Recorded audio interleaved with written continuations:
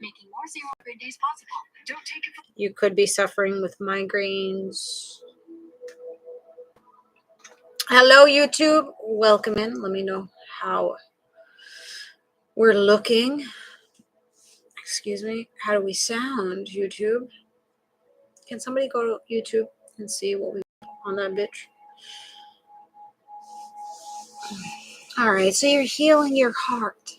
Okay. You may have a little ashita. Okay. You may have a little reflux. A little bit of gas. Eating too many protein bars. Oh shit. The other day. So I don't really, I drink my protein shakes every morning, right? It keeps, protein shakes in the morning really sets you up real nice for the rest of the day's meals, I feel.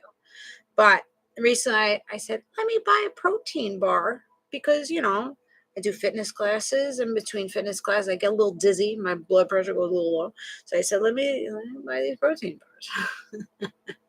It was like Thin Mint fucking protein bars. I bought this shit. Delicious. But shit, I was putting along all day. I'm like, what the fuck is this? I'm like, oh my goodness. Bubble after bubble in my belly. And I'm just like, telling Chrissy, I bought these fucking protein bars. I was like, dude, does protein usually do this? I'm like, it's not.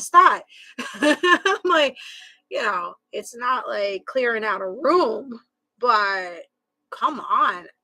It was like, yeah, TMI. But, you know, maybe somebody's full of fucking hot air. Maybe somebody's full of hot air. And you're just like, you know what, motherfucker? You're full of fucking hot air. You talk a good game. Let's fucking start talking the talk and walking the walk. Like, step the fuck up. Like, stop fucking running more fucking mouth. And show some fucking action. Have a fucking backbone. All right, I got you. Who's this? Is this my son? Sorry, my cameras are going off. All right. Yeah. So I can't eat those protein bars anymore. I'll probably hand them over to my kids and see what they say. They don't mind. They're boys. I mind. So I bought new ones today. I bought instead of like full protein, I bought like it's chocolate and nuts and cranberries and, you know, protein from nuts, which I do fine with nuts. I've been doing my bento box. I lost 5 pounds for doing picky. So maybe if you want to lose some weight, do a little picky. Make yourself some adult bento boxes. Put a little vegetable, fruits, a little carbs, a little cheese in that bitch. Get yourself some fucking little cocktail forks. So cute. A little heart. Okay. All right, take a deep breath. In the nose. Exhale through the mouth. Shelf your shit for the next hour of your life. Whatever you're dealing with right now is non-existent at the moment. It's in the past. There's no reason to think about it. At the moment, it's non-existent. You're just here with me, getting some guidance, getting some laughs. Leave it be, okay? Know that tarot is for entertainment purposes, also to give you some clarity to your situation. Only take what resonates, leave the rest. Don't make it fit. If it doesn't fit, know that roles can be reversed. If I say it's you, could be your person. I do talk a little naughty, so if you get offended, just find your way out of the read. Come again another day. rootsandrewards.com. If you want to set up a read, Cashapp, PayPal, Venmo, I take. I do 20-minute, 30-minute, and 40-minute reads. They range from 55 to 65 to 85. Make sure you friend request me on Venmo, Jessieray21, so we could talk back and forth. All you have to do is put your Zodiac sign, profile picture, and questions. I read the cards. I send you a private video link, and that's it. You can watch it as many times as you want. We don't have to meet up. There's no scheduling anything. You just throw it to the ethers, and I pull on your energy that way. Okay, make sure you follow on YouTube, Instagram, Roots and Rewards, and over on both TikTok accounts.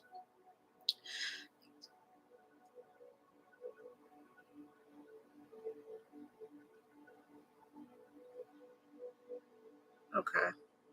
So this is all signs. Doesn't matter what you are. If you found me, it just may be for you. Tap in as we go along. Share the live. I am here for free. So your tapping and sharing helps rotate the account. Whatever energy that you're pushing out, I'm pushing back to you. Hello, Deborah. Oh my God. So the migraine fucking shit. Take it back. Take it back.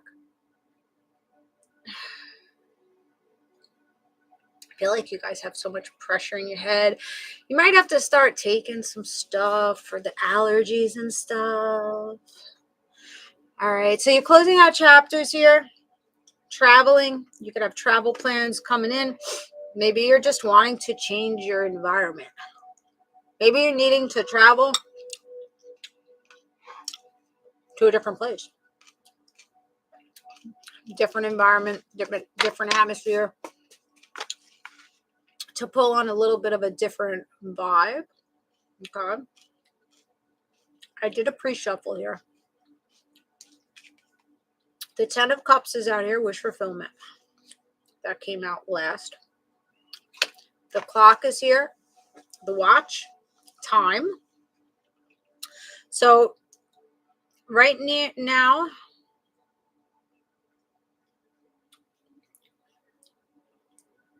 there is a delay.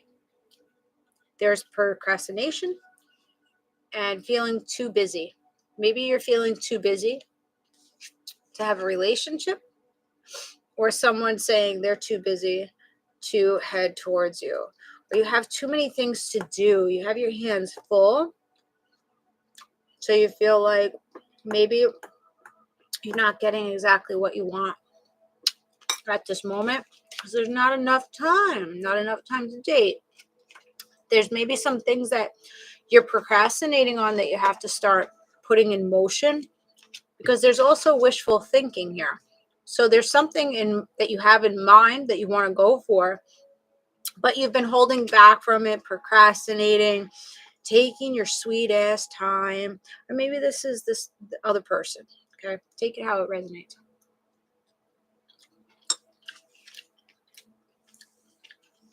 There's also a second chance, deja vu, and nostalgia here. Somebody might have been playing games with you. Somebody may have been giving you mixed signals. They also possibly have made some bad choices. So I feel like this person is suffering the consequences of their bad choices. Or this is you. Or maybe you and your person are both suffering the consequences of your bad behavior. But time will tell. All right. Let's see. More of the pre-shuffle. Abused is in reverse. So you could have been abused from this person. This could be a person that is narcissistic or just selfish and greedy in their energy. They may have downplayed you, degraded you in the connection. They may have actually been abused themselves. Because hurt people, right? But you're coming out of this. It could be 44. There's healing from being abused from a psychopath. There's healing from being drowning in your emotion because of somebody's toxicity. You may have some kind of ringing in the ear or some vertigo, or there may be some type of problem with the equilibrium, or water in the ear, or maybe you just got to clean the wax out of your ears. Like really go to the ear doctor and get them to do some like full-blown clearing of the wax in the ears.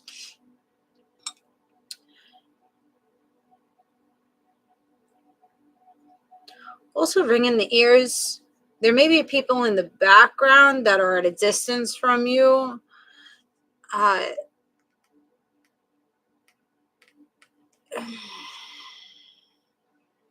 Rallying. I feel like rallying to talk about you. I don't fucking know. Fuck them. Hey, every time someone speaks badly about me, thinks ill about me, may I be blessed. over and over again. Say that mantra as people are talking about you in the background. I feel like some people are jealous, some people envious, some people are praising in the background. But I feel like rallying of people. That doesn't always have to be a bad thing. Maybe you're getting together with a lot of people. There's rallies that you're going to, conferences, conference calls. Hold on. How do I pause this? Pause. Hold on. Hello? Ray, now that... Hello? Hey, Jessie Ray, how you doing? It's Jay. Hey. I'm more of a call than a text kind of a person. Okay. Sorry, I don't mean to freak you out by calling you. No, that's okay. Could I call you back at another time? Because I'm in the middle of something. Oh, yeah, of course. Okay. Anytime. Yeah, okay. Do what you got to do. Talk another time. All right. Have a good night. Bye. Bye. Sorry, guys. I hope I am.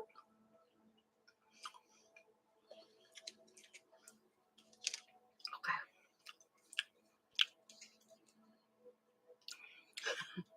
So you may get an unexpected phone call from someone. Okay. Take a deep breath. Caught me off guard. So somebody may be catching you off guard, wanting thrills, wanting to chase thrills with you. Okay. What was I saying? So conference calls, rallies, gatherings. So I feel like your name is in a lot of people's mouths. Put it that way. People are interested in getting to know you, getting to know more about you. There's somebody that loves your goofy ass. Someone that feels like you are the one for me. All right. I like that. A person that calls instead of texts. Okay, I like that. That's a good thing. So you may have somebody that's coming in that's on top of their fucking game. That's old school. Pick up the fucking phone and say hi. Instead of miscommunications through text. Blessed and highly favored you are. And somebody has a romantic feeling for you.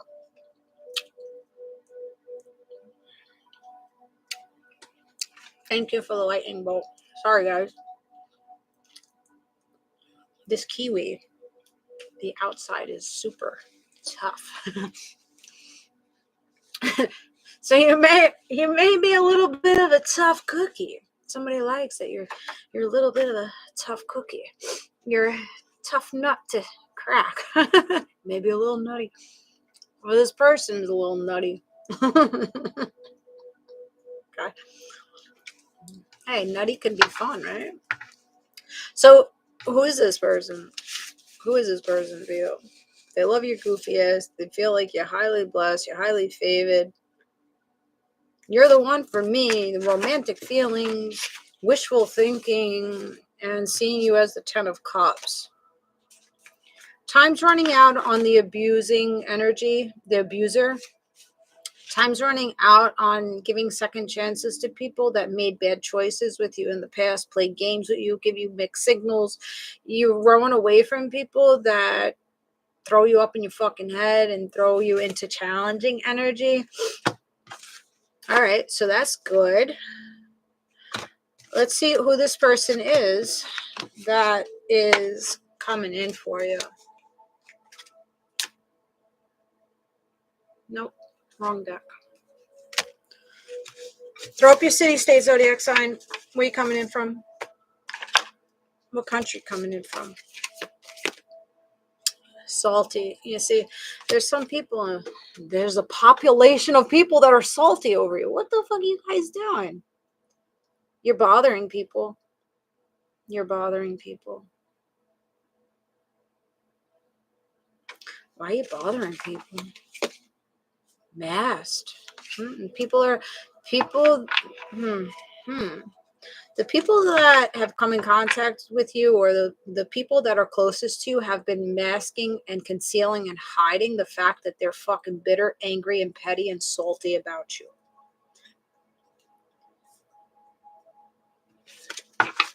Calling them out on their shit in the moment now instead of letting it slide. Yeah.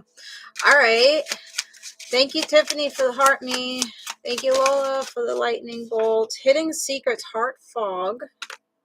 Mixed signals. This is what I keep seeing. Mixed signals, blocked emotions, messed up. Somebody's masking that they know that they fucked up. They know that they masked. They know that they had you in like this hot fog, or they were in a heart fog, and they weren't. They're fumbling you. That motherfucker fumbled you, and they know it. People know it. Maybe it's not a lover. Maybe this is friends and family that are like, shit. They see you shine, and they seeing you navigate out of the trauma and being abused and neglected and abandoned, and they feel some type of way about it because they no longer have access. I don't feel like this person has access to you anymore. Not the way that they used to. You're not willing. You're not willing to tolerate this person's shit anymore. It's like you've hid enough from me. You concealed enough from me. You've kept me in confusion for too long now. I just need to block. Maybe you're blocking your feelings that you have for this person because of their concealing deception. Okay? This person wasn't nourishing you the way that they should have been. You were thirsty for this person. You were, what was it? A pick-me girl.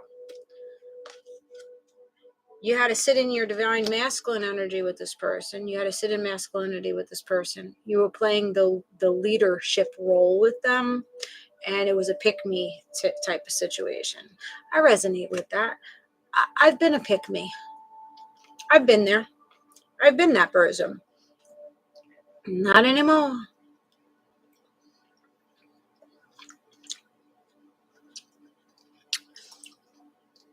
You're understanding what you bring to the fucking table now. That you don't have to be a pick-me. You sit fucking in your value as the empress or the emperor in your divine being,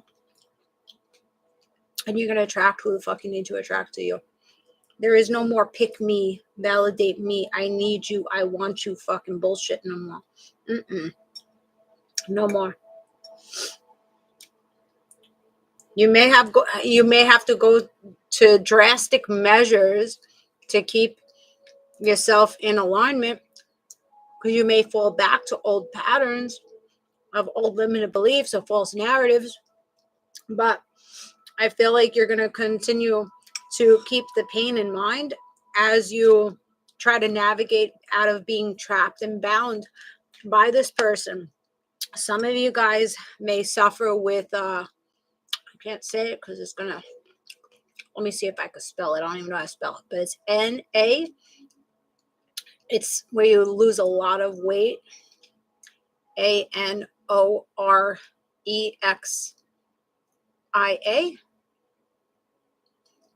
All right, where you could maybe see your spine. You lost a lot of weight because of the pain that this person caused you, because of the depression that you were in. You might not have appetite, not treating yourself well, feeling exhausted by this person's continuous pain that they were dumping on you, depleting your energy.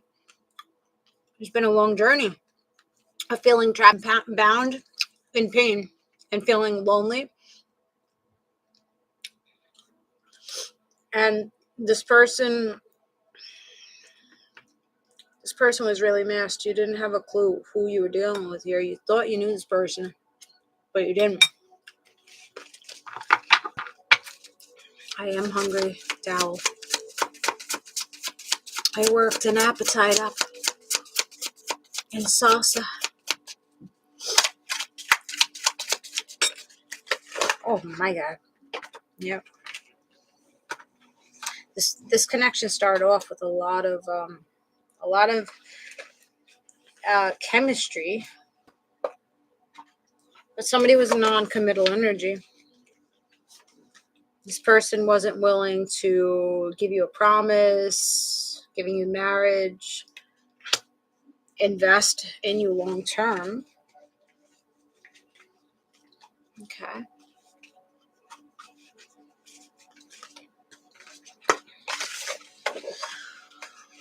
Somebody just can't pick themselves up. I don't know. Is this you guys or is this person? Like somebody just can't get themselves out of the mess. Fucking mess. It's like it just keeps slipping through the cracks. Messy. Slippery. Like a slippery slope downhill. This person may have an April 19th birthday. Feeling Aries energy. Confessions. Unveiling. Coming clean in messages. About commitment. So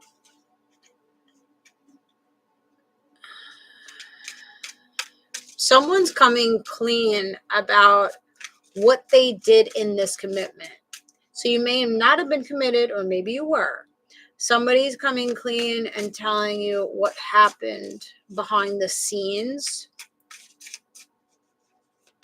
They were masking that they were being deceptive. I think somebody cheated here. That's what I'm feeling with these confessions of commitment and heart fog and mixed signals and salty. So the only time you're really salty with a person is really if they go behind your back and they fuck around on you, right? Not the only reason, but, you know, confessions. What other confession can there be? I don't love you anymore, maybe. I don't want this anymore. I was just keeping you around to fill into me, fill my ego. Somebody was in the shadow side of their masculinity, escaping the issues. They could have been escapists. They avoid the really important topics. They clouded judgment out here. So somebody brings up an issue, you hurt me, or this bothers me when you do this, or can you do more of this for me? And this person just avoids it, blocks it, runs away from it, pushes away, walks out of the room and doesn't discuss it, and then brushes it under the rug, and then returns again another day and everything is cozy. And that doesn't feel good to you because you don't feel heard.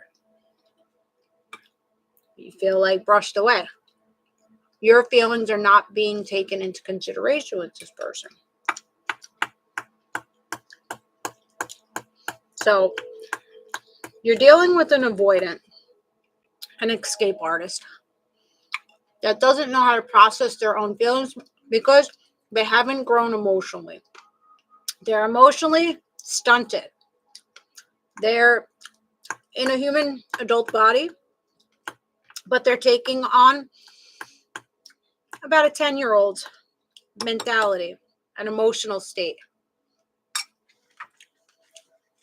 This is a learned pattern from their parents. They could have had a parent, a father figure that escaped the topics. Anytime that something was brought to this father figure, they would bypass this, scoot this person like you don't exist, or what you're saying isn't what it is, like gaslighting, maybe a gaslighting parent. It's what caused this person to be the way that they are, with the illusions that they create and the distorted way that they think. Blood moon got their ass going through it. Yep. Yep. No accountability. No. Sorrow. See, they're going through a lot of sorrow and they're longing for connection now. Craving, aching, and wanting.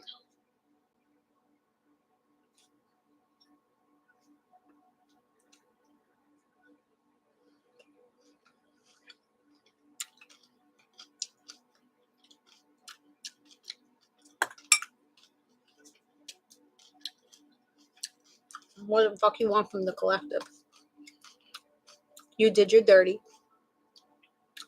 Not only one time, multiple times.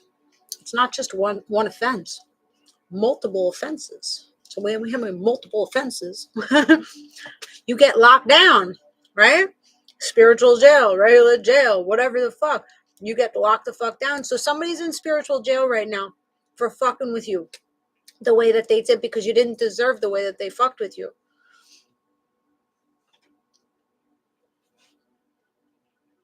I feel like you've refrained from like lashing out at this person or being spiteful to this person. You've been understanding to their fuck shit.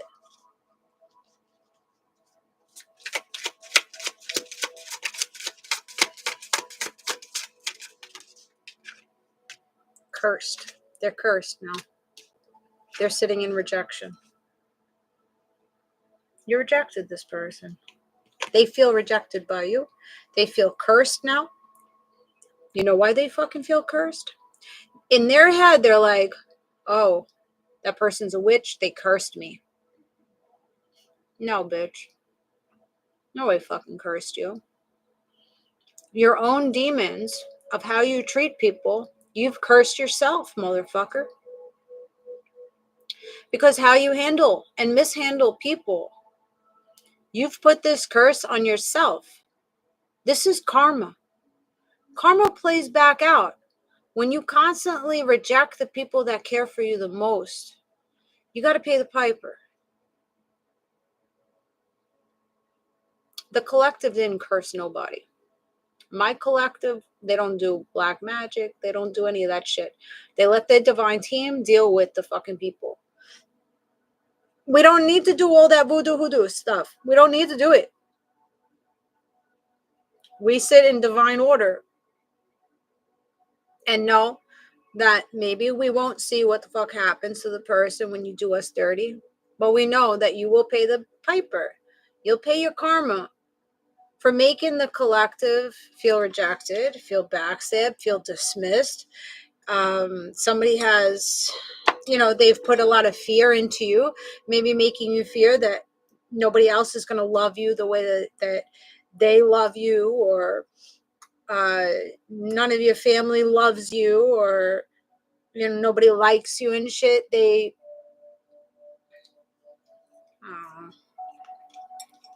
fucked up. They're fucked up.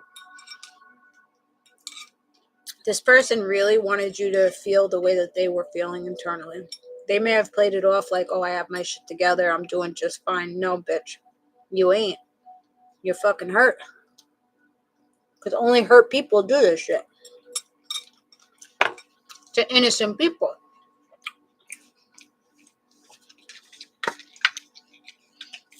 Yeah, cord cut. If anybody needs a cord cutting from this person, I do cord cutting. It's $40. I do a video of the cord cutting with the candles and the rope and stuff. It's on my website.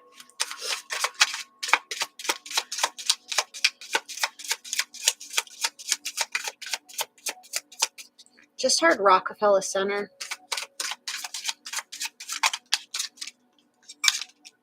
Pride and ego. Arrogant, egotistical, stubborn fuck. That's who you were dealing with. There was lack of a stable foundation with this person. And now you're gaining the clarity that you need to move away from this person. You're understanding the truth, intentions, and you're being honest with yourself about how you have to walk away from this person, because they're only drowning you in your emotions. And then you have to take accountability here, guys. You got to take accountability. Why are you sitting around allowing this person to exhaust you, to trap you, to create pain in you, to create addictions in you, to create health issues in you? It's not just them. You're tolerating it, you're allowing it, and you keep going back for more. What is it? What's keeping you entangled with this person? What trauma are you holding on to? Daddy issues, mommy issues, abandonment issues, fear of intimacy.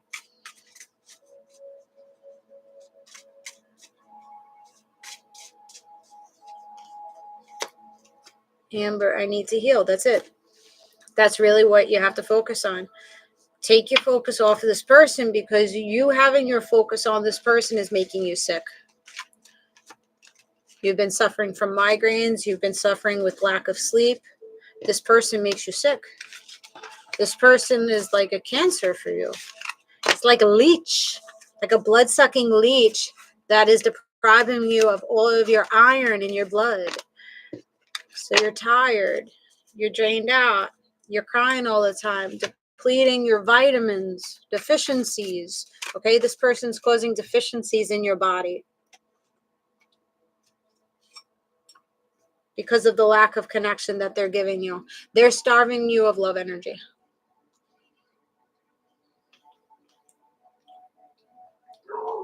You don't deserve to be starved of love energy. So you got to rise up.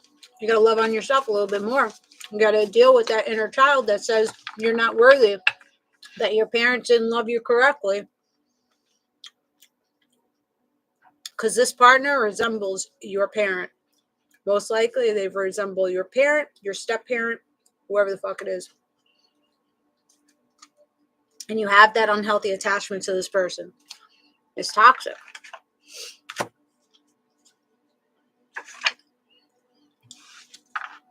And you don't have to feel bad about, holding on to this connection as long as you did. Don't feel bad about it, but learn from it. Don't regret it. Don't feel shame. Don't resent this person for what they did, because that's just going to linger in your heart space. You holding on to it is not going to do nothing. Forgive them, for they know no better. Okay? They're living in their shadows. They're hurt little children, adult bodies. They can only give to their capacity. But you have to focus on your capacity.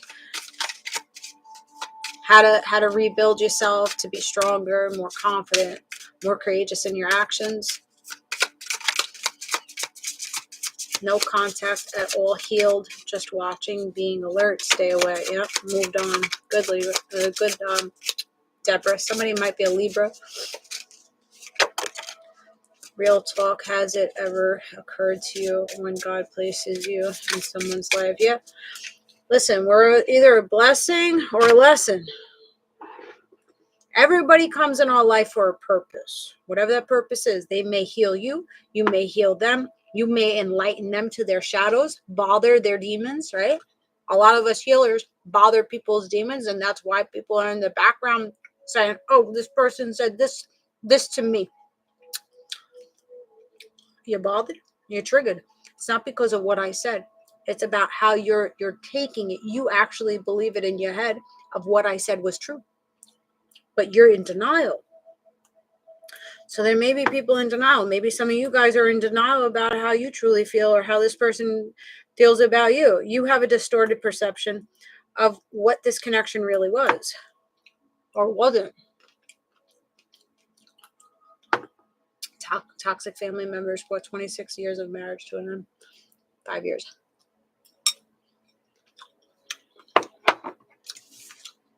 There's enlightenment coming in. Be 31, have an A name. You could be a Leo.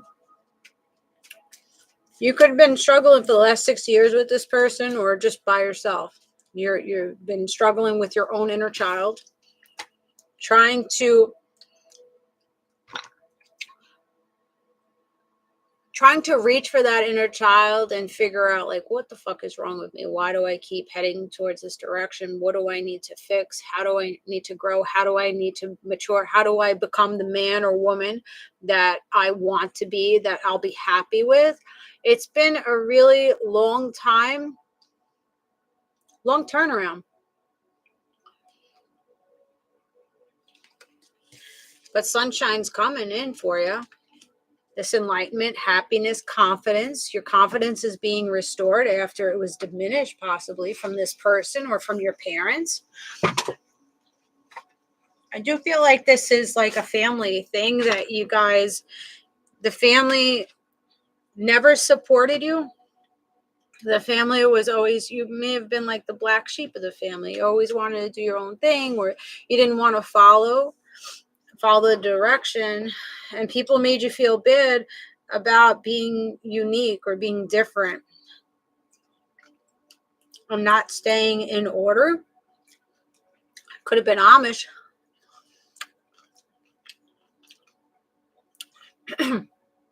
You ran away from your traditions because they didn't feel good to you. They didn't feel right to you. Thanks, Comp. All right.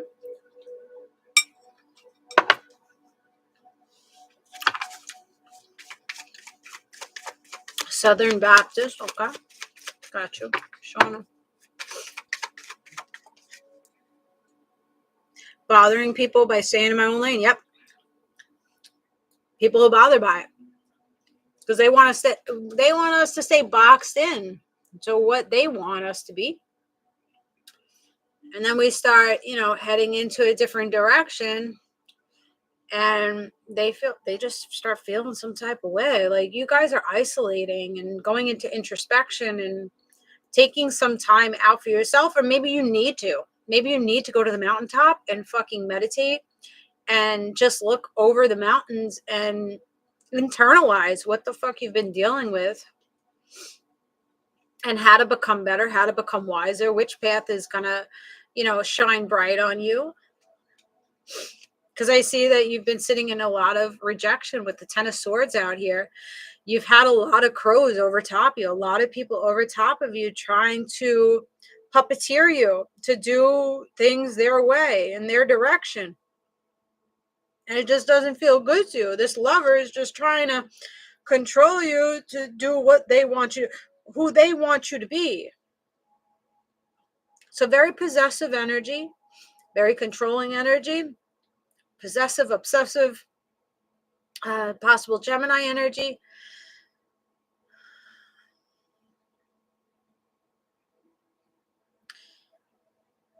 There's been a lot of heaviness on you guys about who you were dating, who you chose as a lover. You could be in like a biracial connection. They don't like that you're going to a black person or a white person. That may not be allowed, or different religions, it may not be allowed. Maybe a lot of people are talking about you getting together with this new person. It's just like, but you're white and they're black. How's that going to work? There's going to be a lot of problems. What if you have kids, and then you have kids, and then you're going to create more problems with that? So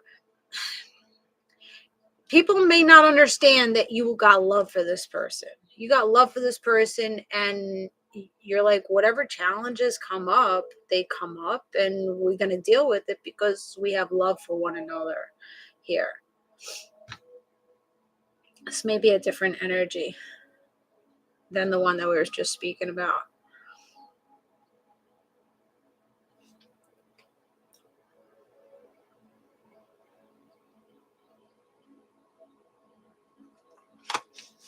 Let's see. Might be bouncing.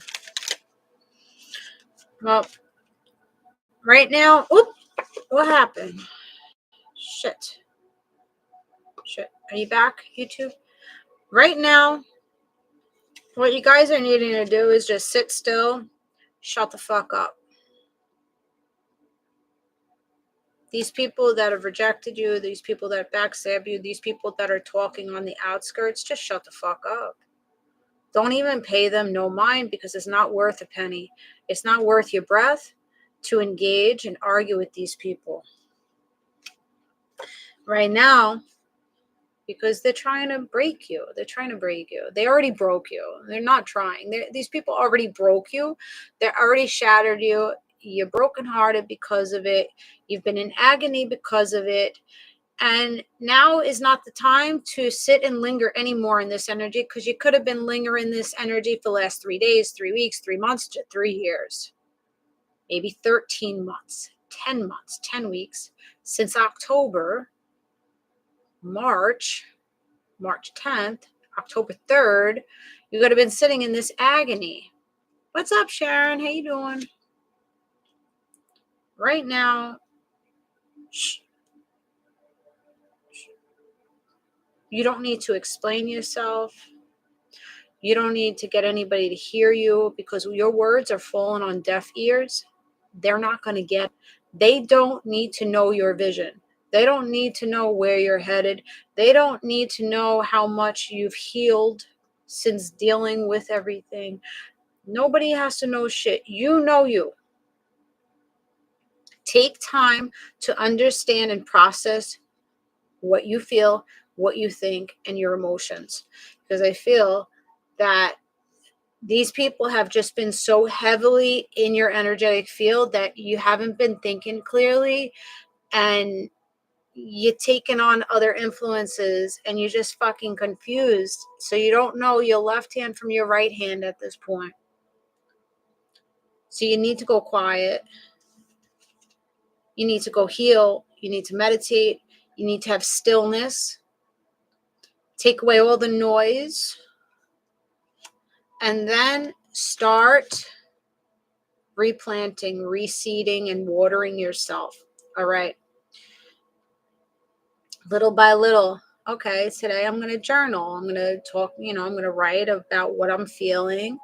The next day, okay, I want to start. I like to salsa dance. Let me go sign up for salsa dancing. Feeding into yourself, planting the seeds little by little to make you feel good, to get that value up in you, to have that little bit of fun, little by little. All right.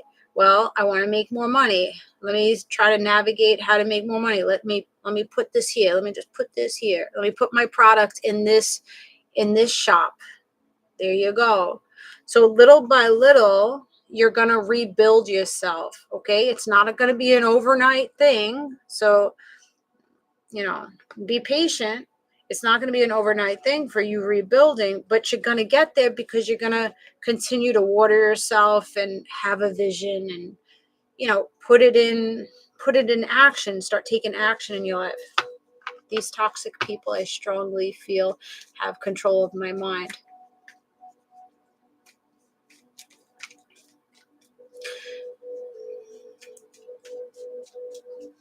They may have had control over your mind, but now you have the awareness of these people manipulating you and controlling you with your own behavior. Nobody can control us without us allowing them to control us.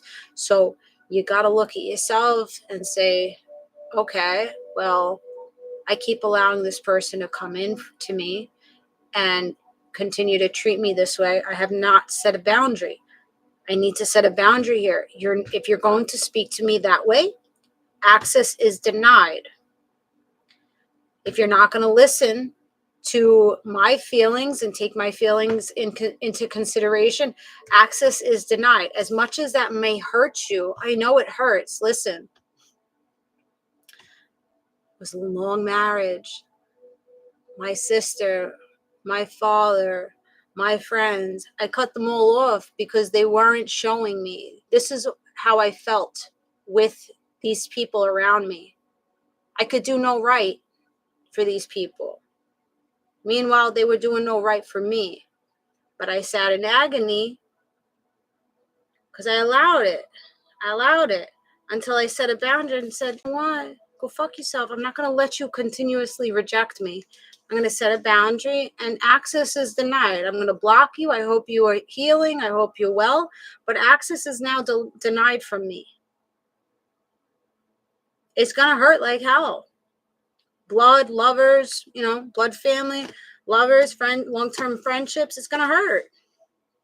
But you know what? If they're not uplifting you, why the fuck do you have access? Why do they have access to you? If you don't feel supported, cut the fucking access. Sit the people down, sit your ass down. Nobody's controlling your mind. You're allowing them to control your mind because you're thinking more about what they're doing and how they're feeling about you than how you feel the situation and how they're making you feel. I know it very well because I was programmed that way. Let me take everybody else's feelings in consideration and my feelings don't matter. They matter. I would always be in my head what this person over there is saying about me, how that person judged me, how am I showing up to this person, how can I show up to that person a little bit better, and then I don't even know myself because my head's fucking spinning, right? Your head's spinning. You don't know yourself. Not until I sat my ass down and said, you know what? I've been the fucking pick me. Pick me, give me attention. I need your validation. I need you. Okay. But what are you doing for me? How are you being supportive to me? They're not. Goodbye. You gotta step up for yourself. You gotta speak up for yourself. Fly away. Yeah, you've been on a tightrope. You're gonna gain ideas of how to progress forward, how to become better. Yeah, they're allowing to be controlled, right? Blaming someone else without taking accountability, right? We want to stay in victim. I know I was in victim mentality. I was in lack energy. I'm the victim. Everybody's doing this to me. Bitch, you're sitting there and allowing it. You're sitting there and you're fucking begging for these assholes back. You're sitting there begging for them back for you. Why?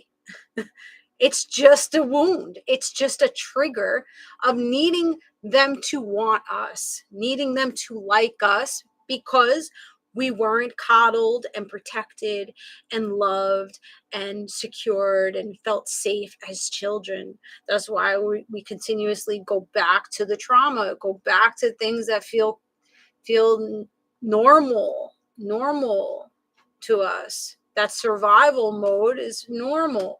Those highs and lows, the chaos feels normal to us. So of course we're going to go back to it. But once you sit your ass down and say, you know what? This ain't it. I have an abandonment wound. I have neglect issues. I have fear of intimacy. My love language, I don't even know my love language. You figure out your love language. You figure out your attachment style. You're avoidant. You're anxious. You're dismissive. You're fearful avoidant. Figure your shit out. Figure out what your triggers are and what your attachment style is, and then go from there. And slowly you'll weed people out. You will. Because it just won't feel good. You'll feel uneasy, you'll feel unsteady, you'll feel confused. Anytime you feel tired after talking to somebody, you feel drained after talking to somebody, that person ain't for you. Your body's not going to lie to you. I'm telling you. Your mind might, your emotions might, but your body will not. Your physical body will not deny you.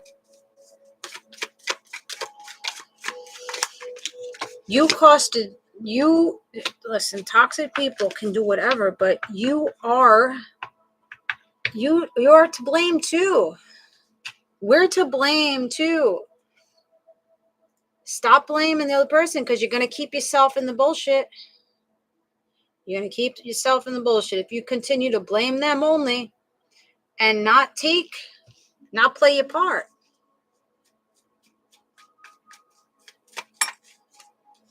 Judgment call. Work on your toxicity. Work on your negativity. Work on your shadow. Work on your devilish side. Free yourself up. Free that devil outside of you. Free that devil because you're sitting in devil energy. You're sitting in obsessive thinking, compulsive thinking. You're sitting in addiction. You're sitting in manipulation. When you should have left, you stayed. But don't beat yourself up about it. You stayed for a reason. We stay until we can stay no more. Like, eventually you're going to learn. You're acknowledging that you stayed too long. That's the first step. You know, when we're leaving these relationships, we're grieving. It's an ending. It's a death to us. We have to go through the stages of grief. You have to grieve. So if somebody's just like, oh, you pick up those big girl panties and move on, you'll find love again. You'll get over it. Take time to fucking grieve, okay? Don't jump too quickly into something else, because you're just going to replay the pattern there, or you're going to hurt that person, or that person's going to hurt you worse than the other person hurt you. Take your time to heal. Take your time to know yourself. Take your time to grow. It takes a long time to learn self-love. Let me tell you. It's been a real long time for me to get a grip of it. And I still backpedal, right? Been good, 10, 11 years that I've been in my spiritual journey trying to find self-love and deal with my fucking childhood traumas. There's so many of them. You think it's healed and then it sneaks back up on you, but you can't sit in woe is me or fuck, I thought I was healed. This shit again. You gotta roll with the punches. Allow yourself to grieve. Allow yourself to go backwards sometimes. Sometimes we have to go back to the toxicity to understand it a little bit more, that it's not the place for us to be. You're making a judgment call, though. You're going to come out of it. You're going to free yourself up of whatever this devilish energy is that's attached to you.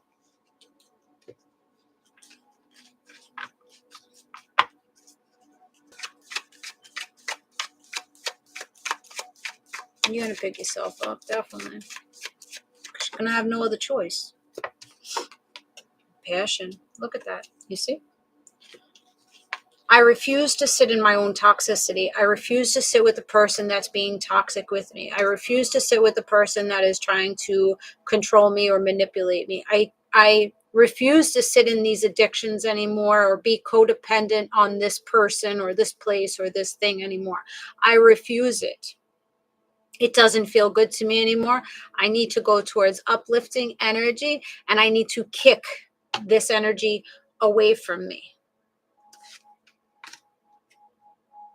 Then you're going to go into feeling really excited, really ambitious, really a lot of enthusiasm comes in, a lot of creativity starts pouring out now that you got rid of this blockage in your sacral chakra, your solar plexus chakra, you holding on to anger issues, you holding on to lack of confidence, feeling like very vulnerable, lack of inner strength, right? You're going to go on to new endeavors that are really going to excite you, and you're going to become creative, whatever that creativity is for you. Maybe you go on to, writing poetry, or, start working out, modeling, something comes in that lights a fire in you.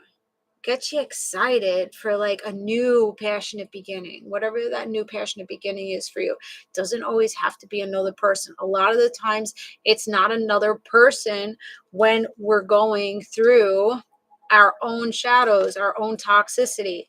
It's usually self-development, self-mastery, starting a new career, starting a new hobby, learning our talents, learning that we have talents and we're gifted in ways that we never allowed ourselves to be, because that, being isolated, sitting in other people's perceptions, right? Their boxed view of us. Once you get out of that entanglement, you start opening up the possibilities. When I was younger, I never looked at myself as pretty or beautiful. On one hand, I had my mother saying, "Oh, you're so pretty. You're just like a China doll." And all she would do is pet me in that way. But then I had my sister on the other end saying, "You're so ugly. You're fat. You're stupid. Da da da da." Who did I take on more? The negative. The negative outrides the positive, right? So I went my whole life thinking I'm ugly, I'm stupid, I'm fat. Never got passionate to do anything until my later years. And then I started doing a little bit of modeling, starting a business, doing photography, like getting out of my comfort zone because I started seeing things a little differently. I didn't take on that negative narrative anymore. You kind of push it away. You have to push it away. And that's what you guys are doing. You're pushing it. You're pushing away. And you're not taking the breadcrumbs from people. You're not just going to sit there on one foot. You're going to stabilize. You're going to stabilize your energy. And see that you giving yourself more credit than maybe you've ever gotten. You've never gotten credit from people. And now you're praising yourself. Very nice. All right. Yeah, recently my boss was like, "Come and do a Pilates photo shoot." And Pilates reformer, not just Pilates, but Pilates reformer. And I was so new to it. I'm like, it's only the second time me being on these machines and everything. And, I was a little hesitant about it. But with good direction, good photographer, they got some nice shots. And I was proud. I was like, oh, that'll be good. And she's like, "Your form is amazing and you're just beautiful." And, so you don't know your capabilities. And I think that there's people that are going to come in to shine light on you. That's another thing.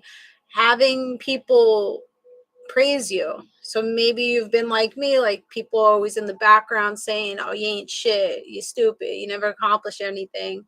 And now you're getting a support system like, "Oh, wow, I see you have so much potential. You're so smart. I love your ideas.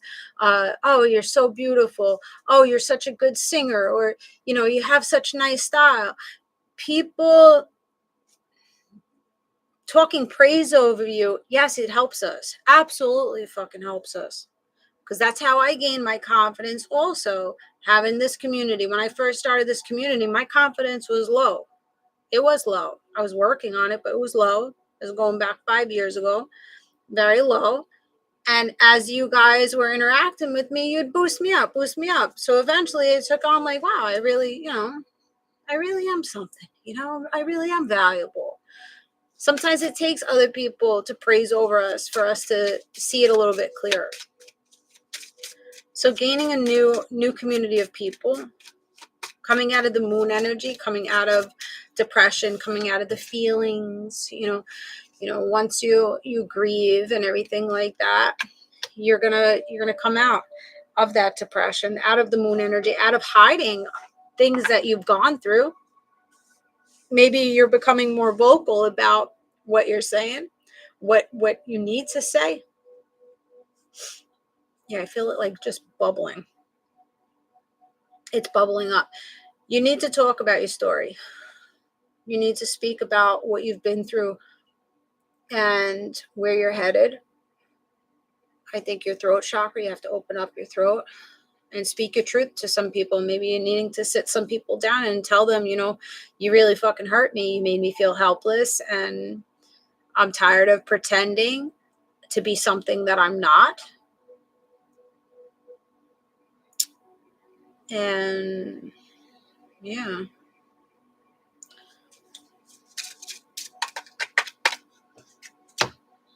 Whipping your ass into shape.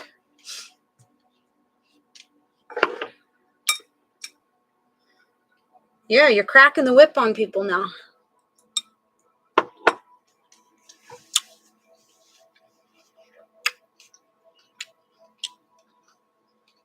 You're not tolerating these energies anymore. And if you don't feel like you have the strength to do that right now, this is where you're headed in the future. You're not going to allow people to disrupt you anymore because you're going to know and feel that you deserve more than what you've been given. They will never take accountability for their actions. They don't have to. Really, do they have to? Or do you want them to? That's going to make you feel better for this person to take accountability for their actions. But do they really have to take accountability for what they fucking did to you?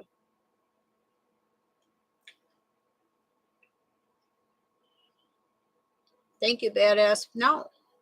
They don't need to take accountability or make changes to make you feel better. You have to change the way that you're looking at it and forgive them, for they know no better. Regardless if they change or not, if they heal or they ask for forgiveness or not, you have to find that forgiveness.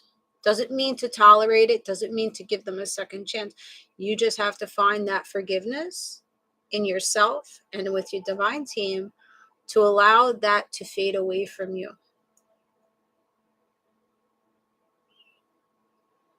And eventually you'll start to feel better with it, regardless of what they do. You know, it's easier to look at it like, okay, this person is wounded. They're hurt. They're hurt. That's why they act out the way that they act out. It's not because of me. It's because of their own demons within themselves. That's what creates them to treat us the way that they treat us. They're hurt. You have to feel bad for these people. They're hurt. They don't have awareness, and they'll continue to be hurt. While you're going to go off, you're going to take accountability, you're going to accept what it is, and you're going to become better, and you're going to live a happier life. While they sit, staying hurt, repeating patterns, continuing to hurt themselves and continuing to hurt other people around them. You have to feel bad for these people. Stop feeling bad for yourself. Feel bad for them. Be like, all right, I'm moving forward. I'm going to shine a little bit brighter. And you're just going to be sitting there pathetic. I hope you heal. I pray you heal, but focus is not on you anymore. Focus on me. This is the problem. We prioritize people and put people on a motherfucking pedestal while we put ourselves beneath them. Why?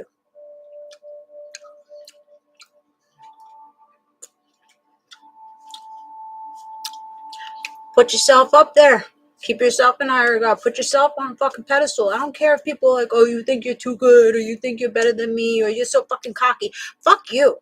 Who else is going to praise me the way that I praise myself? Nobody else is going to do that for me. Why should I loathe myself? Why should I downplay myself? I think I'm a fucking good human. I'm going to say I'm a good human. I'm going to love on me. You're going to hate on me because I'm loving on me? Because you're triggered because you don't love yourself the way that I love myself. I'm making you feel some type of way because I love me. And you don't sit in authenticity or in genuine energy as I do. So you're bothered. People are triggered. Some people aren't capable. They're not. But don't take it upon yourself and be like, oh, because of me. What did I do wrong? Sometimes we do need to do that. Don't get me wrong. Sometimes we're wrong, right? We're wrong. But sometimes we're not wrong. And other people, just let them have it. Try not to sit in what other people do to us. Just deny access. All right.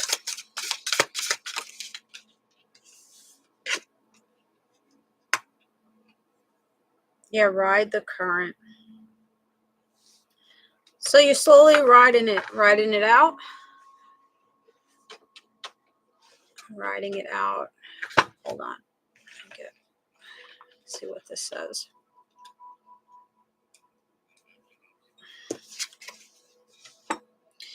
Embrace change, flow with the rhythm, and release resistance.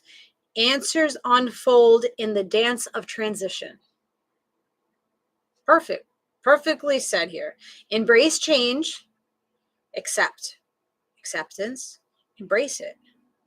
Flow with the rhythm, allow it to flow out. Okay? Flow away from you, and then release the resistance. Stop trying to pull them back. Stop trying to make sense of the situation. Let it flow.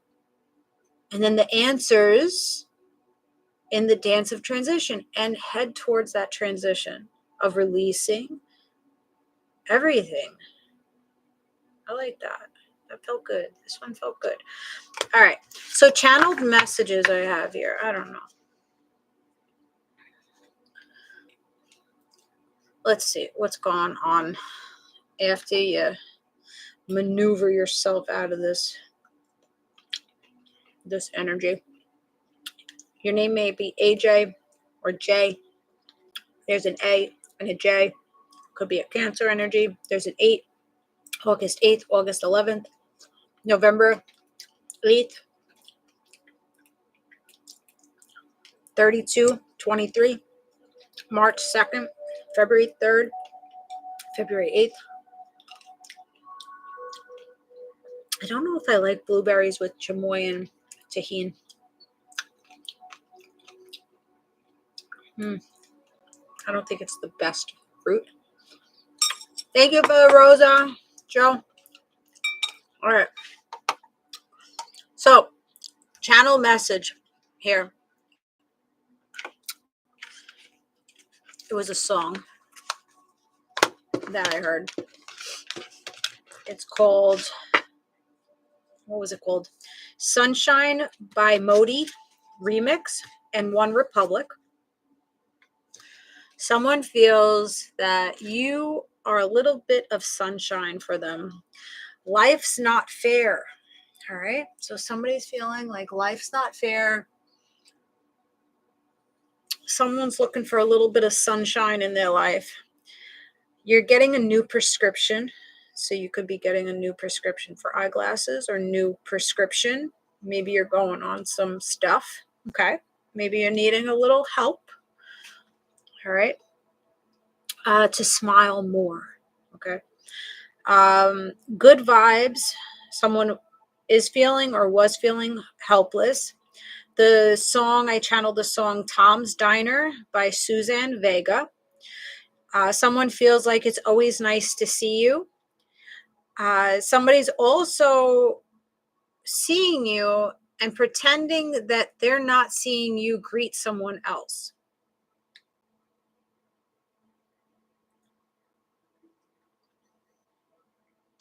So, pretending not to see you greet someone. So someone may have pretended not to see you say hello to someone or hug someone, and they were bothered by it. They were bothered by you greeting someone, not greeting them, or I don't know. There may have been just a little bit of jealousy there. This person is thinking of your voice on a rainy night. So it may be raining by you, or when it rains, this person thinks about you. And that was that. That was the channeled song and message with that. All right. Gemini, June 6th. Throw up your zodiac sign, guys. Where are you coming from?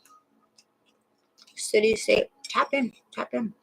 Let's get up to 20,000. Let's get up to 5,000.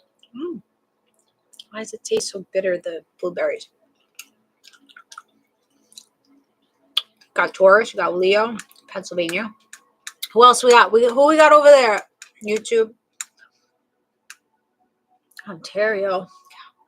Canada. All right. I gotta save that last piece of mango. Las Vegas. Welcome, welcome. Guys, tap in. Cap and Leo. Okay. Somalia. When are you going to let that Leo go? Not to call you out, but when are you going to let them go? I don't feel like I like that Leo for you. Capricorn and Leo, we can get stuck on these fucking Leos.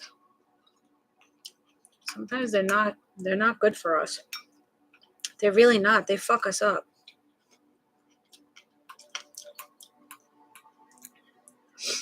Work them out. Work them out of your system. I know it's not easy. It took me 7 years to get rid of my Leo. Like, I was heavily attached to that motherfucker. 4 years. You know what I'm saying? It's time. You're holding yourself back from finding someone else because your attachment to this person. And it's the novelty. It's not him. It's the novelty. It's that abandonment wound holding you to it. It's the fantasy of it. I know it very well.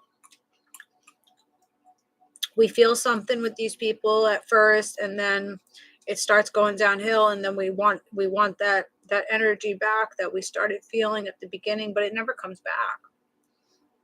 And then you waste so many years, trying to make it work with that person, hoping that person comes back. But that person's been long gone. They've been dead. Right? But we're keeping them alive in our head. For what? You gotta let these people go. And I know it's not easy, but you gotta try.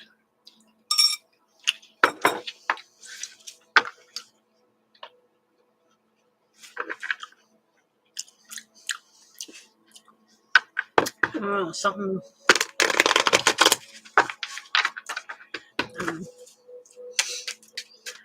All right.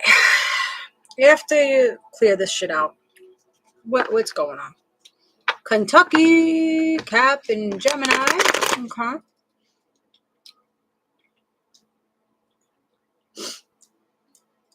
Word. Old school. I like sweet blueberries, yeah. They're a little bitter. So, yeah, you need to become single. You're probably already single. You gotta walk away. You gotta walk away.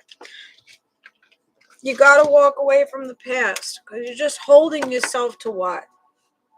To what? An old feeling. Telling yourself that nobody else is going to make you feel the way that this person made you feel. But this person at this point is not making you feel that way anymore. So it's just a limited belief. I'm never going to find a person that I feel this way for or that does this for me. There's billions of people in the fucking world, okay, that would love to be with a person like you. So turning away, releasing whatever happened in that connection, releasing whatever you feel about what happened in that connection, and looking forward, focusing on self, focusing on your hobbies, focusing on your career, focusing on your stability, focusing on your value, focusing on your pets, okay?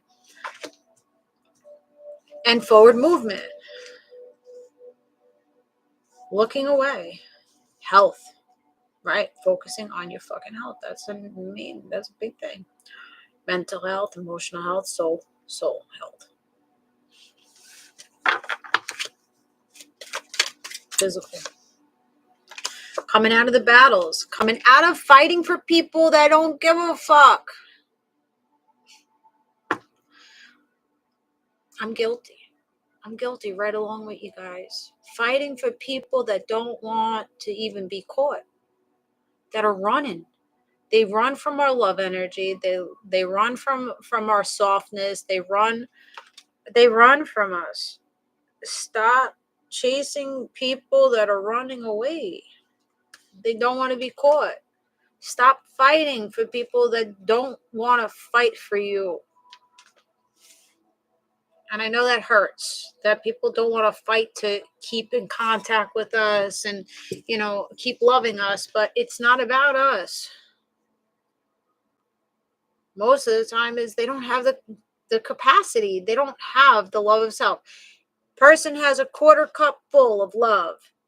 How the fuck we expect them to give us a full cup of love? Their cup is only a quarter full.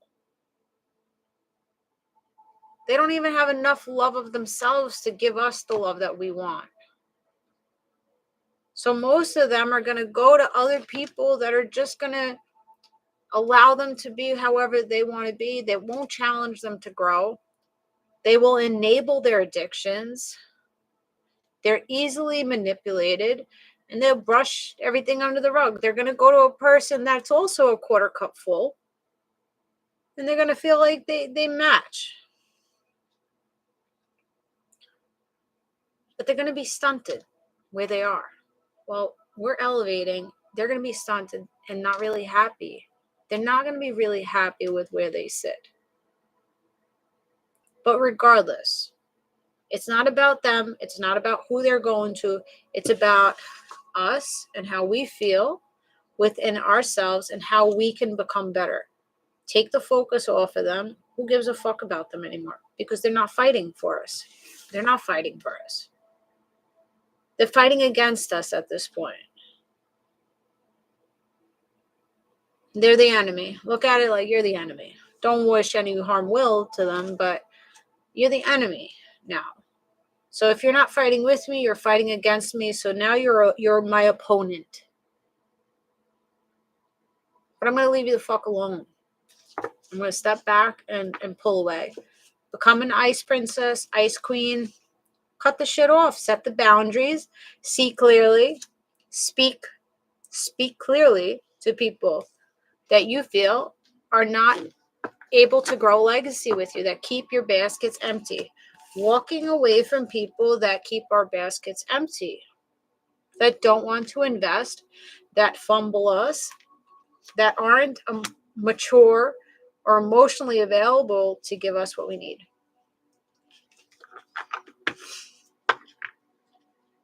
Have a good one, Del. Health is wealth. Absolutely. I say it all the time. But people don't understand that. People that have never lost their health don't get it. Only when we lose our health, we realize that the health is wealth, because without your health, you ain't doing shit. You ain't going to be able to bring in money.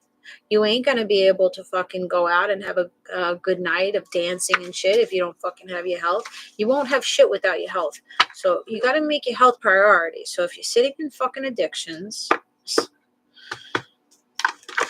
you're sitting in depression, you're sitting in anxiety, fix the shit. Fix the shit. If you need to get the prescription, get it. If you need to talk to a counselor, go do it. If you need to journal, go and do it. If you need to talk to a friend, go and fucking do it. What are you holding back? You're just stunting yourself from growing.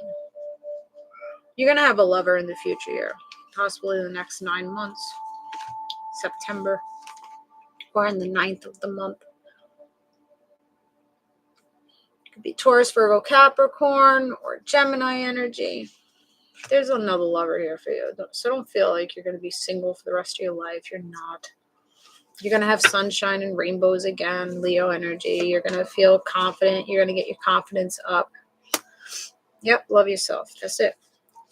Slow and steady wins the race. Slowly coming out of that heartbreak, because now you're sticking up for yourself. You're saying what the fuck you have to say, and you're sticking to it. You're sticking to it. You're not just saying shit. You're taking action. Putting action behind your words. So people are going to start taking you more seriously, because now you have action behind your words. Not just, I'm not going to talk to you. No, you're slamming the door and being like, no. I have nothing else to give to you. There's no more energy here for me to give to you. You've shown yourself, and I'm tired of feeling bad about it. Nito. What's up, Nito?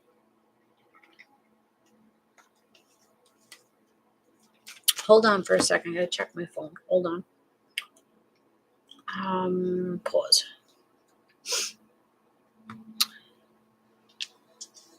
Did you text Ethan? Why didn't the phone make noise? I might have to go, guys.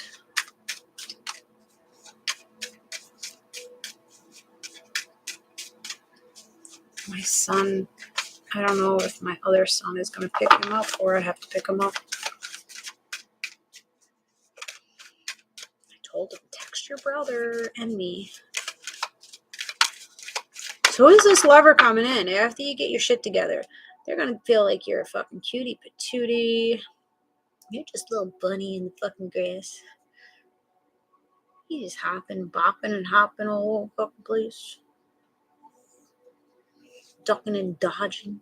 What are you doing? Romero, what are you doing? Are you gallivanting? Are you going to be gallivanting all around town? All right, you read my message. Answer the message. You're going into Empress. Look at this. Look at you. You're coming out of the crossroads. Oh, TikTok. I need to go back to the other TikTok. Can you answer me, child? All right, well, let me check back in. Okay, we're resuming. So you're coming out of the crossroads. Look at this, the star. You're healing, getting yourself out of the shit show, and you're going to Empress. So right now, some of you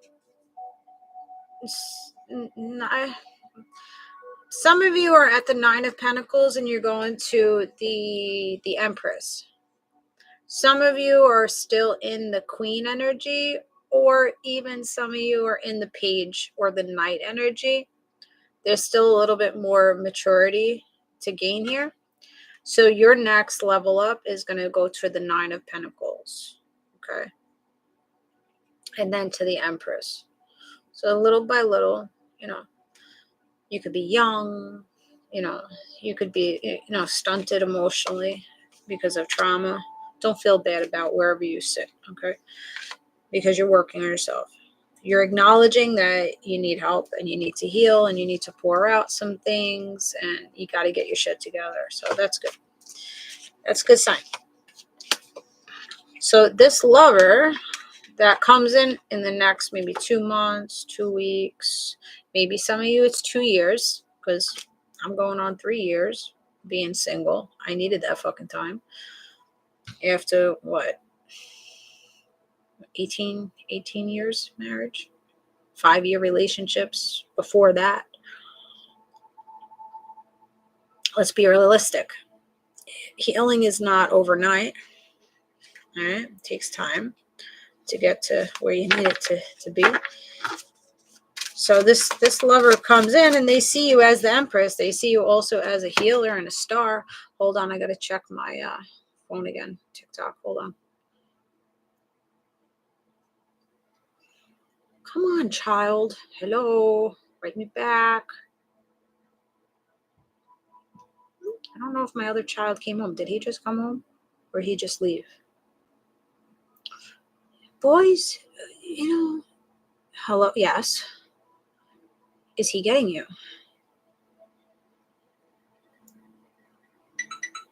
Okay, somebody is he getting you? I think he just left.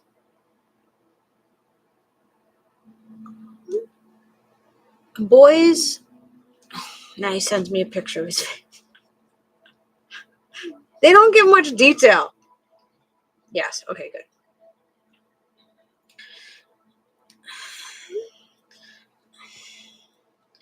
I don't know. Being a woman and a mother, I want to know who, what, when, where, and why. Who, what, where, when, and why. 5 questions. Give me 5 answers. You know what I get? Maybe a what? 1 out of 5. Why you gotta ask so many questions? Why do you need to? because I worry. Because I worry. Just to have conversation.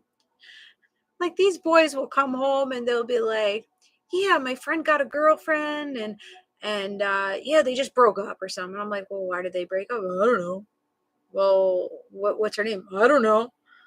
Well, when did they start dating? I don't know. I'm like, how do you just know like a quarter of the fucking story? I need fucking details. I need the whole fucking rundown. It's a boy thing. I'm telling you, it's a boy thing. Because the mama needs all the details.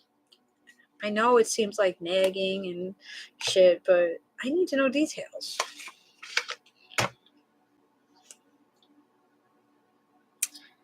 So I think you have a very motherly or fatherly nature about you. I feel like you have a very nourishing, nurturing nature about you that this person is really gonna like. You're gonna be shining real bright. You're getting unstuck. You're getting out of the illusions. Yeah. You're getting out of fantasy land, romanticizing things. You're getting out of your feelings. You're getting out of feeling unbalanced emotionally. You're stepping away from your options.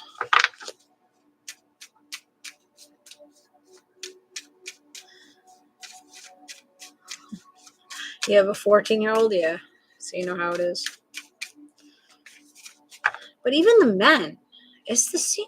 Boys, men, it's just that gender. I'm telling you.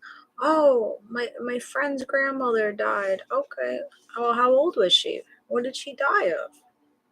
I don't know. Well, when's the funeral? I don't know. Really? Like, really? Ask any of these questions. How could you not? Like, that's how I look at it. I'm like, how can you not ask these questions? This is just like common courtesy questions. It's just like, oh, I'm sorry, bro. Rest in peace, Grandma.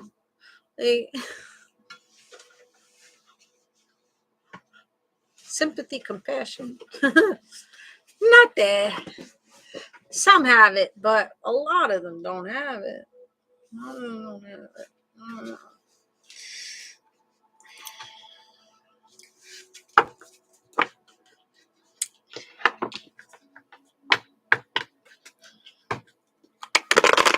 Who's this person coming in for you?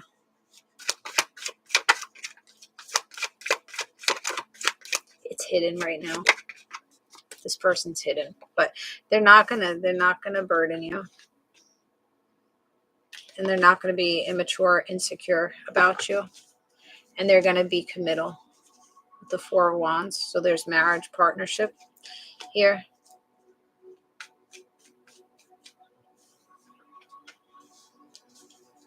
Yeah, wishful thinking. Somebody really has wishful thinking. They're not going to be a thief. They're going to be very passionate about you. New passionate beginning here. After you come out of greed and heartbreak and boredom and dissatisfaction and just waiting and watching for something good to come in, you're no longer waiting for somebody good to come in. You're just focused, self-focused. Who could be coming in for the collective once they heal their shit? They are so pure and simple, I guess. Aquarius, 11. Uranus, Taurus, 2. Ooh, boy, oh boy. 25. Libra, Gemini, Aquarius, Aries, Libra, 7. Leo, 5. May 7th, July 5th, July 1st, January 7th, July 25th, January 25th, January 11th, February 11th, November 2nd, November 5th. Fire signs, so Aries, Sage.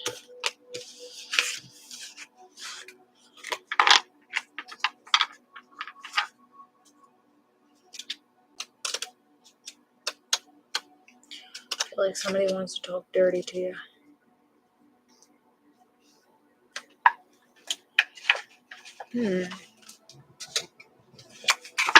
His fantasy.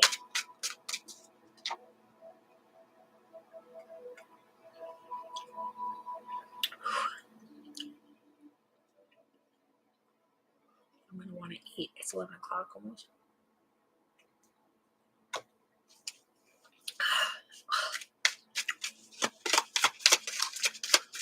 Whew. After that chamoy, it's very, very bitter.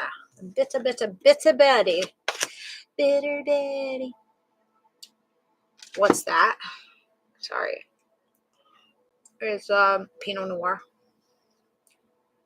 It was real tasty at salsa, but now you have to eat that shit. It's bitter. So somebody gonna be bitter. Somebody right now is just whacking it to sexy time videos. Porn. Yeah.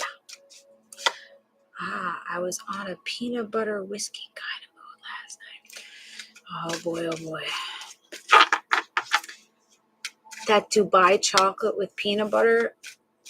TikTok is just like pulling me in like, you gotta buy this advertisement. And then my kids, my son and his girlfriend come and they're like, oh, we found a Dubai freaking chocolate bar. It was $25, but we didn't buy it. But if you want to buy it, we'll try it. I'm like,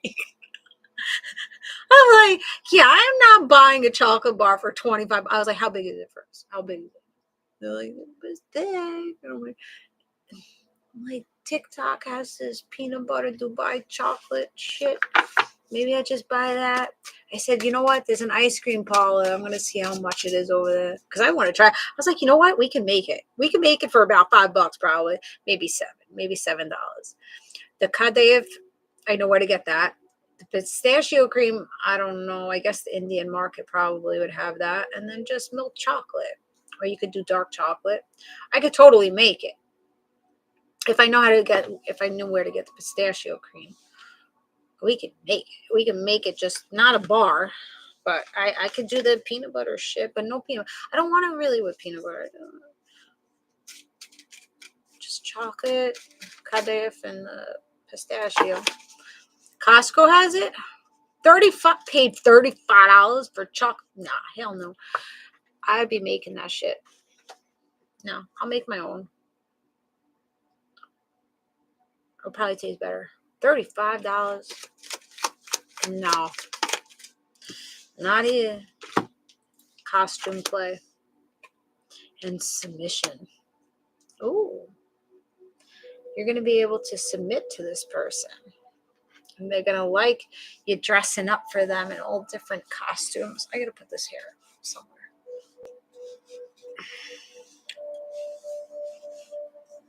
I almost wore my hair up to salsa. But I'm like, no, not doing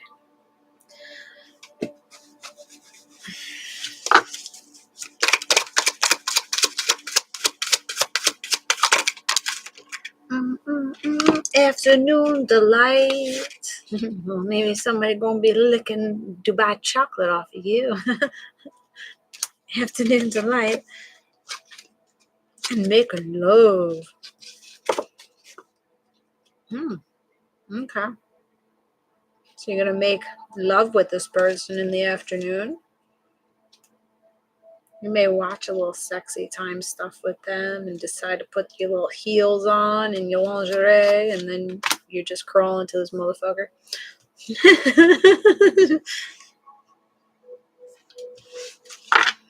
Get eaten. All right, I'll take it. I claim it. Claim it in the chat if you want. My Instagram, so I swear, I don't know. I'm on the wrong side of fucking Instagram. All of a sudden, I started getting all these like sexual, like little memes. One of them was the cat, the Tom and Jerry. Was it Tom and Jerry or Tweety Bird with the fucking cat? Sylvester the cat? I don't know. I don't remember. But the one little video is like, I felt it. I was like, that's so how I've been with these fucking men. Like serving myself up on a fucking platter and being like, eat me, here's a salt and pepper. And then, you know how like you have to like, okay, hint to the motherfucker. Hint to the motherfucker. Like, okay, I want to be eaten. And you gotta really like serve yourself up, like put this like Tweety Bird putting this. Okay, come and eat me, and then he lays on the fucking plate, and then the cat's like putting a little apron around his neck. Okay. And another one was freaking Top Game, fucking exercise class where this woman's like on her hands and knees and she's just rolling, like teaching Top Game, like how to have good sexy time on side. I'm like, that's my next certification right there. I was like, that looks like a good time.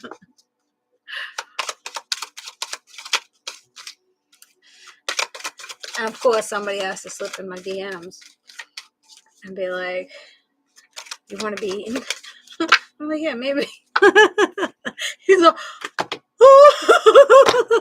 Listen, you slip in the DMs, you ask me, I give you an honest answer. What do you want me to tell you? You asked a fucking question. Now, did I say I want to be eaten by you? No, I didn't say that. I didn't say that. Dirty talk. I'm telling you, somebody wants to dirty talk you. You see what I'm saying? What did I just tell you? Dirty talk. The last card out. First thing I said.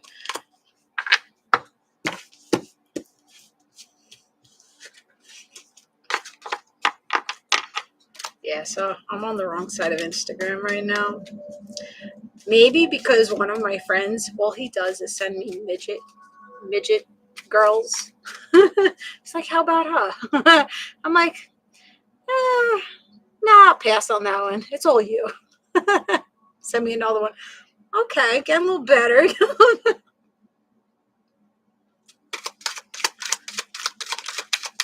Fucking put me on the wrong side of Instagram. Edge. Oh, I thought that was a titty. Fucking posy flower. I thought it was a edging. All right, so somebody's holding it in. They're getting to that point, and then they're like, holding it back.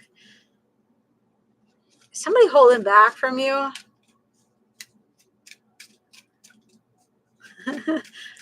Are you holding back? Are you holding back from splish splash or taking a bit? This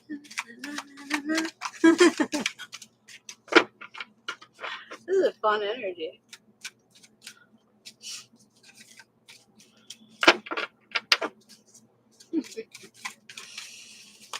All right, let's go. Sinful desires. Splish splash. Taking a bath.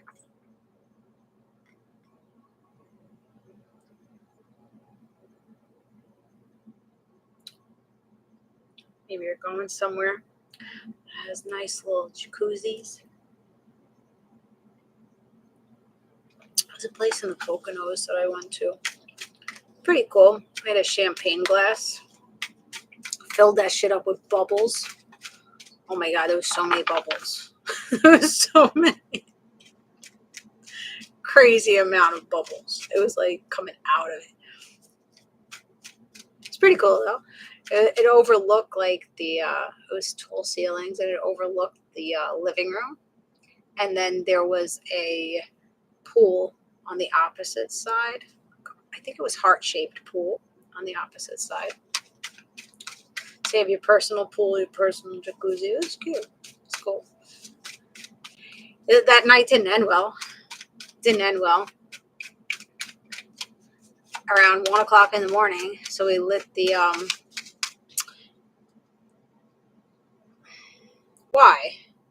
Why was live access removed? What did I say? Jacuzzi? Or all right, whatever. Too far? Did it take you too far?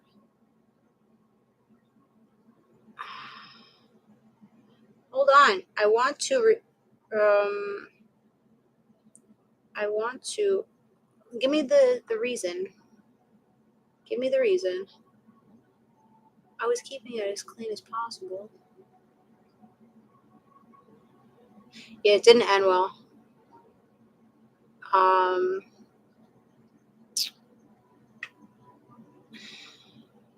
What the hell, TikTok? This one might go next. Unless there was somebody on there that was bothered by what I was talking about. I have it 18 and above. So there's not any young people watching my TikTok. So that's ridiculous. The man, he was sitting in his... Yeah, so we lit a fire. And hold on. It didn't even give a warning. Okay? Your access to go live, multiple access. Give me the reason. What is the reason? There is no reason. Your live access was suspended for violating. What was the violation? Now it's not even telling me what the hell the violation was. Probably sexual something, but I was keeping it clean. There was no nudity in the cards. I don't understand TikTok sometimes. So we lit a fire and we went to sleep. And about 1 o'clock in the morning, I woke up and I was like, oh my God, I was dying. I couldn't breathe. And the whole place was smoked out. Smoke everywhere. So the fireplace, the top vent wasn't open. So all of the fire was coming back. All of the smoke was coming back into the house. No windows except for the front windows, which didn't open.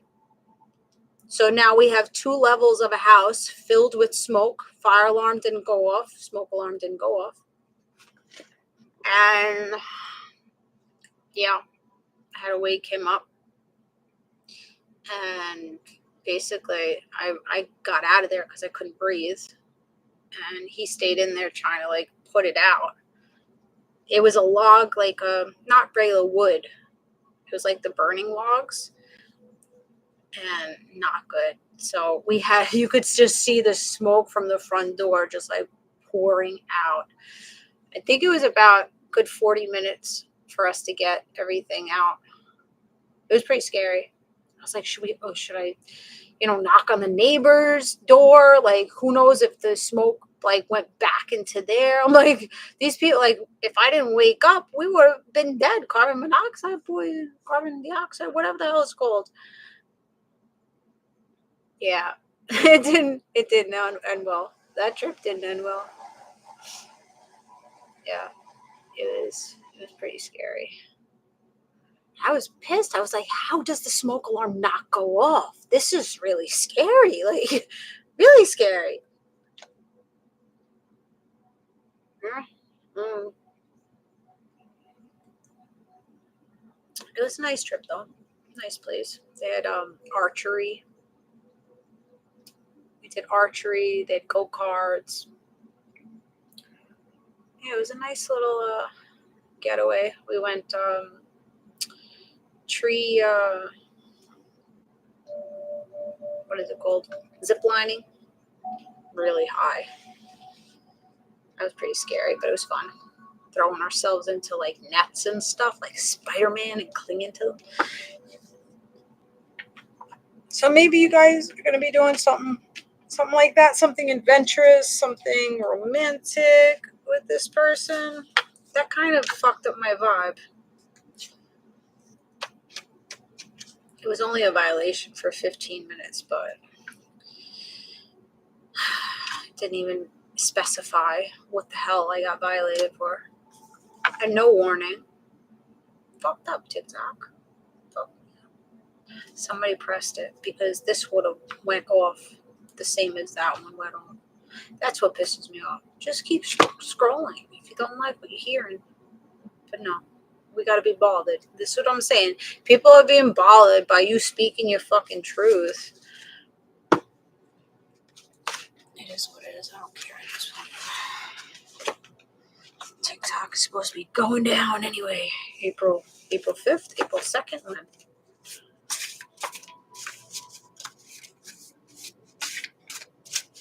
I know. They shut me down on that side.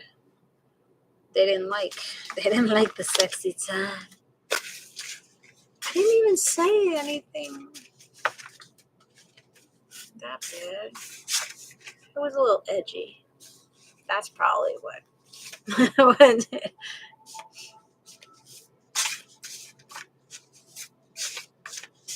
Yeah, Facebook. Something else too. I don't know. You're so fucking I'm in love with you. Somebody's telling you that they're in love with you. I'm in love with you. Yeah, so much for freedom of speech. We are so fucking censored, but yet we're not censored. We're censored, but we're not censored. On the radio, you could say ass and bitch and this and that. Back when I was young, no, none of that. None of that. It should have stayed like that. But I have on TikTok and YouTube, I have in my settings, content is not for ages under 18. So when you have that, it should protect you from anything. Especially, I try to keep it as clean as I can. I try to beat around the bush with what I'm saying. So I really don't know why or what it was. Maybe because I said the posy looked like a boob. They might have seen that as a boob, but it wasn't. It was a posy, but I saw it. Somebody's a poser. Okay. Somebody's posing. Maybe one of this person's friends posing, or this person's this person's telling their friends that they're in love with you. They're out with their friends and they're like, I am in love with this person. George Carlin's still relevant. Yeah.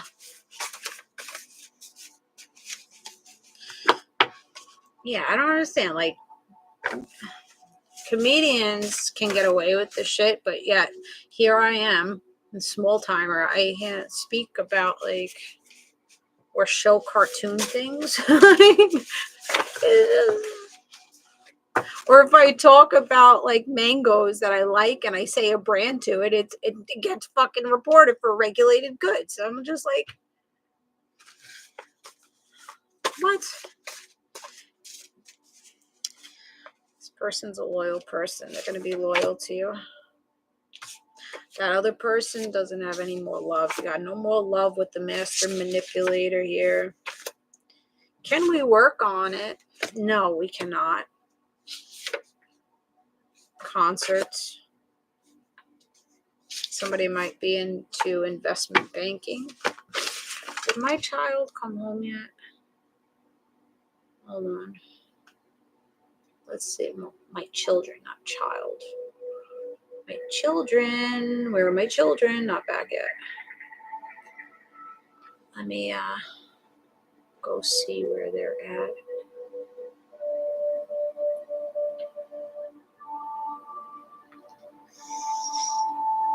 All right, they're on their way. Where is he? Yeah, okay. They're on the way home. Oh, it was a good read. I think main focus is supposed to be on you for now. Let's go down the Zodiac signs.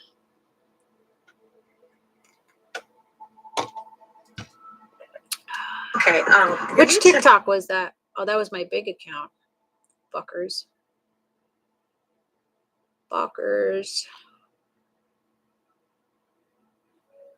I would like to appeal it. They didn't even give me an opportunity to appeal it. Like, what? I never discontinued.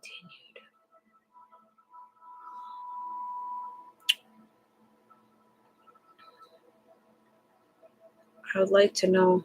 It doesn't even say.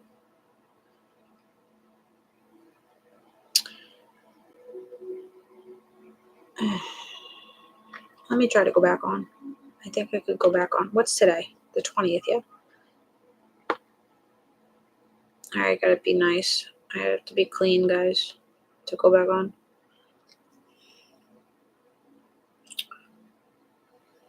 Alright, we're back on that one. Tap in. Almost to 10,000. TikTok, I would like to know why you discontinued my live for that, saying there was a violation. You never gave me an explanation or a warning of what the violation was. So how am I supposed to fix it if you don't make me aware of what I did wrong? You're just telling me to read the community guidelines, but I don't even know what it was.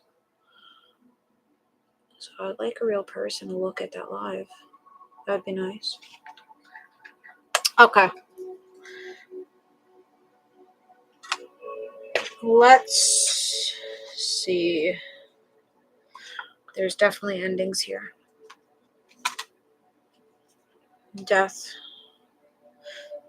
Amber, I don't know. TikTok, somebody pressed the button. They were bothered. And then they discontinued it. Said there was a violation on it during sexy time. So I felt like it was clean. And the other TikTok didn't get taken down, so there must have been.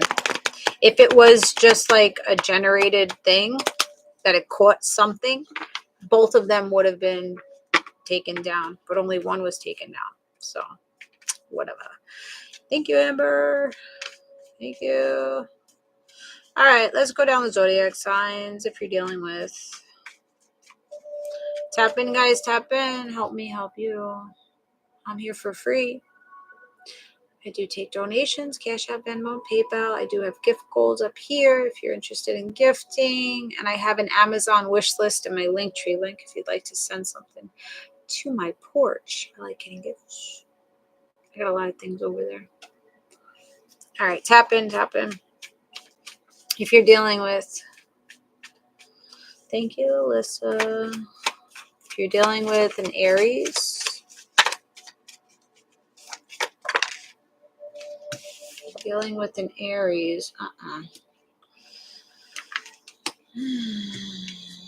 not loving it, guys. Knight of Wands and a Seven of Swords.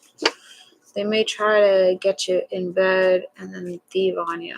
So this type of motherfucker would get you in bed and then take, as you sleep, and take your valuables. No. Hello, Mama Bear. No, thank you, Aries. No, we don't like thieves. They could come in real fast. Get what I mean? And then just leave you in the middle of the night. Oh, that's nice.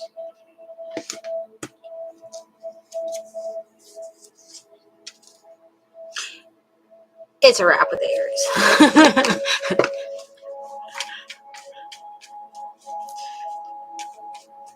Dirty. Pisces energy. I don't know what that's about, but we're going to put it back in. It was the Four of Wands and the Queen of Wands in reverse. So maybe you're a fire sign that's coming out of a relationship with a Pisces.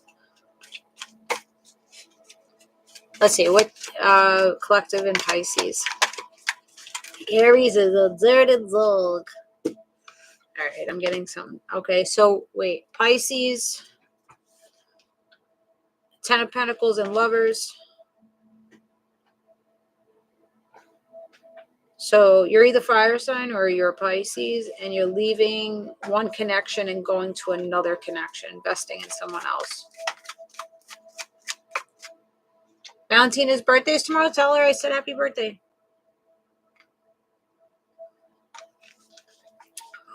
How old is she? Okay. So the Pisces is not going to have you competing. They want to invest. They want partnership. If you're dealing with an Aquarius, Aquarius knows that you're an Empress, but that Aquarius is also sitting in some wounds, or they know that they wounded you. What's Aquarius bringing? Okay. Bringing partnership. 4 of Wands. So they might hurt your feelings, but they want partnership. They want to row away from conflict with you. All right. If you're dealing with so big, 10. Wow. How do you say happy birthday in Spanish?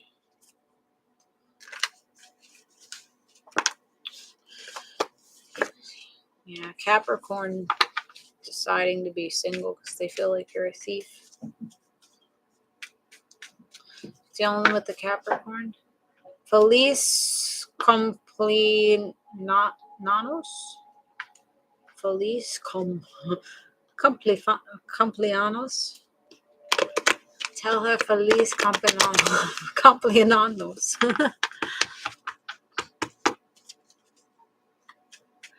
Say feliz cumpleaños. Mi amor. Many more. Mi amor. Many more. All right. Capricorn. If you're dealing with a Capricorn, she speaks English now. Good. Capricorn's going to speak their truth. They might have cut you off. Best in class. Very good. All right. So she's not resisting English anymore. See, I'm almost at the point of not resisting Spanish. So that's all right. We're getting there.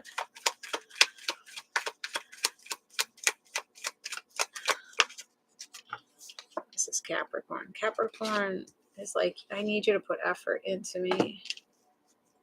So this person's speaking clearly to you, this Capricorn energy. Like, I need you to stop rejecting me, stop backstabbing me, and put effort into me. Are you telling this to this person? Leo. Pisces, getting unstuck. So someone doesn't want you to reject them. Somebody wants you to come in, give them sunshine and rainbows, and get unstuck with you. They want to put more effort in, or they're wanting you to put effort in, and someone wants someone to come out of greed and the Tower moments. So let whatever happens between the two of you go, Sagittarius. Sagittarius, bring it. The collective.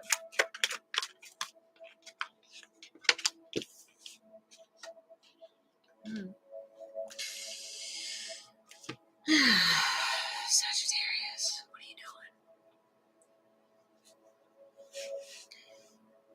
Sagittarius is trying to get better sleep. They're trying to overcome heartbreak. They're trying to rest, rejuvenate.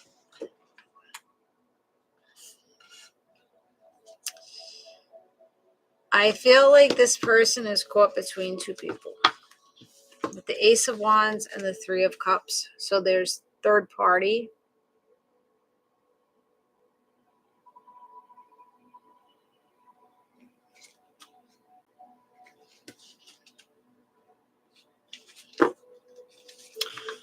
Third party. Fortune. Wheel of Fortune. So someone's making changes here.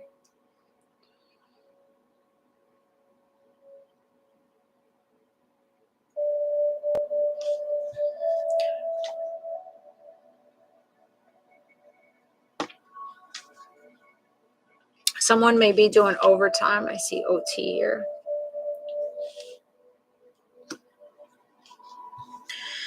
What's going on in this third party? This person is in between the two.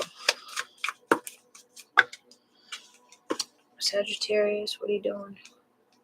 There's an ending. There's heartbreak. overcoming heartbreak from an ending. So this person's definitely coming out of hurt and trying to rest, and they're going to come out of hurt and they're going to sleep better, and they're transforming, they're changing, they're making a judgment call.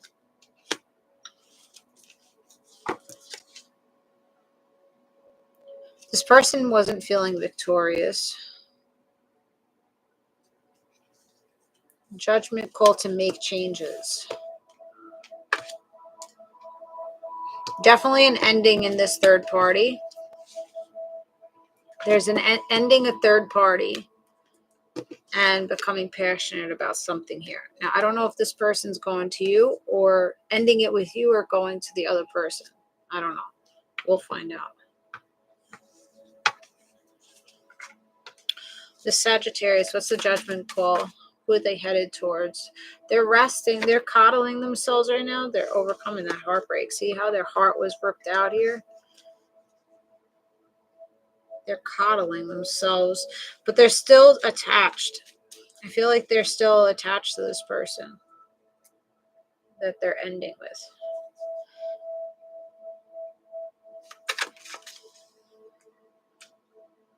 with. All right.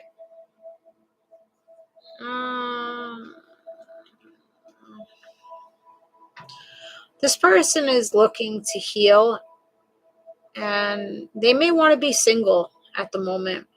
They may not want to be attached. I feel like they're still attached to this person because the string is there still.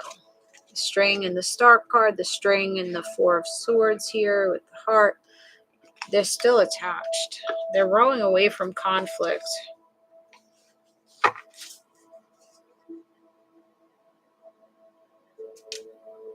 So this person may not be with this person or you at the moment. So maybe you're dating. You all are dating. They're dating two people.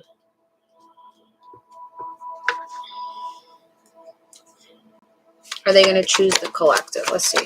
They're going to choose the collective. Strength card and the Ten of Cups with the Knight of Pentacles.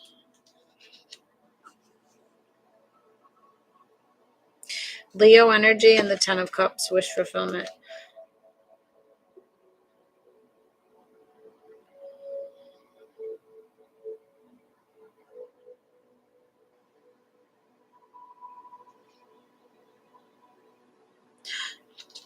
Something's picking up pace here.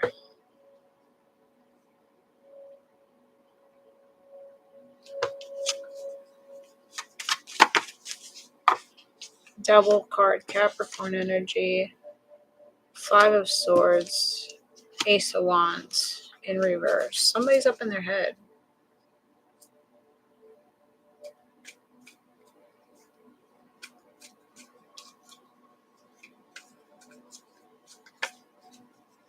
This person may be going towards that other person.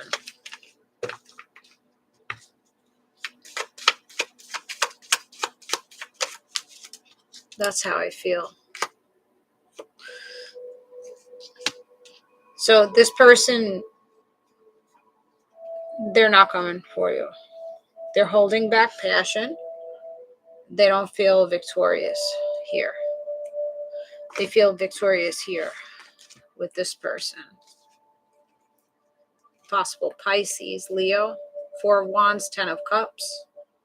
They feel like this person is their person. So Sagittarius, don't hold on to Sagittarius because it looks like they're not coming for you. They're going somewhere else. All right. Scorpio. Scorpio. Let's see what's going on with Scorpio. Definitely a third party with that Sagittarius, though. Confused. They were confused.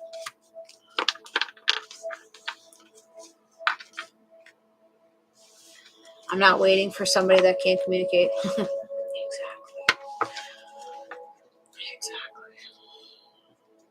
Listen, if you don't know who the fuck you're going to choose, go choose that other person, please. Go Go live your toxic life. Go be happy. Scorpio. I don't wear a mask. I want to be with someone that does. You want to be with somebody that does or doesn't? I don't want to be with somebody that wears a mask. Shit. Okay, so if you're dealing with a Scorpio,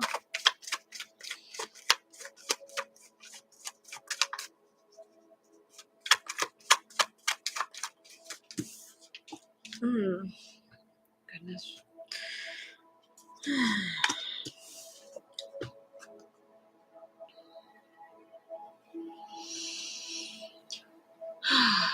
Scorpio sabotages it. They hide how they feel. Yeah. I feel like they get in their feelings a lot. I want a woman, not some girl. I got you. Yeah. They may listen to outsiders as Scorpio. Not really loving it. Not really loving it. Scorpio is not really there to give you emotionally. This is the person with their quarter cup. Their cup quarter full. They can't give you what you need. So there's no soulmate with the Scorpio. Very cut and dry with this one. Yeah, Becca, it'll be up in a little bit. YouTube. It's running right now, but to see the whole thing. Okay. Libra energy. If you're dealing with a Libra.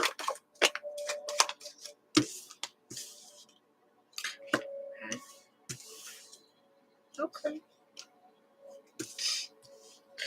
Libra energy is coming out of lack energy. They're coming out of like feeling sad or loathing themselves, not feeling good enough. They're making changes for fortune and they're getting themselves unstuck. So that's good. They're twirling the wheel in their favor. And they're moving forward pretty fast. There's fast movement. Charging forward. Okay. It's good. Taking light and fluffy energy, trying new things, getting out of comfort zone and walking away from what used to be. No longer being in a wishy-washy energy. Figuring out where they want to put their time and attention to. Releasing defensive energy. They're lowering their defense. What are they bringing the collective? Growing. Childlike energy. They're the master manifester. They're very balanced in their energy and tempered. So they'll be patient with you, this person. This person, they're gathering their shit for a better life. All right. Libra energy looks good. Nito, it's looking good. Going through a major transformation here, rebirth. Death card, rebirthing. Making yourself a new you. I like it. Pentacles, too. More building up value and self. Virgo, if you're dealing with a Virgo, Virgo's coming out of toxicity. I'm getting tired, guys. Got different cards in this. Okay, Virgo's coming out of toxicity. They want to reverse the tower moments here. They want to give you a love call. They know that they've been stop and go. They know that they've been solving it, sabotaging it, but now they want to solve it. They want to leap into you. Coming out of the illusions, they also want to bring you some gifts. Have Virgo. I was just thinking of one of the Virgos that I used to date. I don't know if it's retrograde. It's like it's making me want to like reach out to them. But I'm like, I refuse it. I fucking refuse it. I blocked his ass. It took me a good year to get rid of them. Like, why? Why did I even think about him today? Like, I saw a Mercedes. I'm just like,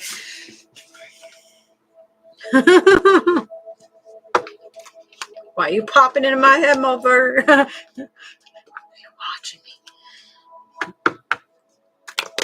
Can't contact me on my phone. Or Instagram. Or anywhere else for that matter. I was like, should I unblock him? I'm like, no. So that Virgo, they got flowers in it and wanted to make a romantic offer to you. He must be thinking of me because I don't know what the fuck. There's really no reason for me to think about him at all. I blocked it. Some shit. You're on some dumb shit.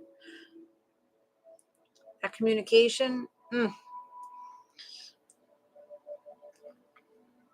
I tell these motherfuckers too, I'm like, your lack in communication or keeping me in the loop of things or responding in a timely fashion makes me fucking real dry real quick. You're not going to keep me wet like that. Just doesn't happen. What? Why?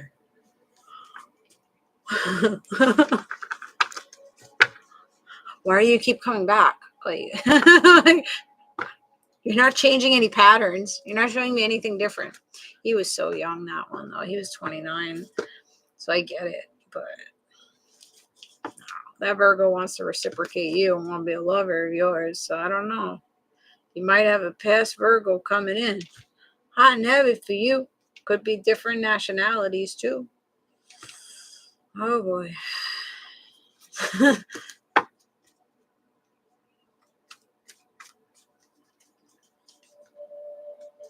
Yeah, I don't know. It's up and down. So this person is leaping for you because they're getting out of their feelings.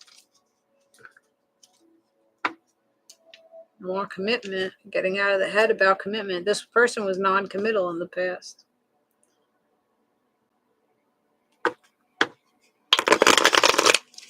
I go with how I feel about the card. So if I flip it, I don't read it that way. I feel it the other way. Just broke up with a Virgo. Fuck him. He's... Your voice is so comforting. Go suck a dick, really.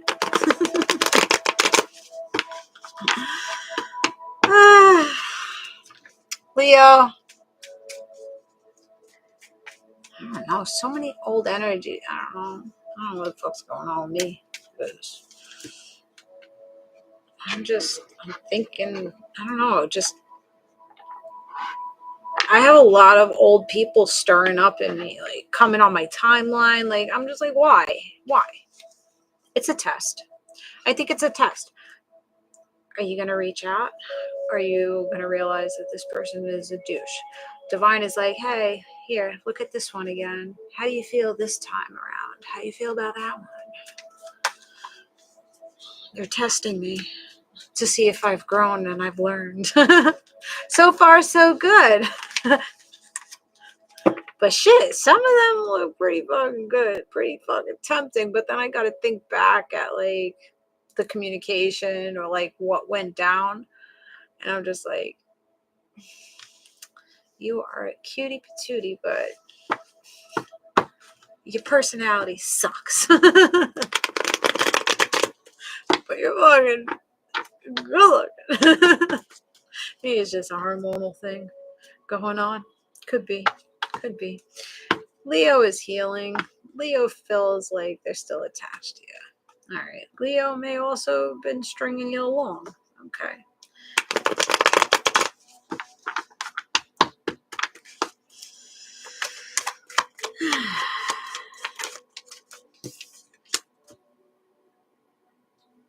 There's no movement with this Leo.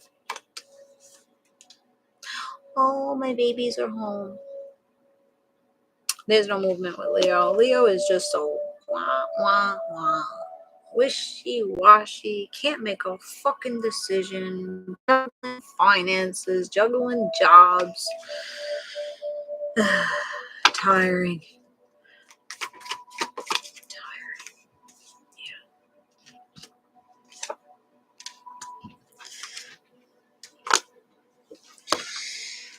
They ain't clear. This Leo, it ain't clear. This person, ugh, jeez. This Leo, all up in their fucking head. They don't know if they're coming or going. They sabotage themselves. They know that they sabotage themselves and they continue to sabotage themselves. So they're not learning the fucking lesson. Not learning the lesson.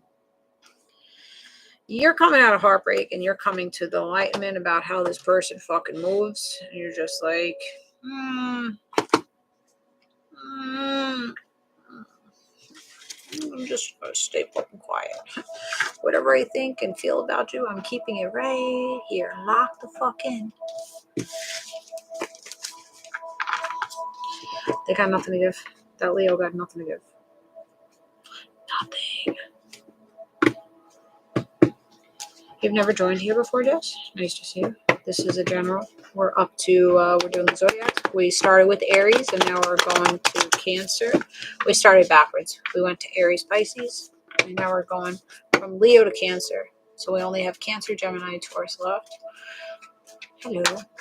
Make sure you follow, guys, if you just joined. YouTube is in the link in the bio if you want to see the whole read. If you missed it, that Cancer. Cancer, Pisces, Scorpio, King of Cups. What's going on?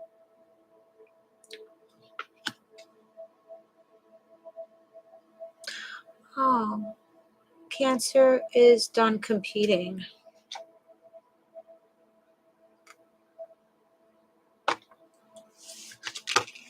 Done fighting. They want to heal. They're sailing into you. They see you as a bright light to them. They see you as healing. Romantic. Page, though. They're a fucking page. They go from the King of Cups to the Page of Cups. You going into reverse, motherfucker? What are we doing here? What are we doing? This Cancer's showing up. Good night, Nito. Good night, Samaya. This King of Cups, they come for you like I'm the man. I'm the diggity dog. Because they see you as a healer. And they see that they can get something from you. And then they go to the Page of Cups. And then you see the truth and the reality of this person. How they're not emotionally mature or emotionally intellectual or even emotionally available for you. When pigs fly, this person will be balanced for you emotionally. They're young. Cancer. Young and dumb. They could be older than you.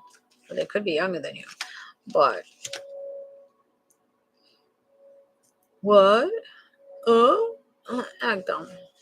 This person act dumb. I don't know. They're vindictive and manipulative. This person. They're not an emperor. They're an emperor in reverse. Okay? They're not mature. They don't have their empire. They are at a crossroads about some shit. They're going to leave you at a crossroads. And what else about this Cancer? They're going to cut you down. Keep you waiting around, waiting for them to mature and talk and give to you what you want. King of Wands is in reverse. Manipulator. Not loving it. I'm not loving it. I don't really think this person has much to give to you. They have more to take from you than give to you. They're Cancer. Gemini. We're dealing with a Gemini. Just spilled out. Okay.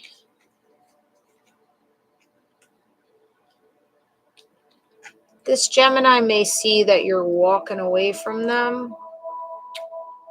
But somebody's walking away and they're just like, I don't want to replay this. I don't want to think about this anymore. I just want to invest in myself, invest in my money.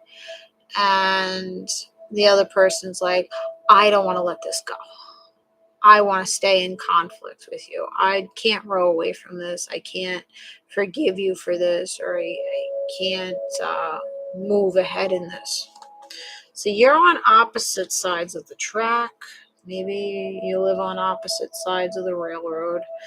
I don't know, but somebody's going in introspection. There's tower moments here. Someone wants to isolate and just allow the tower to crumble here and cut communication. So communication is off and somebody's just moving away in their feelings, trying to find their wish fulfillment somewhere else. This Gemini. Taurus energy.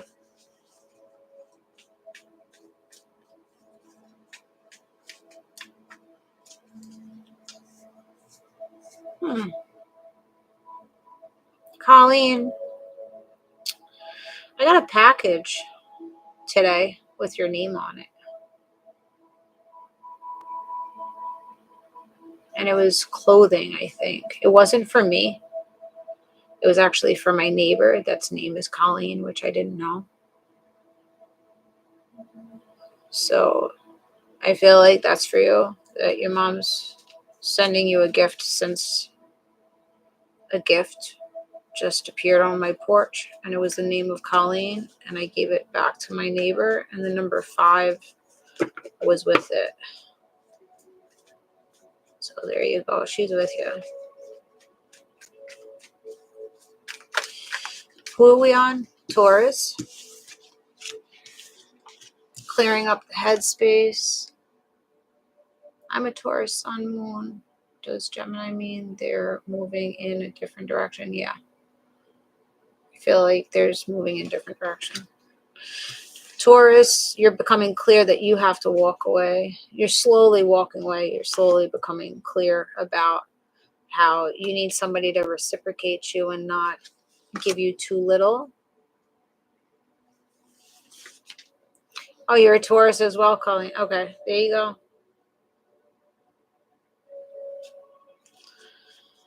So you know the soul bounces, right? The vessel dies, but the soul bounces. So your mother spirit's going to stay with you, even though the vessel is gone.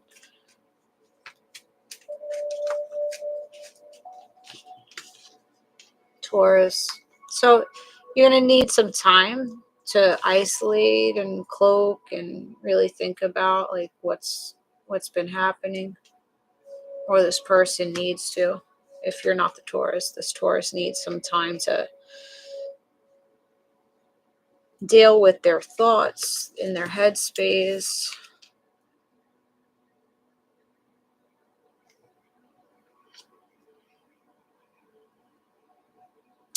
Did your mom leave you anything here, Colleen? I feel like you're going to be given something here. Coins or something's going to be handed down to you.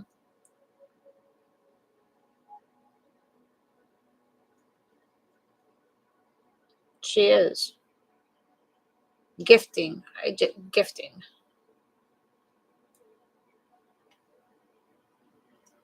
So maybe this is like a gift from her. So like gifting to let you know that, yes, I'm still here with you. Because there's no coincidence that I get a package with the name Colleen and then you're like, I need to talk to my mother. I want to connect with my dead mother. So there you go. I received some jewelry belonging to her. Yeah. Given, like handout. Okay. There you go. Was she a Virgo or a Leo? I'm getting Virgo and Leo energy.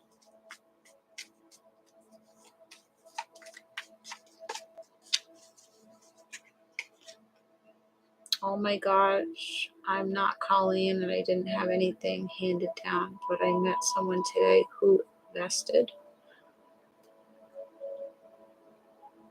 7. Okay, so July just came out 7. July 23rd. She's Gemini. No. She's a Leo. Leo. Okay. I did say Leo, right? I said Leo or Virgo? I don't remember what I said. But July just came out. 7 just came out for you. It was something to hold on to. Okay.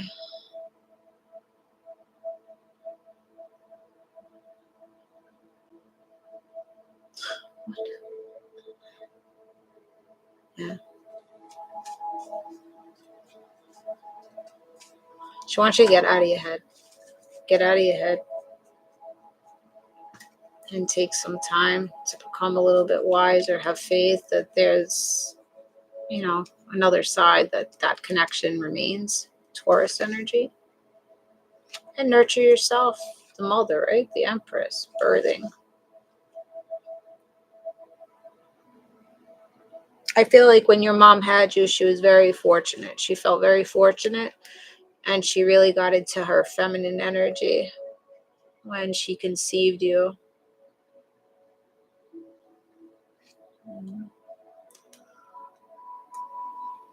Yeah.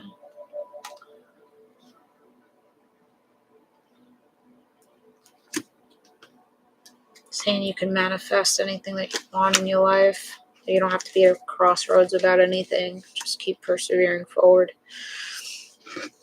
And that's what I got for you.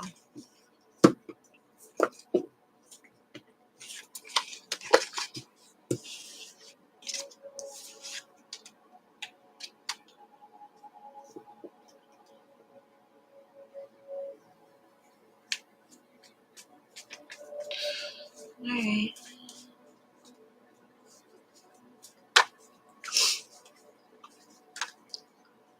It's a long story, but she gave me up for adoption, kept me in the family.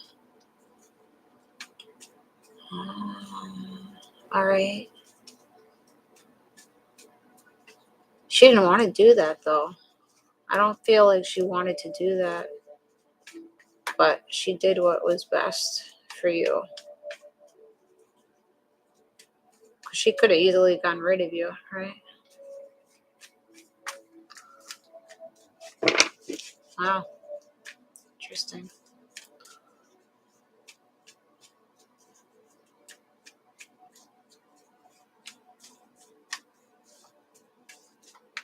You just keep seeing the Wheel of Fortune.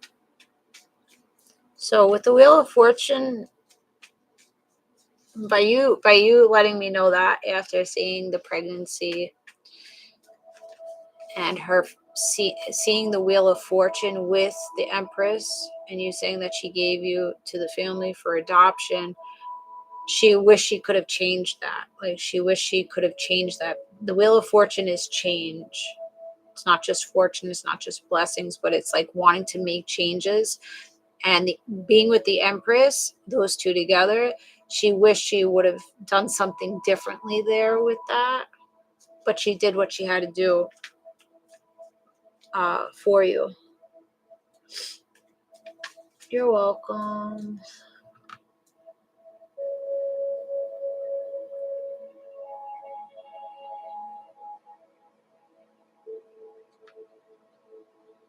Divine change.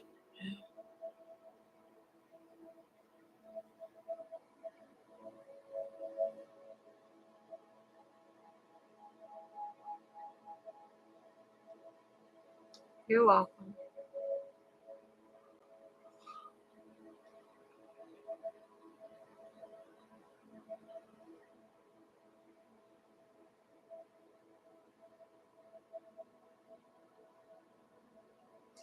Kind of getting somebody liking like pink lipstick.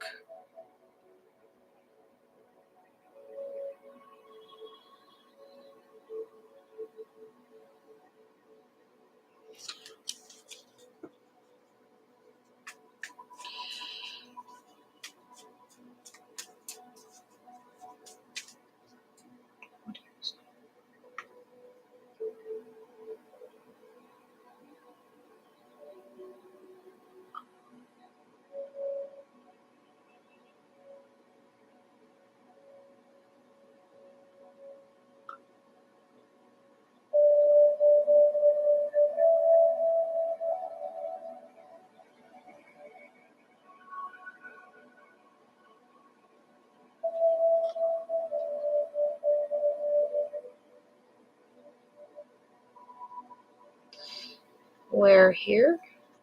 Marlo? I'm on YouTube also.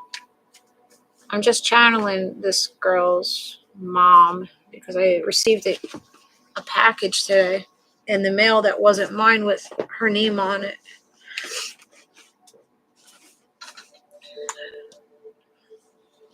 So what does the 5 represent?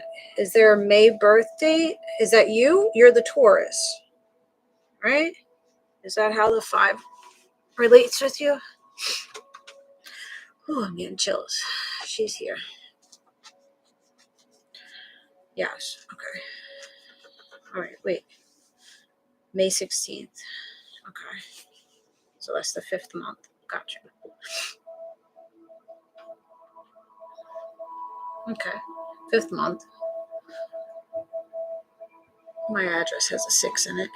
That's 16. So 9. Wow. Yes. 5 is my number 2. Okay. I'm connecting with you and Colleen.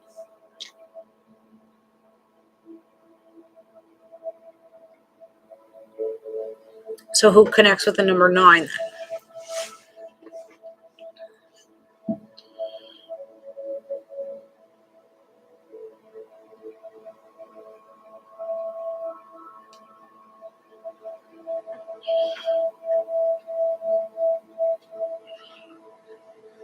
November, there's a November 9th, and there's also a 11, September 11th. Okay, until 9/11.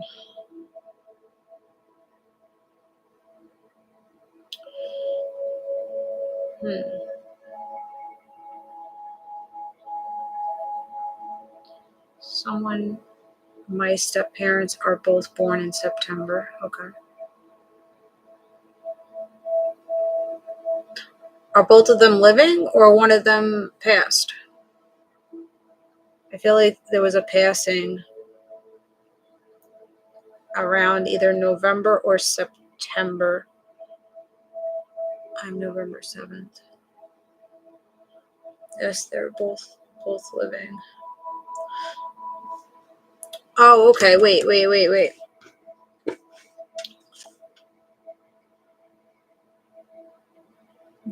This is the judgment call, your mom's judgment call to hand you over to them.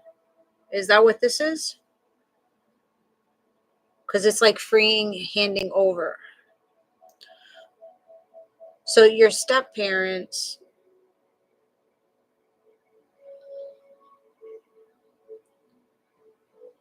how are they related to you? 20 is out here. Was she young? Is that why she did what she had to do? Was she in her 20s?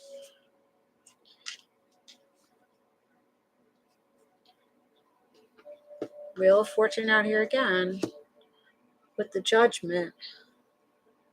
So she thought she could give you a better life by making this judgment call to hand you over.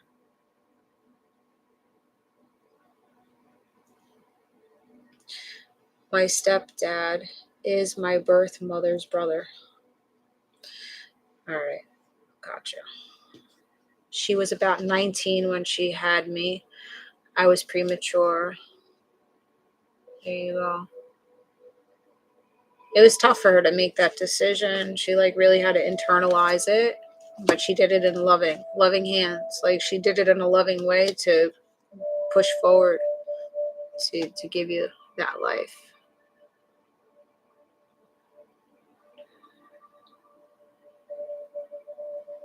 So you wouldn't be stuck. She was stuck at the time with the hangman. She was caught between a rock and a hard place. I had to adopt my kids out.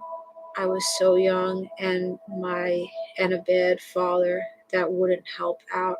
I loved my kids and wanted better for them. There you go, Angela. She had to do what your mom did. So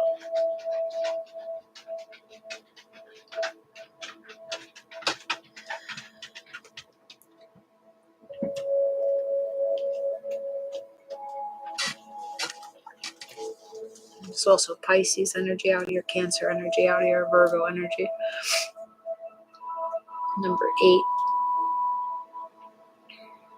8448. December 8th, December 20th, December 28th, December 22nd, December 2nd,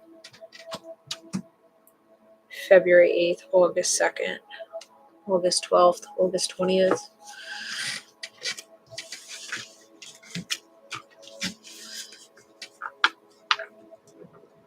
I was in high school and saw it happen in high school while I was in Jersey City. I missed what you said.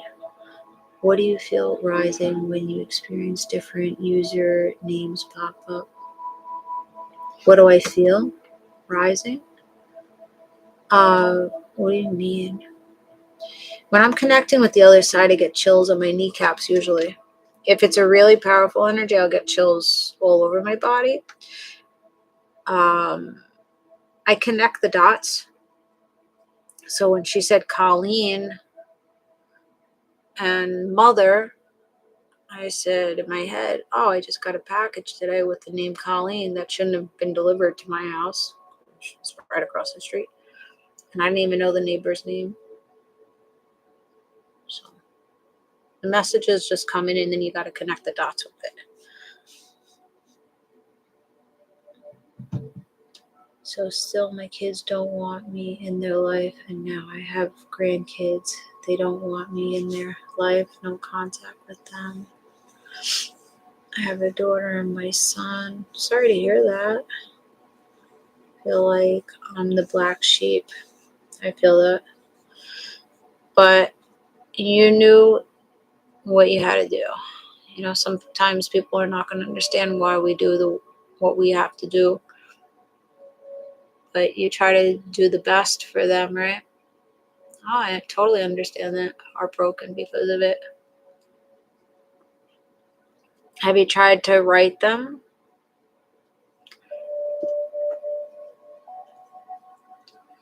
Sometimes people are not going to get it. There's too much hurt and lack of understanding and awareness, especially if they're young. It's going to take, it may take time for them to get it, to understand it. They don't want me to know their address. That's a shame. So you can't beat yourself up. You can't beat yourself up about it. They ignore my phone calls. Then stop. Eventually, you're going to have to do your best to accept it and move on from it and know that you were doing what you had to do. You had your pure intention, and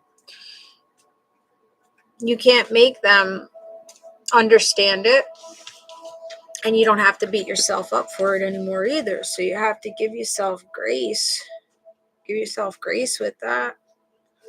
As hard as it's going to be, you got to give yourself grace and just try your best to find happiness within yourself and stop looking for that validation for them to want a connection with you.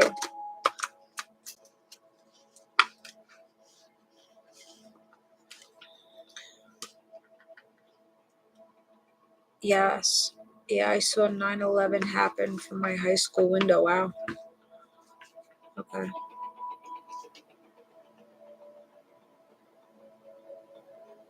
What's going on?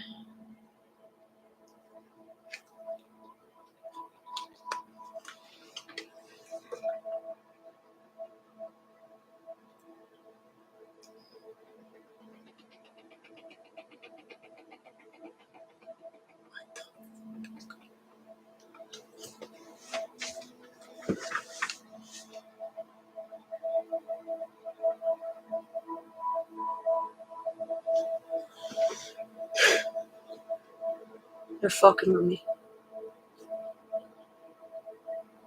tremors, earthquakes. What the fuck? All right. Listen, if you're going to scare me, I don't want to connect with you. So you could just leave.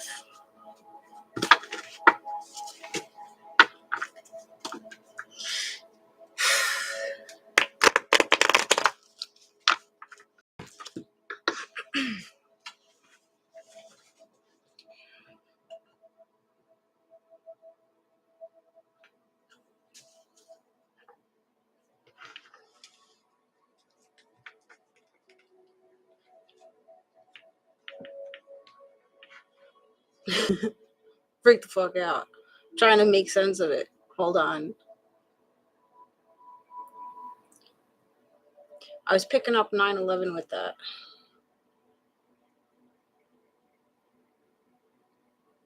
Did you guys hear it?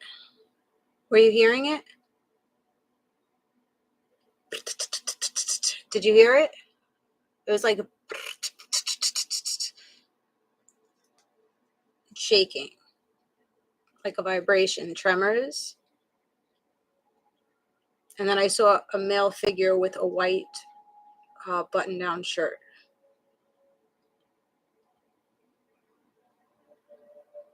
Yeah, I don't know what the fuck, where that was coming from. It was right in front of me. And then when I looked out here, I saw him standing.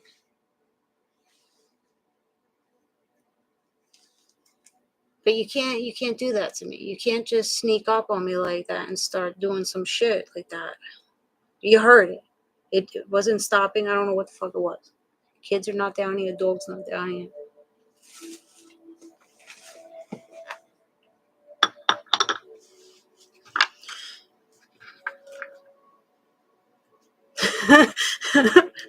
I'm just like,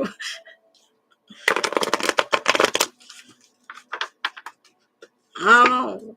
Somebody fucking hijacked. That's what it is. That's a hijack.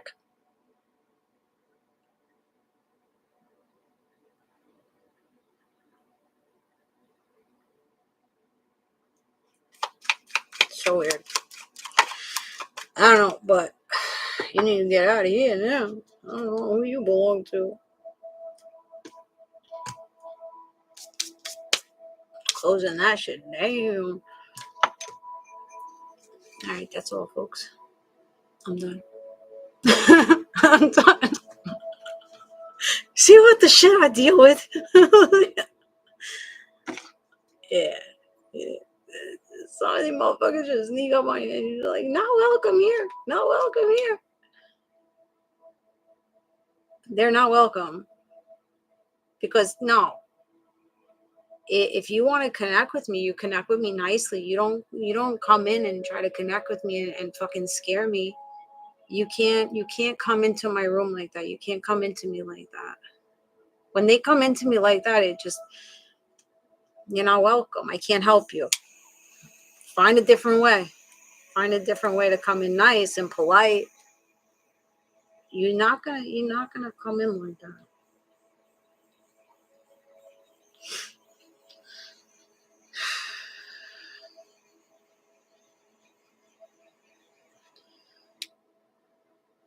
Good night.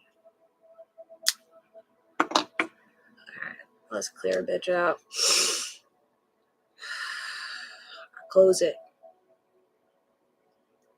So those are all the messages that I got for you guys.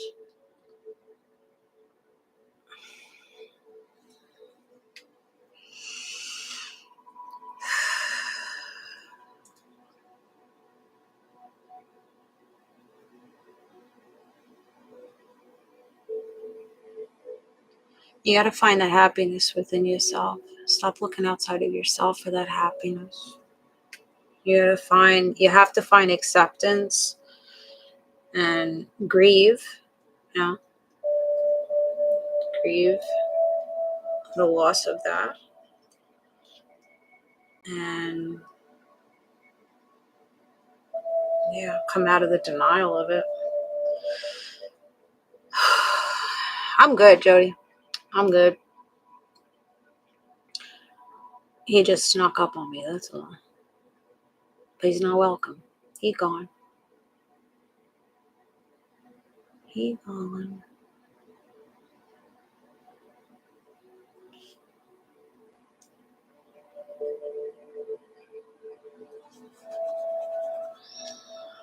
Racked my fucking nerves. Sage it away. It's gone. Now, as soon as I close the curtain,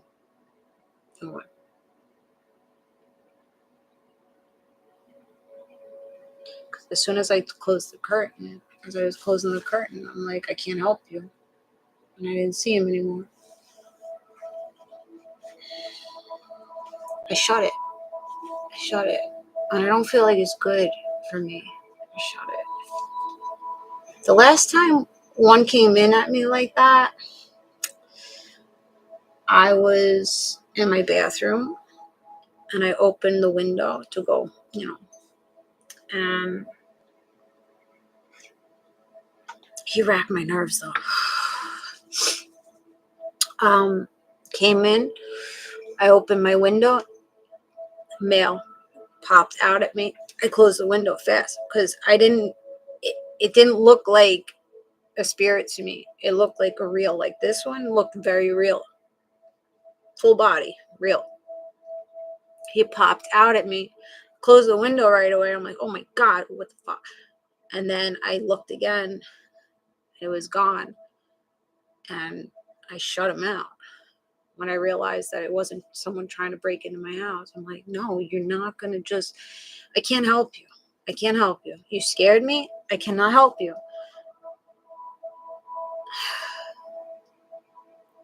I can't help you. You can't come in like that. When I was doing hypnotherapy, I was telling my hypnotherapist, I was like, yeah, these spirits, they come in. When I'm taking a shower, I had this lady come in and I was showering. I was washing my hair. I was underneath the water and she was behind me, petting my head and my shoulders, just like this, soft. And I felt so comforted by her. And I told my hypnotherapist about that experience. She's like, excuse me? No. I was like, what do you mean no? I was like, she was comforting me. She's like, no. That is your private space. You're naked. That's your private space. They cannot enter like that. She's like, you have to set boundaries with spirit.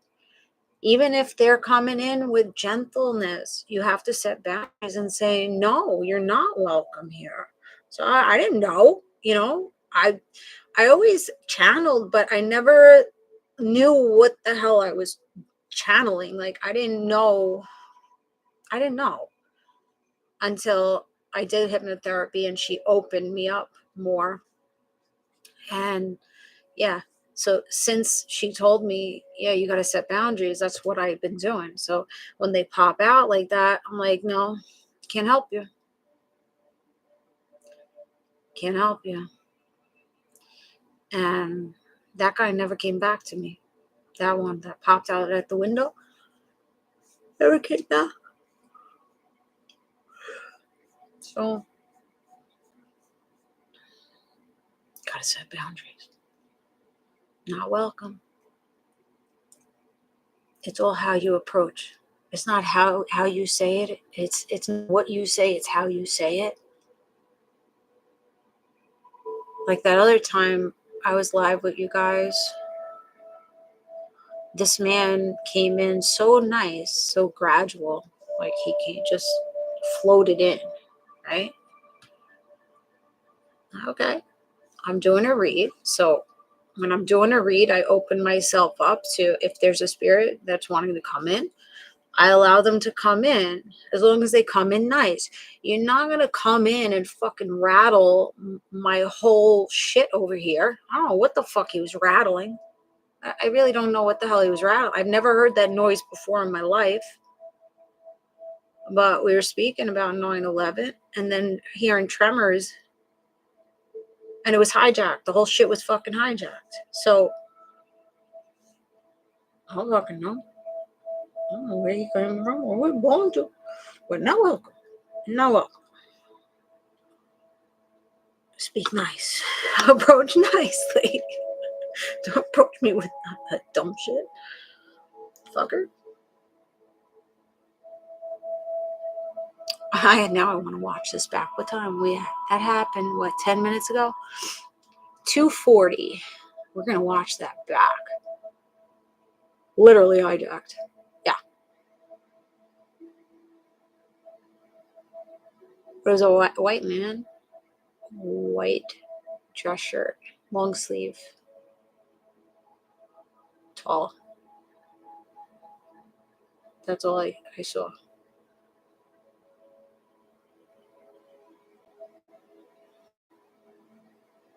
Does anybody belong to him?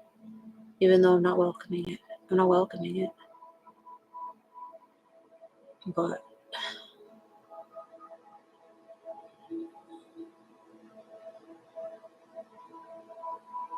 maybe, I don't know. I don't know. Because we were talking about how you were looking out the window at high school when 9/11 happened, and then fucking I need to rewatch that because I was taken back. I'm like, what the? Maybe we just had an earthquake. I don't know. That's a possibility. We could have had an earthquake just now. Anybody want to research that? Nothing else was rattling. Like, none of, like, I have cups and shit over here. Yeah, nothing. Nothing. The wooden calendar block behind you has 11. Pretty cool. This November 11th, Monday. I don't know why it's November. That did come up though, right?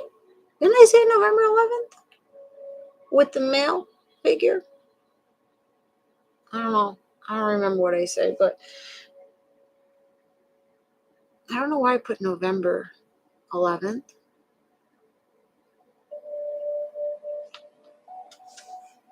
I kind of forgot about it, to be honest.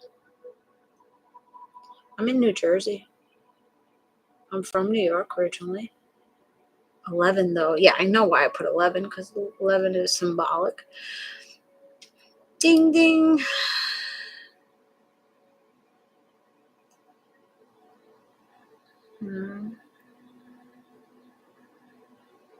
November 11th, my grandma's birthday. Leah. Okay. Oh my god, I'm from Jersey. Okay, we connected. We connected with people. Okay. Last week, the spirit didn't want to leave me alone. There was multiple spirits everywhere I went. Just standing there, looking at me. I'm just like, I didn't acknowledge them. I just felt them. Felt like I was never alone last week. That there was always one sitting with me or standing by me, no matter where I went. Stores, salsa dancing. There was multiple energies with me. But then I did my protection spell, my protection prayer. It's not called a spell. Protection prayer, and we've been good. But now I just opened. I opened it.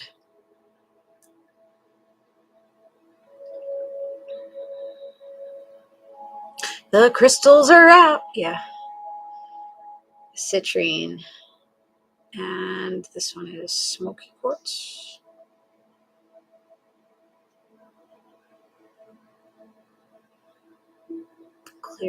Clarity.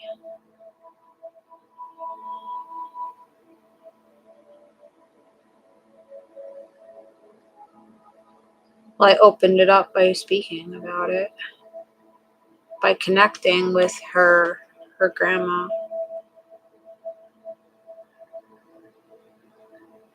Sometimes I guess they come through. One brings another and one brings another. They bring each other in. So that's why I could connect with one or two of you at the same time, because it's different. They're bringing in different ones. So that one, I don't know. That one might have been just stuck in limbo and was like, hi, you said something about this? Well, here I am. I need to give a message, but I don't know who you fucking belong to. And you come in, you can't come in like that. I think he was a veteran. We not. Whoa. I really don't want to welcome that back in. Yeah, go swatter. Yeah. Just waiting to pop off. Yeah, I'm not welcoming back in. Because that was uncalled for to be all like that. All that.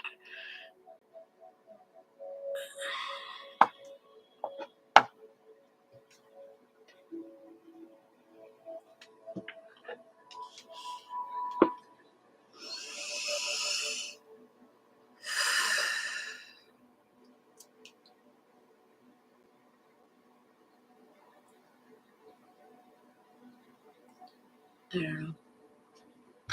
I think I'm done.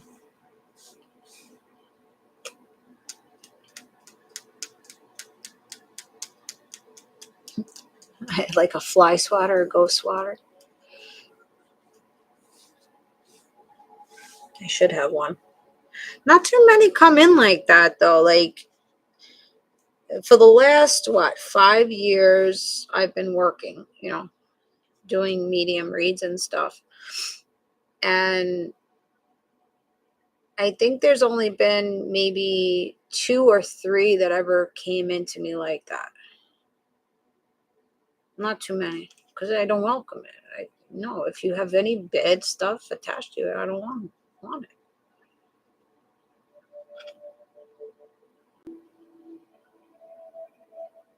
He may have not had anything bad attached to him, but the way that you come in, fucking so entitled, no.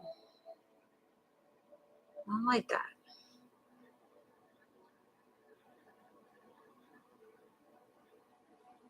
I don't know. Stirred something up in the ethers.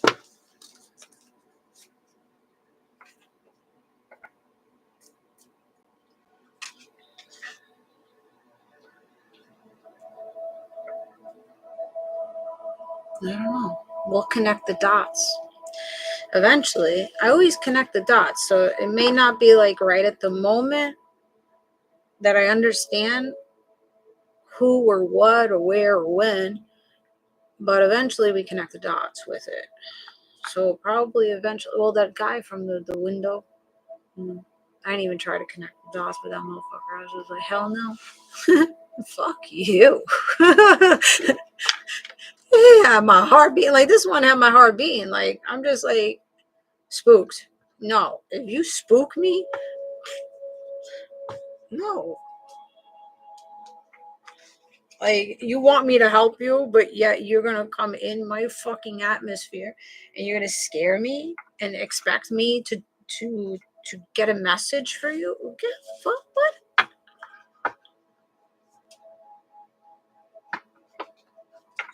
I swear, humans do some stupid shit, so do spirits.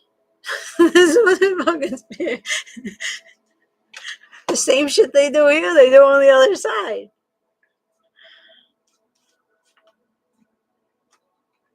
Sometimes they never change. They're assholes in real life, they're assholes on the other side.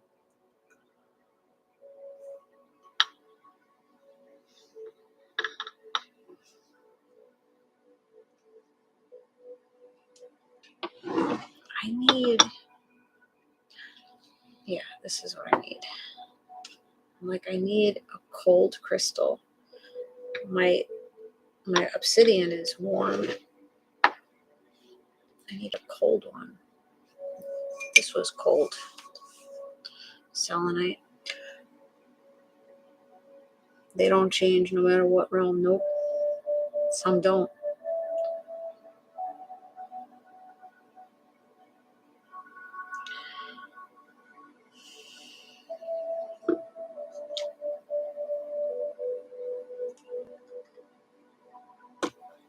Let me write that down. What was it, 150 I said? Or 140?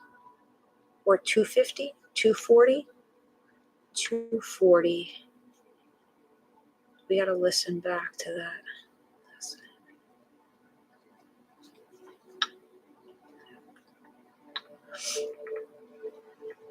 It might make sense when I watch it back, because I don't know what the hell I was saying. When I channel, I clear my mind and then just spit shit out. So I might look back at it. Good night, Spade. I definitely will look back at it to see if you can hear. YouTube, did you hear the rattling going on? Or only TikTok? I might have to rewatch both of them to see which mic picked it up. Because this mic might not have picked it up because it was so far away from the front of my table.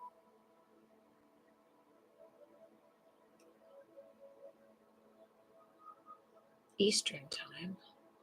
Yeah, no, but we've been on here for 3 hours. So it was 2 hours and 40 minutes, I think, that happened. You heard it. There's no mic in this phone. This is not on this. This is on this one. Did you guys hear it over there?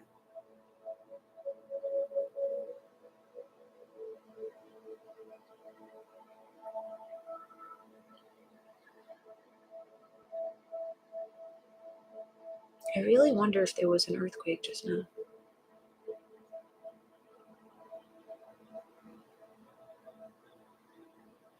But that one, just in front of me.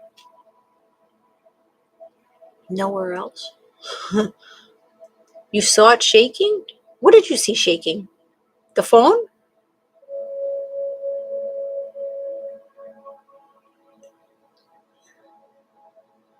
Not happen like 30 minutes max. No, we were on at 2 hours and 30 minutes. I ordered food before that and it got here just now. So that's the time gauge for me. Okay. Your room was shaking? Yeah, I don't know. I wasn't seeing anything shake. All I was hearing is it was like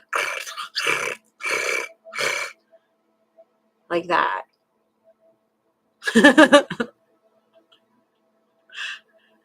couldn't figure out where the hell it was coming from.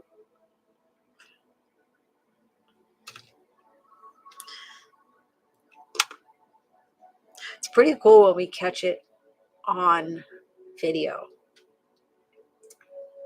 There was a time, let me think about it. There was a time when I first came on TikTok and I first started, after hypnotherapy, I started channeling really heavy. And there was, what was it? The light behind me was a salt lamp. This was in my bedroom.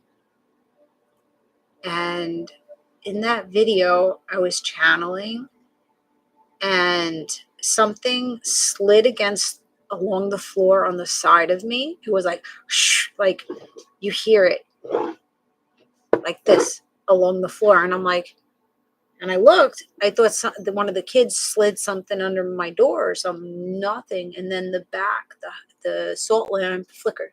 And I was like, oh shit. I was like, did everybody just see that? They're like, yeah. I was like, did you hear that? And they're like, yeah.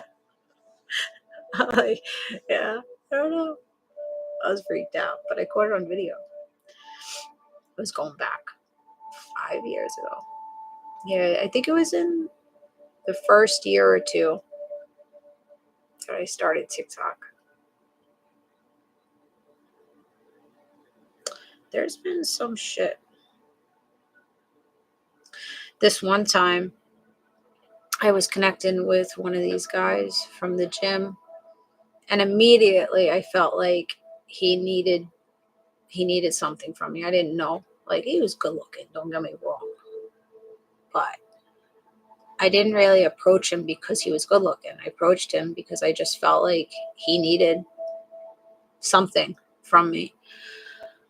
So come to find out, I was connecting with his dad. My mom and his dad connected with each other. Very weird. So he asked me to make him something. So I had my son create something for him. And I have the picture on my desktop. And I'm laying in my bed. And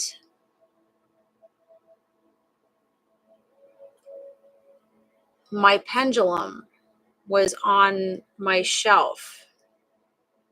And I was just admiring the artwork that my son did for this guy. And I was like, that looks really good. You know, I'm saying in my head, he did such a good job. And I was really happy to like show the person that asked me to create it. And I was looking at it and my pendulum started swaying on the shelf.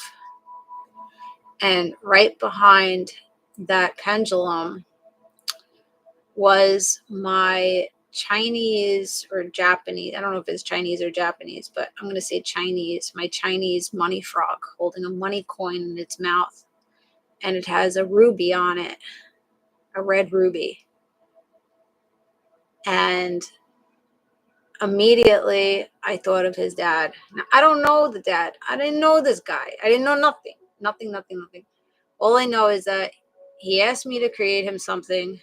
I was admiring it. I saw the pendulum, and then the frog caught my eye, and the money coin in the frog's mouth had a ruby in it. And I was like, that's crazy. I was like, his dad. I'm like, this is dad. So I went back to him, and I was like, I showed him a picture of the pendulum because I took a video of it. And I was like, I think, you know, your dad connected with me. And I said, yeah, there's a Chinese frog behind it. And he was into like Chinese, Japanese stuff.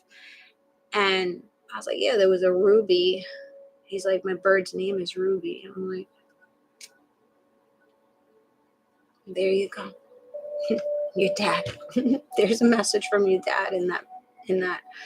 So it's wild. And then his dad brought my mom in. So we were talking about recipes. And I was like, yeah, I make a really good chicken, a Moroccan chicken. And he's like, oh, you're going to have to show me how to make it or whatever. And I'm like, okay. So I went in my cookbook and I started going through the cookbook trying to find this recipe. And as I was going through the cookbook, I found a report from my mother's last test, like the test before she passed away. It was test result of her ultrasound in my cookbook. Now, I never saw these test results. I don't know where it came from, but it was tucked away in my fucking book. And the results said that she had some other cancer that I didn't know of. So I knew that she had uterine cancer, and I knew that she had neuroendocrine cancer in her neck. But there was another cancer that was previously recorded. And I was like, what the fuck is this? And then I told him, I said, your dad brought in my mom to give me a little bit more understanding of like why she passed, because we were questioning, why did she pass? Because the tumor in her neck, it was diminishing. Everything was fine. Then she was on a ventilator, and then it was around COVID, when COVID was breaking out. And then to find this result, it's like, wait, these people knew that she had a different type of cancer or whatever it was previously. So I found it really weird that his father brought his father to me, And then his father brought my mom to me to tell me something. So it was like both of them were coordinating to give us messages. It was wild. It was wild. This is going back a couple of years, so I had to think about what the hell is going on. So that's how it works. Just one brings another.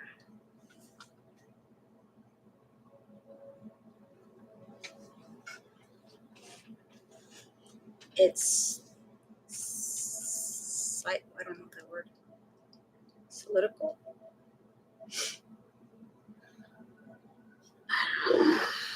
But you really have to connect the dots. That's all right. She didn't have a good quality of life. She was in a assisted living since she was like 53, I think. We put her in there. She had MS, and eventually the MS didn't allow her to walk. So when she got cancer, she was already like in the wheelchair, and then became more bedridden at that point. So she had one cancer, and then she got another cancer, and then that was it. Yeah, it was pretty wild. It was on before she passed. I went, and they said she was having a hard time breathing, that she was gurgling, like she couldn't swallow good because this tumor was like this big in her neck. I'm the one that found the tumor in her neck. I'm the one who found the fucking tumor in her neck. She got a tooth pulled, and I went to go visit her, and I noticed she was like this with her neck. And I'm like, why are you like that? Oh, I had tooth pulled. I'm like, yeah, but why is your neck over to the side? And I'm like, let me feel your neck. And I felt her neck, and I found it was a little like quarter-sized tumor in her neck. And I felt it, and I said, yeah, no, that's not supposed to be there. And then I called the nurse in, and the nurse is like, oh, it's probably, lymph nodes, because she got her tooth pulled. I said, no, we need to get this looked at. Get it looked at. It took them fucking 2 weeks to get approval from Medicaid to get her an ultrasound. 2 weeks. In 2 weeks, it blew up to like a fucking softball. After that, it was even bigger. It was like took up her whole neck. So it was putting pressure on her esophagus and stuff. So a week before she passed, I went in, and they said, well, we're going to call an ambulance. She's going to go to the hospital. I said, okay, that's fine. And, I was going on a trip. I was going on a cruise the next day. And, yeah, I took my cruise. Like, I didn't know, like, she was going to chemo or radiation, whatever it was. So I took the cruise, and by the 6th day I was on the cruise, I get a phone call. Your mom's not doing good. What do you want? What do you want us to do? She's not gonna be with us for too long. I said at that point, it was one day away. And I said, well, make her comfortable, keep her alive, make her comfortable. I'm coming back tomorrow. As soon as I come back, I'll come right to the hospital. And that's what I did. Went right to the hospital. It was 4 days before her birthday, her 64th birthday. And yeah, day after Valentine's Day. And I went in, had my sister, had my ex-husband there. And we sat with her for about an hour or two. She wasn't with it. She was on the ventilator, and I think she was already dead, to be honest. But they pretended that she was alive. That's what I feel in my heart of hearts, that she was already gone, and they kept her on the ventilator. The ventilator makes you look like you're breathing, but her eyes were back in her head, opened, and We asked the nurse to close her eyelids, and she refused to do it. And yeah, she wasn't cold though, so I don't know. But we sat with her for an hour or two, and then I told her, I was like, we got to go get lunch. We're going to go get lunch real quick, and we'll be right back. And yeah, when we got down to the lunch place, as soon as we got down, we sat down to have lunch. The nurse called us and said she passed. So I said she either waited, she wanted to see us, hear us, waited for us to leave so we wouldn't see her gasp for her last breath, or she was already dead by the time we got there. But that's how it went down. It was pretty freaky. Wild. So, yeah, that's the story with my mom. Yeah, it grew very fast. Neuroendocrine, neck, throat, and ear cancer, neck and throat cancer. It grew so big, but they would have to suction her. Like it was miserable. She had burns on her neck, but it was shrunk. By the time that she passed away, you couldn't even see it anymore. That's why it was like weird. You couldn't see it anymore. And this is like a month before we got shut down for COVID. And I found out that she had sepsis because she had an open wound on her back that from them not changing her enough and not cleaning her up, which I didn't know. They didn't tell me. They kept everything hush-hush. The assisted living place, they're fucking douchebags.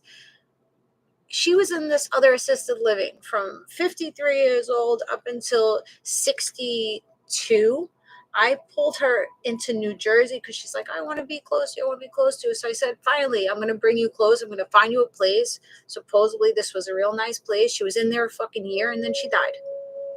From the time that she went in there, she was basically bedridden. So yeah, they were shitty. She was in the unit where people didn't really move too much. You know, the place looked clean. They looked nice, but they failed her. They failed her big time. Because how do you not notice a person's head like this and having a hard time swallowing? And I had to find it and I had to push for it. I'm like, why 2 weeks? You should have the Medicaid on file. She's been here for a year. You should have all this information. But no, they don't give a shit. Thank you, Becca. Yeah. But it is what it is. She conquered uterine cancer. Real nice. She did that very well. I thought that was going to be the end of her. I was not going to, we were going back and forth. Me and my sister were going back and forth. My sister's like, don't go through radiation. Just let her go. She's not. But I'm like, she's still, able to walk with the walker. She's still laughing. She's still grabbing dicks. She's still got a boyfriend. I'm like, I can't just let her go like that. Like, we have to at least try. And she overcame the uterine cancer. And then a year or two after that, that's when she had the neuroendocrine cancer. And I still put her through radiation because I'm like, how am I going to just let this be this way, And the radiation helped because she was able to talk, She was able to talk once it went down. She had dementia. She had onset dementia, like the beginning of dementia, plus MS. So she was a hot mess, but she smiled the whole time. So I knew my grandfather had Alzheimer's, and I know that they did research about how music, you sing songs and put music on for them. So that's what I was doing for my mom when she was in the hospital. And I put on all these old music, Paul Simon, James Taylor, Cat Stevens. and I started singing a song that her mom used to sing to her when she was a baby, and what, my nanny and her used to sing to me when I was a baby. And it was the Doris Day song, Que Sera, Sera, whatever's meant to be will be. So one of the last videos I have of me and my mom are us singing it to one another. And she remembered it. She remembered the words. I was like, she sang it with me. And it was like really a nice, like, last moment to have with her. How she remembered. Because sometimes she wouldn't even remember, like her and my dad broke up. She's like, oh, call daddy. I want to see daddy. I'm like, that's gone. It's been gone. And she sat there singing Que Sera, Sera with me. I was like, of all songs, that was the best song, because that's what she always used to say. Whatever is meant to be will be. There's no reason to like stress ourselves about it. It's just what it is. So it was a really sweet moment. And she remembered it.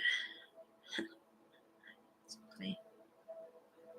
She loved all that music though. Oh, my eyes are burning.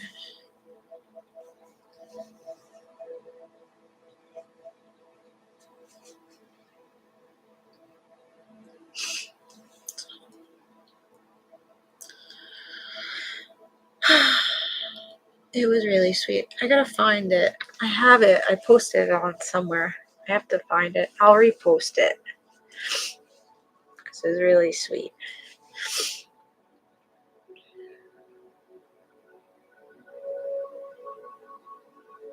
Yeah, definitely. I think that was about a month before she passed.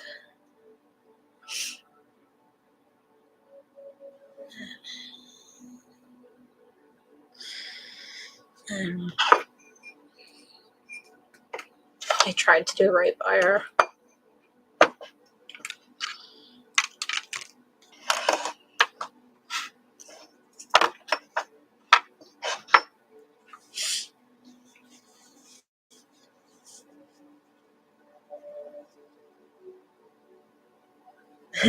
You could be my fellow mom.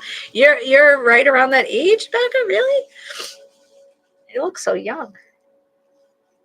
That actually is young these days. It's not old. It's not old. Yeah.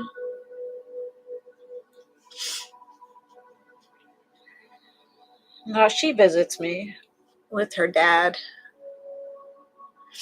Last year, I was asking. I was like, can you give me a sign? Can you give me some kind of direction? Let me know that I'm doing the right fucking thing. And it was years. So my nanny and Poppy, they had, not an elderberry, a boysenberry. Was it boysenberry? Now I can't think of what berry it was. Let's say boysenberry. Boysenberry trees in their yard. Big fucking trees. And we would always go out there and pick them, and they would be all over the ground. They were freaking delicious, okay, these berries. And for years, I was like, I wish I could find this tree. Like, I wish I could find and plant a boysenberry tree. So I would go to, like, nurseries. I couldn't find any of these fucking trees. So last year, I'm asking, my ancestors. I'm like, can you just show me something? And one day I'm looking out my bathroom window, and I look at the tree in my backyard by my shed, and I see all these red things on it. I'm like, what the fuck is that? I thought it was lantern flies or something. And I'm like, it's all over the freaking tree. The tree is infested. No, not elderberry. Boysenberry. I think it's boysenberry. Or what's the other one? It's not boysenberry, but it's similar to boysenberry. And so I'm questioning it from my bathroom, but then I just bypass it. I question it for a second, and then I bypass it, and then I'm going out I'm getting my garden started. This was around I would say this was around probably Mother's Day, a little after Mother's Day. Yeah, after Mother's Day, because me and my girlfriend, we have a tradition. We always go plant shopping to the nurseries during Mother's Day, get our garden started.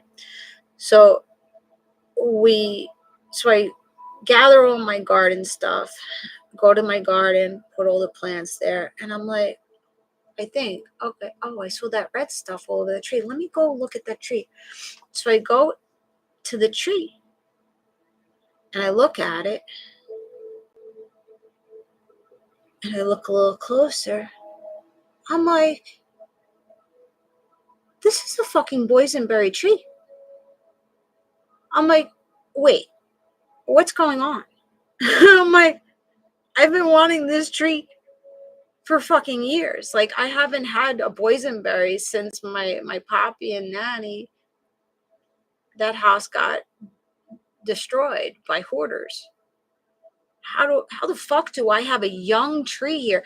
Not a baby tree. Not a baby tree. This is like a 7-foot tree on the side of my shed behind my bedroom with berries on it. I just looked at it, and I started crying. I immediately started crying. I knew immediately that my poppy sent me this tree. The trunk is about this big, over 7 feet tall. Now this tree has been back there. I always looked at it. It was a weed, and I kept saying I need to cut that down because it's just growing wild. It's just growing wild. I gotta go out there, cut it. Never cut it down. I'm glad I didn't cut it down because it was fruits, and I got to eat the berries off that tree last year. And I thought that was so cool. I was like, yep, my mom and poppy, nanny, they gave me that tree, and they made me aware of it when I needed to be aware of it. When I asked my divine team for help, for direction, they showed me that because I was blinded to it. I didn't see it. Yeah, I didn't see it. And then a couple months later, listen, not even a month, not a couple months, let's not say a couple months, a couple weeks, maybe a month later, I tell my ex, I was like, there's a tree behind the shed, the other shed, and the neighbors that's hanging over my garden. Can you cut it? And he's like, all right. So he went out there with the chainsaw, cut all the weeds around everywhere. And then I walk outside and he's cutting down my fucking boysenberry tree. I was like, what the fuck are you doing? What the fuck are you doing? He was cutting down my fucking tree. Yep. A good portion of my fucking tree he cut. And I'm like, wow. Nobody told you to touch a fucking tree. I was like, my poppy and my mom gave me that fucking tree. That's it. That's a boysenberry tree. Don't touch the fucking tree. I said, I hope you didn't fucking kill the tree. Like, I was pissed. I was pissed. And he broke his chainsaw on that tree. Still broken. Poppy was like, no, bitch. You're not going to take that away from her, too. Chainsaw broke. That's why he couldn't take it all down. Because it broke before I even got out there to tell him what the fuck he doing. So weird. No, it didn't die. It didn't die. It healed. That part, it wasn't the main trunk that he got at. It got like one of the big branches outside. He got that. So it was a little diseased because we had, I had wood for the bonfire, for the fire pit underneath it. And where it's growing, it's so fucking weird. It's growing on a retaining wall between concrete and a fence. There's only about this much space of dirt. Wild. Fucking wild. the placement of this fucking thing. So it was diseased. It was like browning last year when I was looking at it. But now we took all the wood away from there. I don't know if it's going to make a difference, but my father-in-law is like, those trees are invasive. And I'm like, no, that tree is staying. It's far enough away from my house because they get big. It's not going to get big because there's no room for it to grow between concrete retaining wall and dirt and fence. So yeah. I got stories. See what I say? When I say my divine team don't fuck around about me, this is how I can say my divine team don't fuck around about me. Because they're literally fucking breaking saw chains and saying, no, you're not going to fuck with her. Blessing between fence and a hard spot concrete. Yeah. And I knew immediately, like, as soon as I saw the berry on it, and I grabbed my son's girlfriend. I came in the house. I was like, you don't understand what I just found in the backyard. I've been wanting one of these trees for years. I just asked.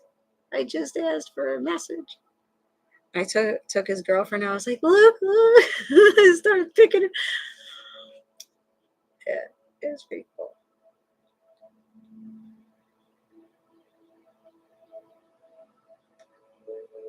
You can't make this shit up.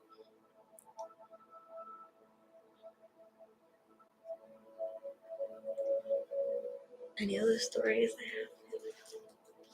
I don't remember.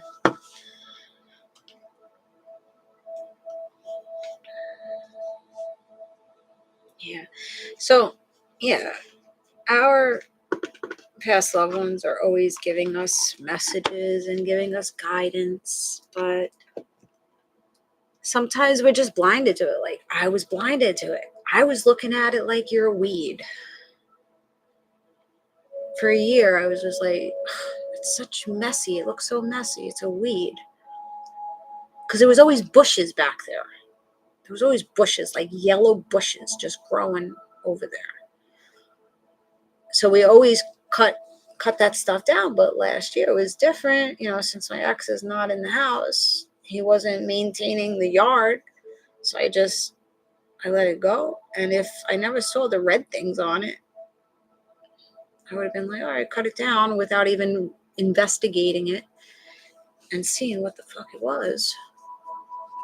But you see how things can be like right in front of our face, and if we're not meant to see it, we're not meant to see it. Like, we block ourselves from seeing things until we need to see.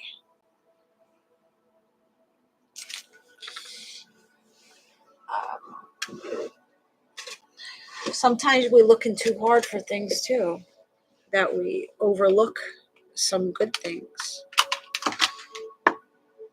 My little glasses. These are my first set of glasses. And I was like 12 years old. I don't know why. Bifocal, but this is what I chose. I didn't really need them. It was cool to have glasses.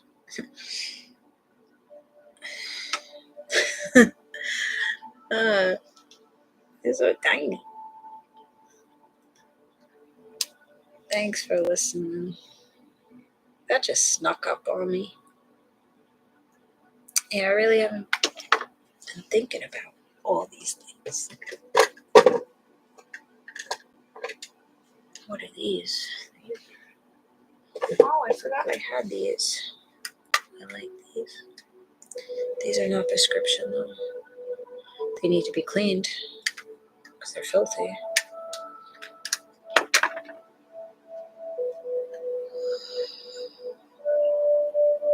Yeah.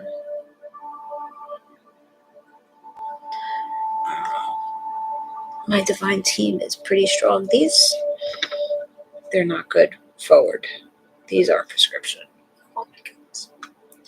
These are reading. What was I going to say? They're strong spirits. My nanny, she's not as strong as the other three. My grandmother, that lady, I hear her saying my name. I hear her calling my name when she needs to talk to me so clearly. And I hear sentences from her. I'm just like, wow, it's wild. My mom, she came in dreams. There was one dream.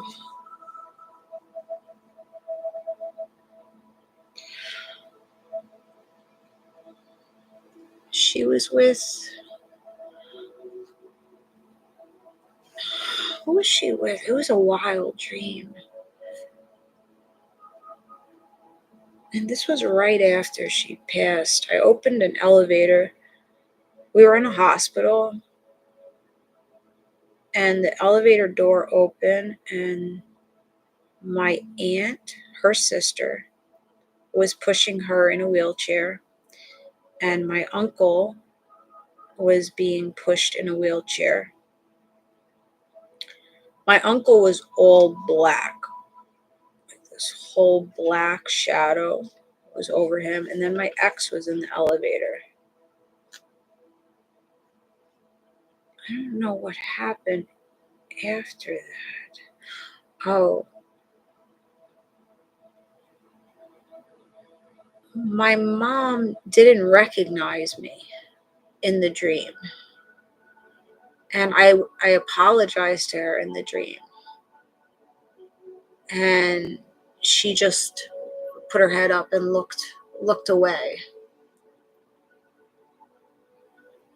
And it was very weird. My uncle was like mummified. But both of them passed. My mom already passed and my uncle passed. My uncle was mummified, black. And then she was there in a wheelchair, and then her sister that's still living was pushing her. And then my ex was there. And I just took that as like she didn't recognize me or she just looked away from me, because at this point, I had her ashes in my house when she wanted to be put with her mom and dad at their gravesite. So she was telling me, like, take me home at that point. That's what I took it as. Like, she wasn't happy about that. About not being put in a coffin, being burned, and then not putting her with her parents, because that was what she always wanted. She wanted to be put in a coffin with her slippers and her robe and being placed on top of her parents the way that they used to sleep. And that didn't happen because it was too expensive. So she's like, at least you can do is spread my ashes over my parents or something. And it took a long time. I had to wait on my sister to figure out what the hell she was doing. That's another story.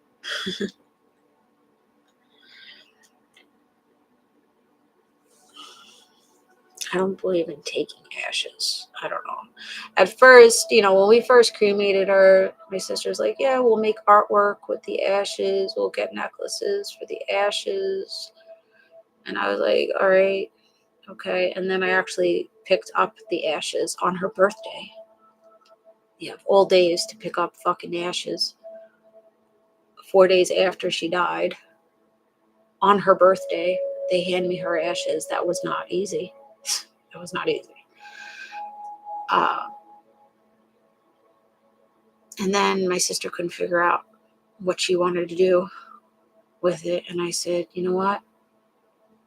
I didn't know how the ashes come in the urn.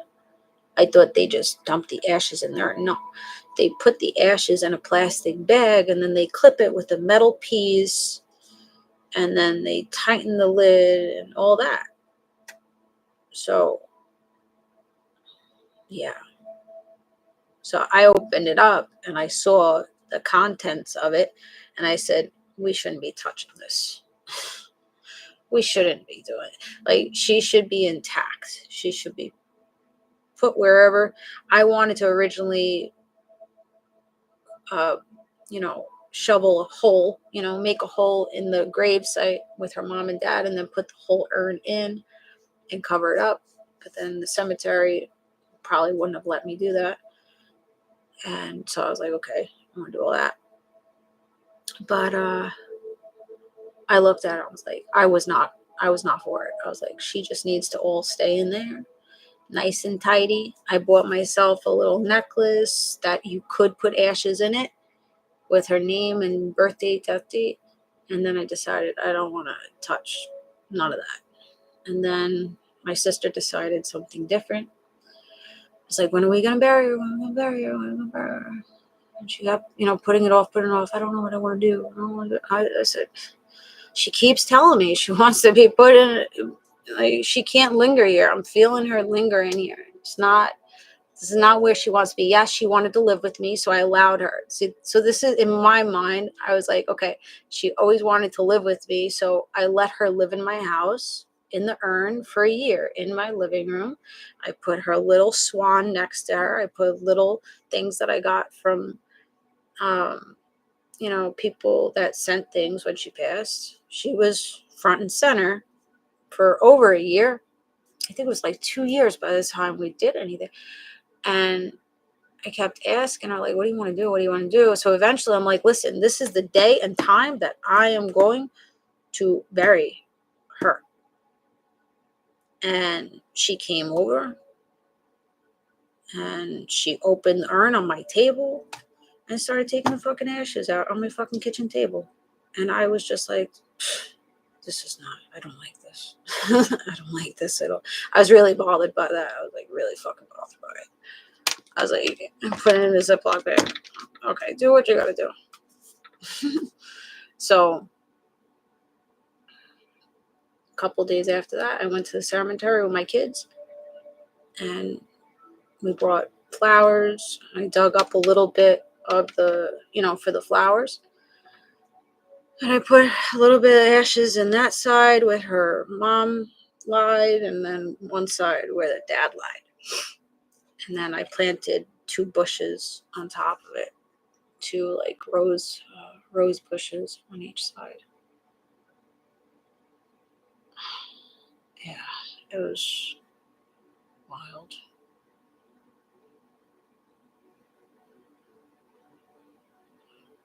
Yeah, put them. Yeah, I laid her to rest. And you know what's wild? That day, it was just me and my kids. Originally, this is when I was still, I guess, trying to work with my ex, work it out. And he was supposed to come with us. He was supposed to be the one that was digging the holes for us. And I don't know, something happened. And I was like, go fuck yourself. Go fuck yourself. He's like, you want me to come? No, go fuck yourself. I don't want you to come. I don't want you to be there. You disrupt me. I don't want you to be there. So I told him not to come. She was welcome to come, but she chose not to come. So it was just me and my boys. And on the way leaving. So my grandparents are all the way on top of the hill in this beautiful cemetery, like overlooking Staten Island. And we were coming down. I used to hang out in the cemetery. Like, I used to visit my nanny and poppy all the time. I used to drink 40s and just hang out in the middle of the night with my friends. It was just, I would always go up there. I love the cemetery. So peaceful. So I was taking my kids all around the cemetery and showing, yeah, mommy used to come over here. We used to hang out over there. Took them to the Coonhart family, like all these different families where we used to like hang out, like big time families in this cemetery. And when we're coming down, we saw a groundhog. We saw a buck and a young buck. I think there was a big buck, a dad and a mother, or I don't remember too clearly, but there was 2 deer. One was definitely a buck. Okay. 2 of them just chilling in the cemetery. And I was like, guys, look at that. And it was horn and everything, antlers. And we're seeing all these creatures, right? All these animals around the cemetery. It was just such a beautiful day. It was sunny, and all these animals started coming out and playing all over the place. And I'm like, this is definitely my mom. I'm like, my mom loved animals. We had turtles. She would pick up like all the fucking street dogs, all the street cats. We had everything. She saved the dog from a fucking Salvation Army. They were going to kill the dog. Fucking boxer. Brought the dog home. Like, all the animals came out to play. I'm like, she's happy. She's happy. And then I told my son, play Whitney Houston. Play the Whitney Houston song. It was a Whitney Houston song because she loved Whitney Houston. Loved it. And it was just like a perfect farewell to her. So it felt very good. Very good by the end. I was like, okay, I feel good. I feel better about this. She's where she needs to be. And it turned out really nice. I try to make it, I try to make it memorable. She loved plants. She loved roses. She loved animals. And she loved Whitney Houston. So we had all the windows down in the car playing Whitney Houston around the cemetery. Hi, Brooke. Yeah. I was happy. Because it was like, finally. That was sitting so heavy with me. It was sitting heavy with me. For a long time. Even my ex is like, your mom's just sitting there. I'm like, I know. What do you want me to do?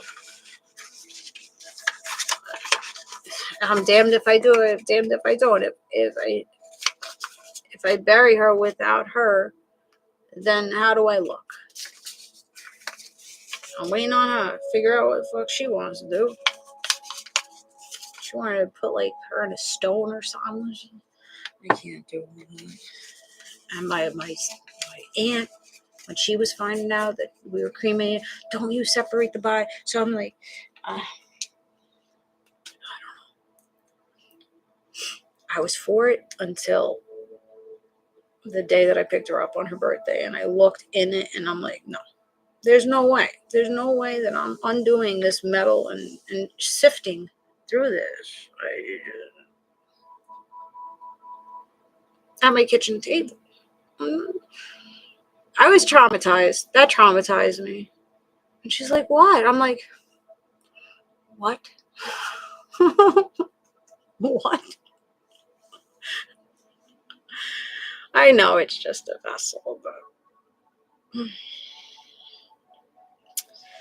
I kept, she didn't have much. My mom didn't have much because she was in assisted living. She didn't really have much, but she had things that I bought her throughout the years. So I kept a pair of pajamas I bought her. I kept this little swan. She loved swans and ducks. So I bought her this like stuffed animal that was a swan. And I bought her like a fleece blanket. And then when we first transitioned her over, she had all this custom jewelry. I have her wedding band. I have those type of things. I didn't need anything else.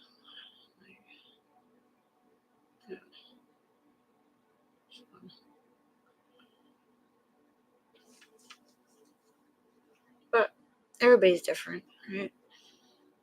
For her, that was symbolic. For me, that was not symbolic.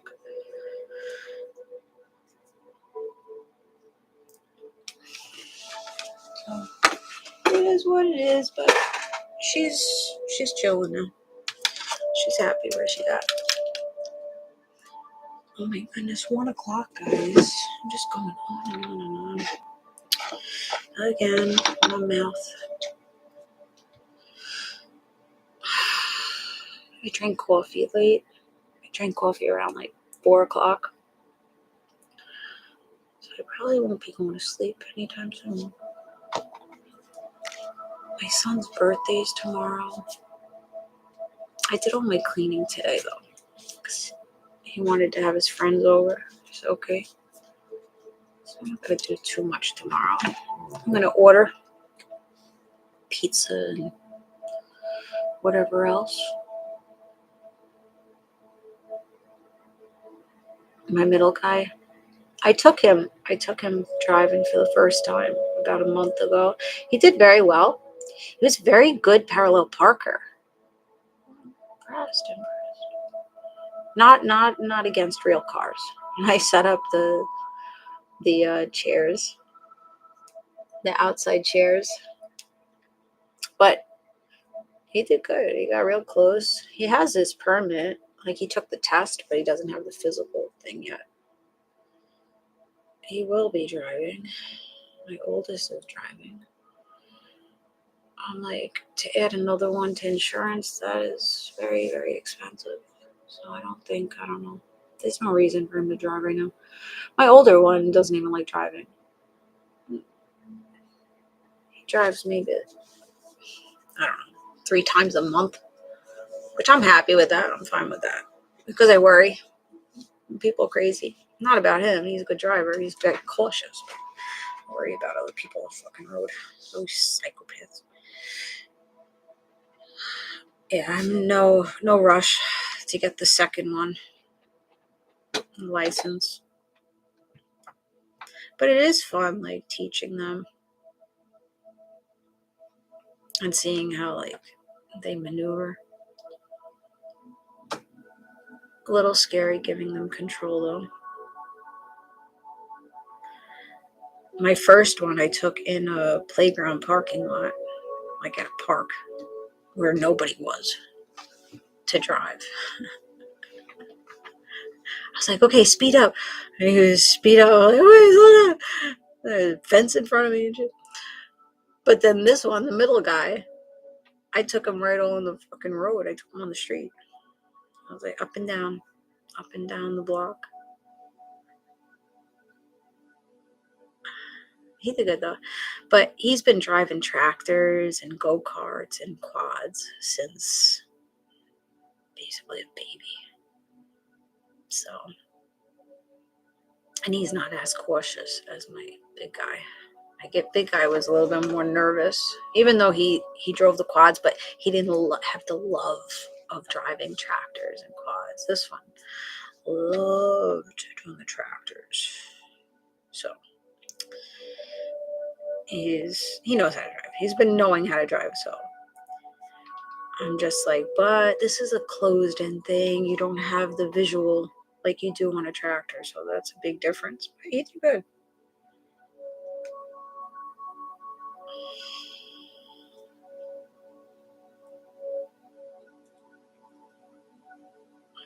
$30 and $32. Kids driving later in the cities now, yeah. Listen, he has me to drive him. He has his brother to drive him. He got his father to drive him. Like, I don't let the friends. Yeah. They have to have at least a year of driving experience before my kid gets into the car with you, and you have to be over 18. Like, there has to be some kind of maturity. I didn't let anybody drive with my son. I'm like, you're not driving nobody. Get your experience, because any distraction can throw you off. Any whoo in the background can throw you off. So I didn't let him drive his girlfriend or the kids or anybody for the first year. And now but I'm getting a little bit more comfortable. But I know he's good. Loud music, yeah.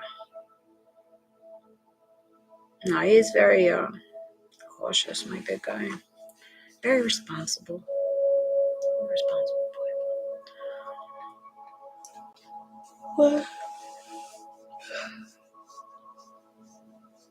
And I got them drivers. I have to get this one.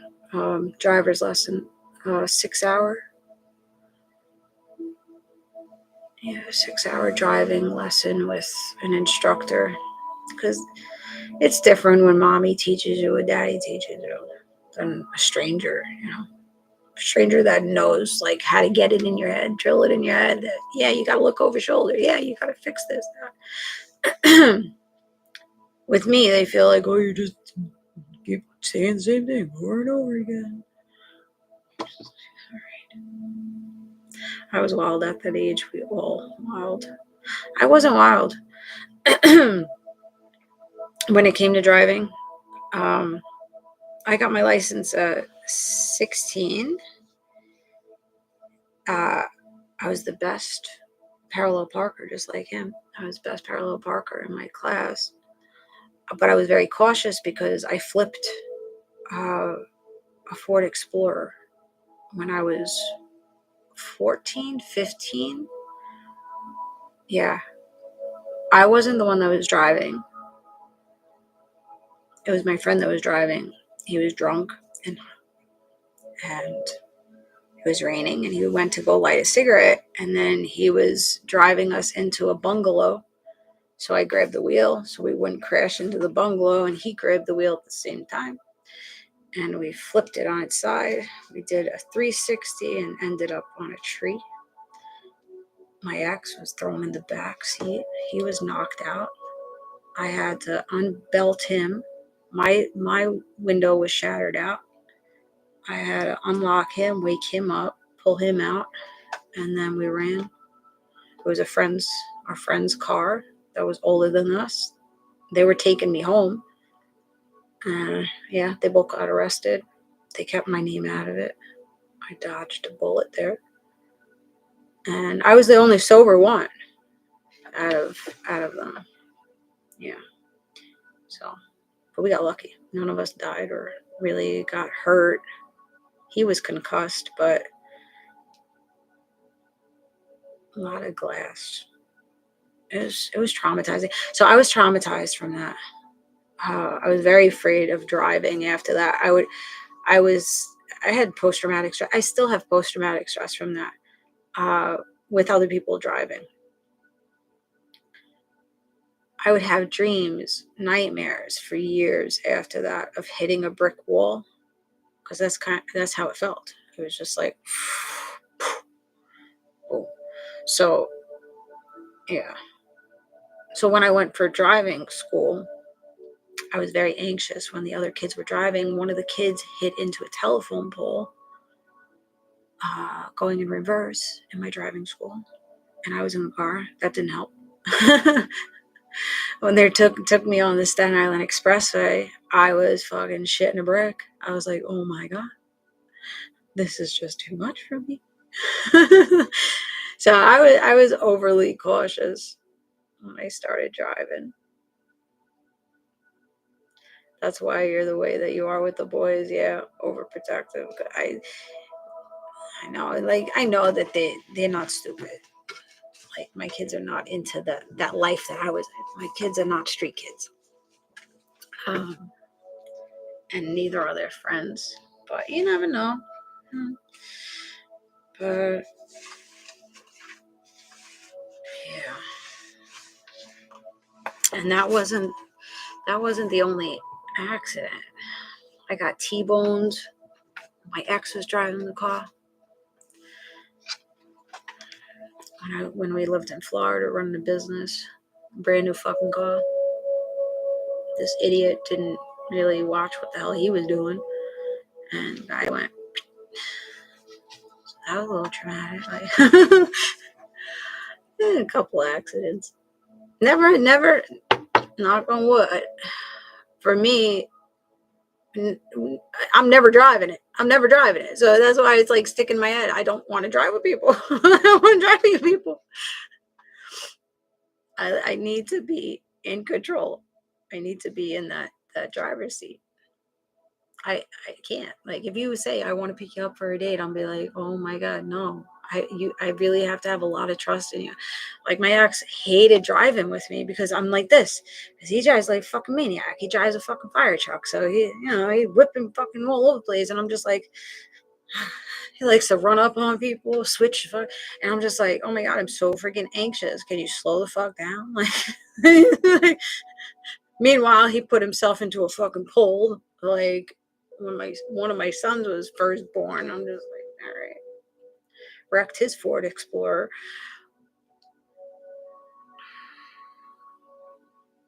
Yeah, I don't like driving with people. 80s were fun. 80s, 90s. Yeah. It was a different world. I have post-traumatic. From 3 separate cars. Being in a passenger now, yeah. I feel the same way. And this is going back to when I was, 14, 15 years old. I still, well, the other one happened when I was in my 20, 21, something like that. Yeah. Especially when you know that they have a track record of like tickets or accidents. And I'm over here, well, you're the bad driver. I'm like, excuse me? I'm the bad driver. Who has the fucking list of shit? Me or you? Last I checked, I got clean list. Like, the only time that I had to call up police to do an accident is when I came out of the gym and somebody fucking plowed into my car, into the bumper, and fled the scene. That's the only time. And I wasn't even in the vehicle. So, it's crazy.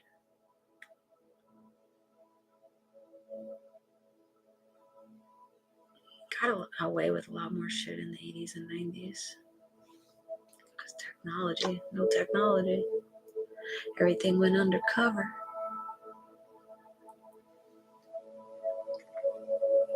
The police back then would just look the other way. Basically, they didn't want to really get involved if it was not like a really big issue. They definitely looked away a lot, where they shouldn't have. I'm telling you, when I was growing up, the police were at my house, I would say every couple days. Police report after police report. Police report. Domestic violence, child abuse. They looked the other way. Just for the fact that he had a sergeant, 2 sergeants, his brother and sister, in the police department. They didn't do shit. Neighbors would call. They would do shit. Nothing. Eventually, we both got locked up. And I was handcuffed to the front of the police station window. I was handcuffed to the window like this for hours. I was 14, 15, around the same age. And this motherfucker, this 6'5", fucking 350-pound man in the jail cell, sitting fucking pretty, looking at me, smirking at me. Oh, okay. Okay.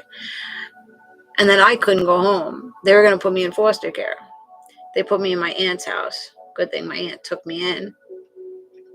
But, yeah, they took me out of the house and let him stay. And I don't know what happened after that. I stayed with my aunt for about a week.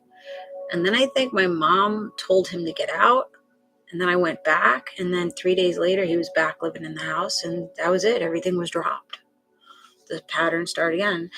No, they never got married. This is my mother's boyfriend that tried to play daddy to us.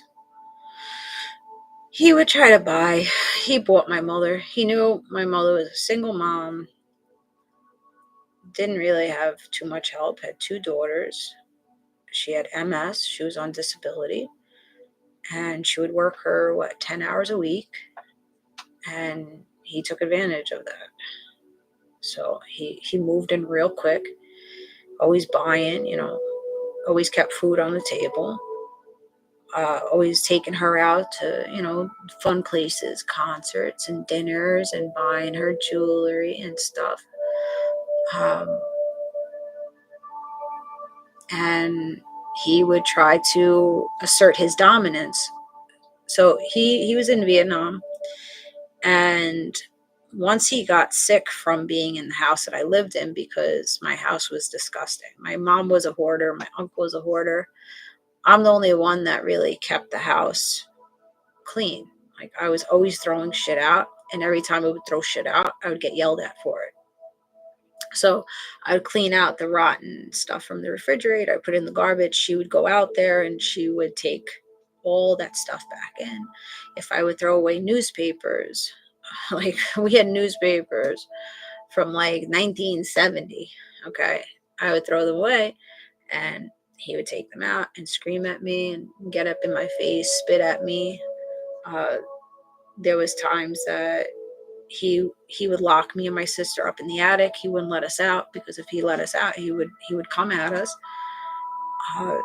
So yeah, it was wild. So eventually, karma bites, right? Karma bites. There was so many times me and my sister plotted to get rid of him, but we never went through with it. Mostly his car, but he always kept his. See how sick in the head he knew. He knew if we had an opportunity, if we got fed up enough, we would have gone through with it. He always kept his window cracked in his car, on his driver's side, always, for carbon monoxide. And that was one of our fucking plans. Shove shit in the exhaust. But yeah, he would always keep it cracked.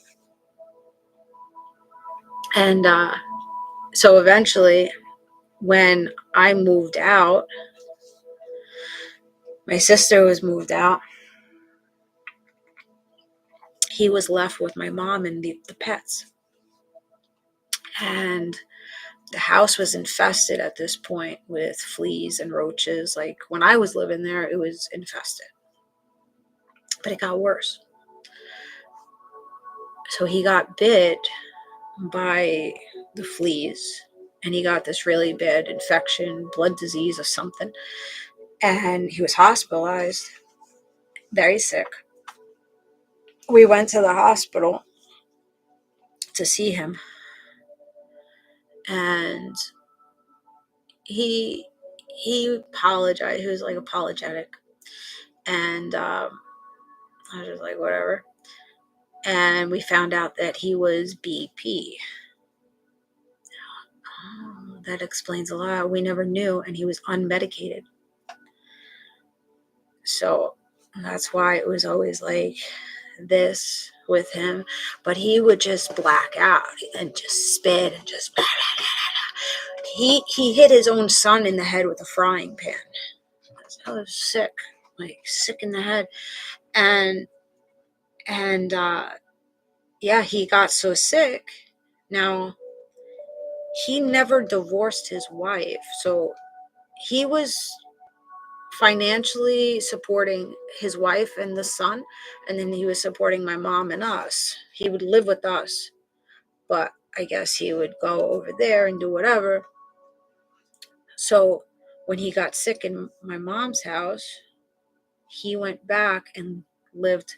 He left my mom for dead, basically, and went back to the ex-wife. And that was it. I was like, oh, look at this. Look at this. Look at how this piece of shit did this. So you stuck around to abuse us, me and my sister, abuse us for all these years and try to manipulate and control the narrative in this house. And then you get sick. Now, my mom's sick at this point, too. She's like collapsing at places. Her legs are just very unstable. And now that me and my sister are out, you're just like, let me leave this situation. And just left my mom like that. Let me leave the situation. Oh, now all of a sudden you don't want to live in filth? Like, you created this filth because you would attack me for cleaning the house. Eventually, my sister and her friends, they made like a kitchen upstairs where we wouldn't have to go downstairs into that gross kitchen. Like shit was caked all over the floor. Like when you turn on the lights, all the roaches scattering out. I had flea bites all over my stomach. I went to go see my grandmother and I went for a bath and she goes, "What is this?" I had bites all over my stomach. I had lice in my head.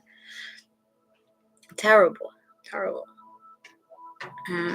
Yeah. And then he retired. So he moved out. And now my mom was stuck in a house with shit up to her knees because she was a hoarder. Plus my uncle moved in with his crackhead friends and just destroyed the house.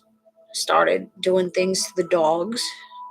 And I had no other choice but to get the house. I'm like, you gotta go. You can't be like, there was stuff all over, up and down the steps. Like you're trying to walk, you can't walk to begin with, and now you're trying to walk down over things. Human feces all over the fucking house. Like you can't stay here. So I had to pull the house underneath her and sell it to a contractor. 9 months pregnant, I was kicking down doors, trying to get the fucking squatters out of the house because the contractor said if there's anybody in the house, this deal's not going through. So here I am, 9 months pregnant, getting the fuckers out. My ex was like, holy shit. I meant fuck. I was so pissed off. I was so mad. I was very young. I was 23 years old. 23 when I was pregnant. And that's the shit that I was dealing with through my pregnancy. Of getting her out of this house, dealing with my uncle, and dealing with these crackheads.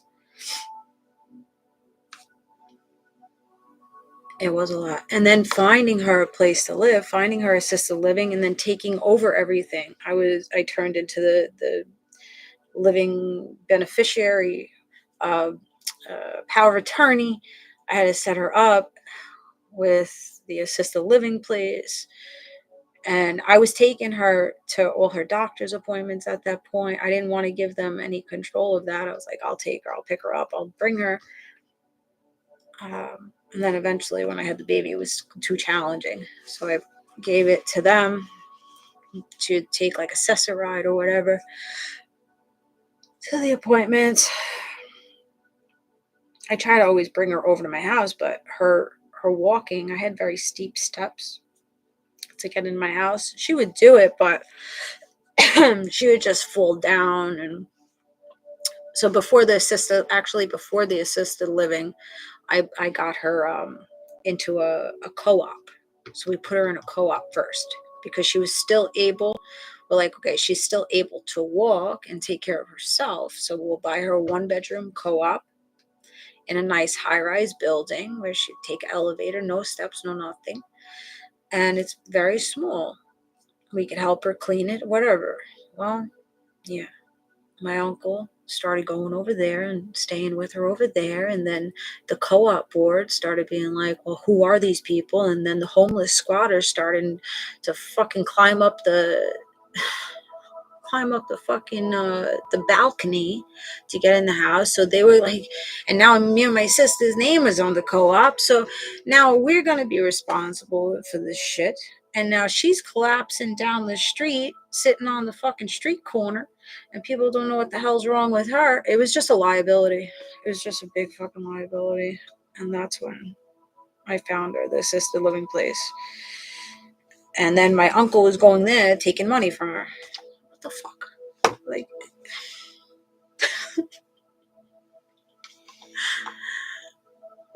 meanwhile, my uncle got all my poppy's riches. I just fucking blew it all away. I had a pension from Con Ed. And you're taken from a woman that's been on disability. Come on. So I had to eventually say, don't give her any money. Don't. Any money that you give to her, she's gonna be like, okay, give it to her. I said, no, limit her. $10 a week, whatever. That's it. Because she doesn't use the money. She lets it build and build and build, and then he comes and then he takes it.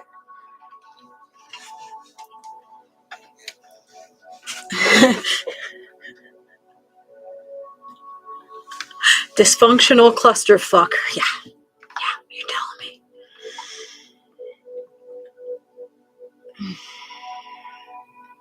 me. Yeah.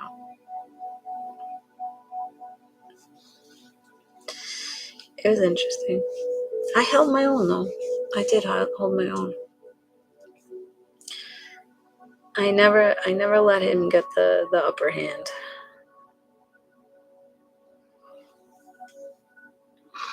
Because he didn't do it right. He didn't speak right. He didn't, right off the bat, he was just nasty. Thank you, Becca. Thank you. I think I did pretty good.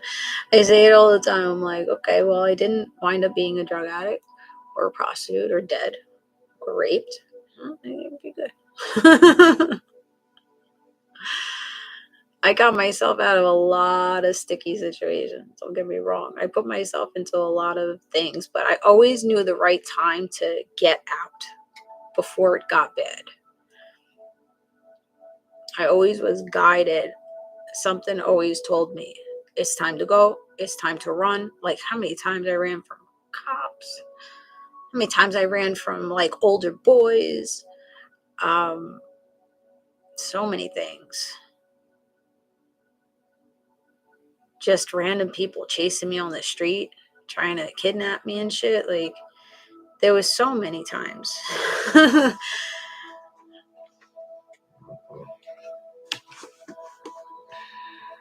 I try to be the complete opposite of my parents.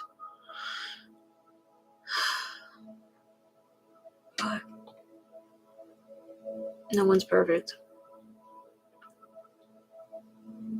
But my kids definitely have a better life than I did. That's for sure. They have me as a support, which I didn't have anybody. So they're already on top of the game.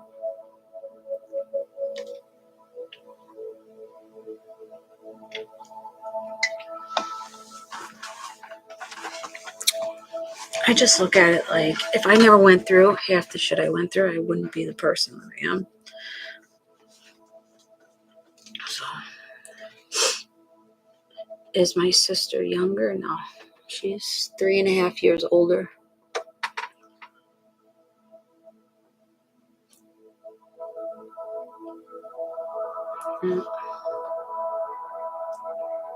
Yeah, she went off to college.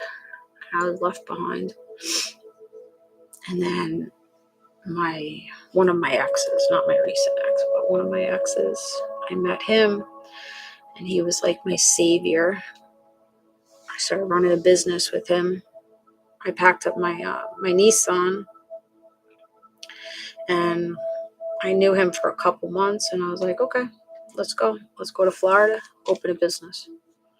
So we opened 3 offices down there, and then found him in my bed with a stripper, and still try to stay with him after that. And then eventually, that was it.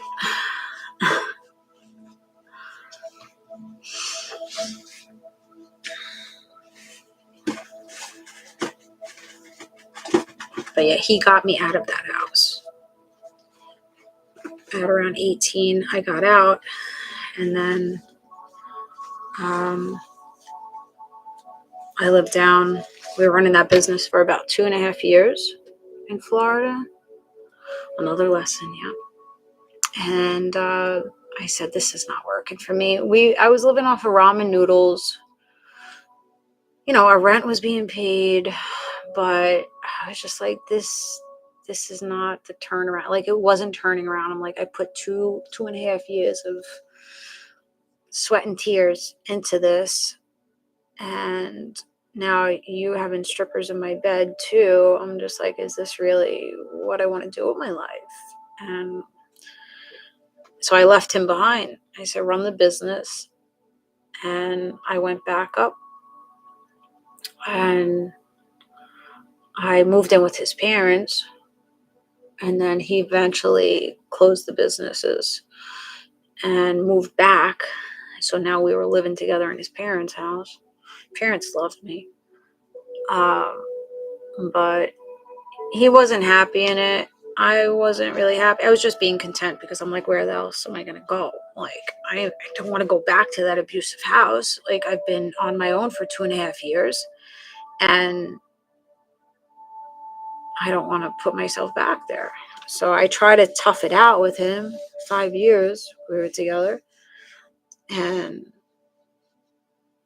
yeah, eventually he's like, I don't want to do this anymore. He was getting real nasty with me. And then he kicked me out. And I'm like, okay, I have no other choice. What am I going to do? But his dad was very nice. He's like, because I was working at that point, his dad, we were both working for his law firm doing summonses, like typing up summonses and then handing. That was fun. Handing summonses to freaking people and businesses. Like lawsuits. And so his father set me up with that.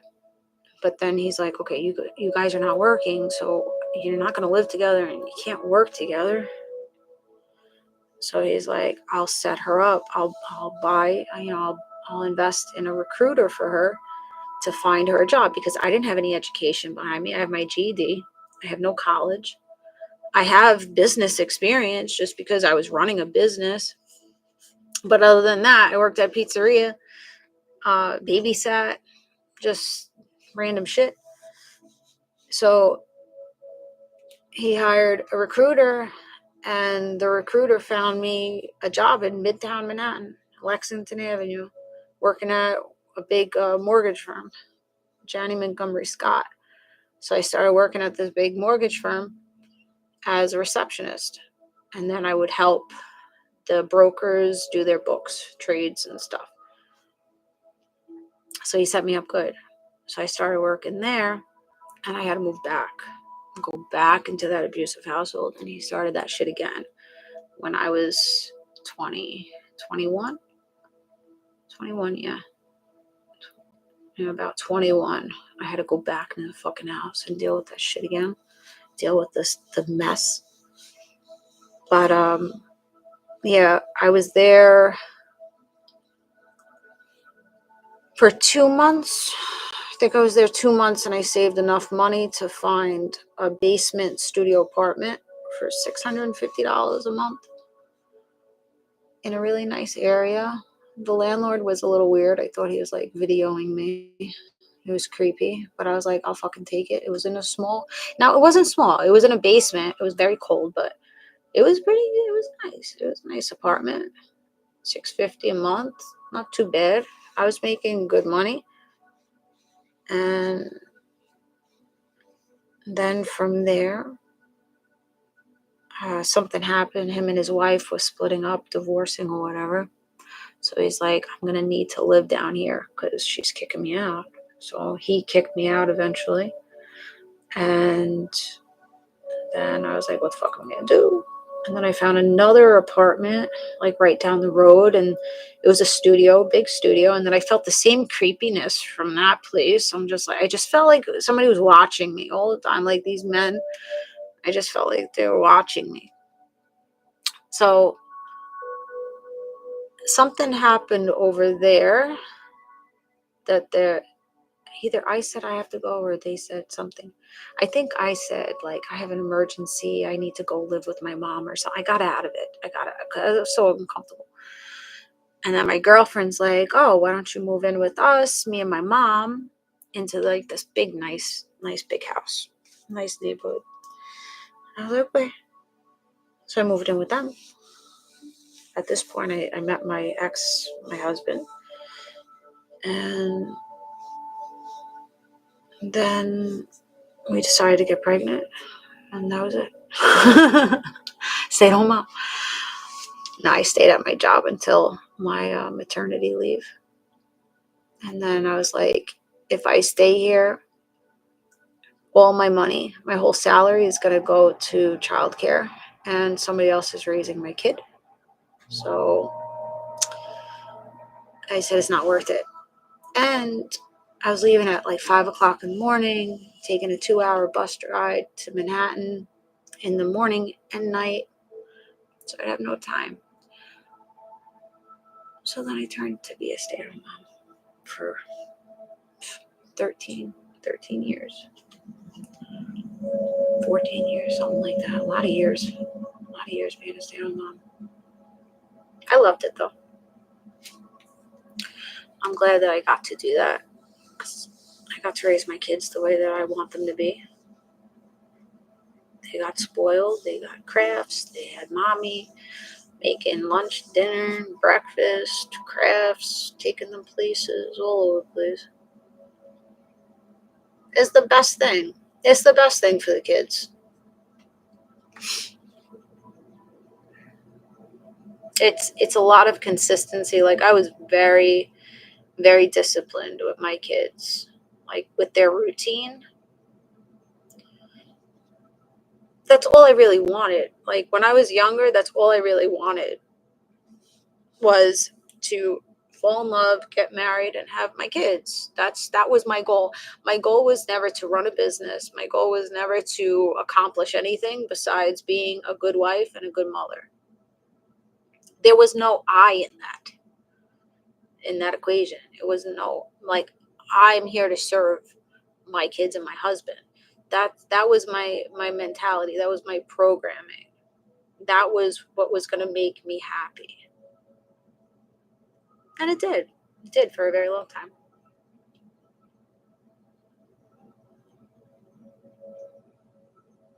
I wouldn't do it different. Definitely not. But yeah, when my kids were small, I stayed very disciplined because I like structure. So my kids were, all right, you eat every 3 hours. Okay, you go to bed. We start bedtime at 8 o'clock. We take this bath. We drink that bottle. Mommy gives you a full body massage. And then I do this on your back and you go to sleep. 3 months, 3.5 months, month-old babies sleep through the night. Done. I said, okay, this is working. This is what we need to do. Consistency. Well, why don't you come over for dinner? I'm like, because my kids have to be in bed by 8 o'clock. I'm not gonna screw up my kids' schedule just because I hang out with you. We need to be home by this time. You smoking cigarettes in the same house as my kids, I'm leaving. And people looking at me crazy. Like they were looking at me crazy. Like, what is her problem? Why is she leaving? Why is she getting an attitude? Because you're smoking your fucking cigarettes around my healthy babies? Excuse me. No, we're not doing that. I was overprotective of my kids, but for a good reason.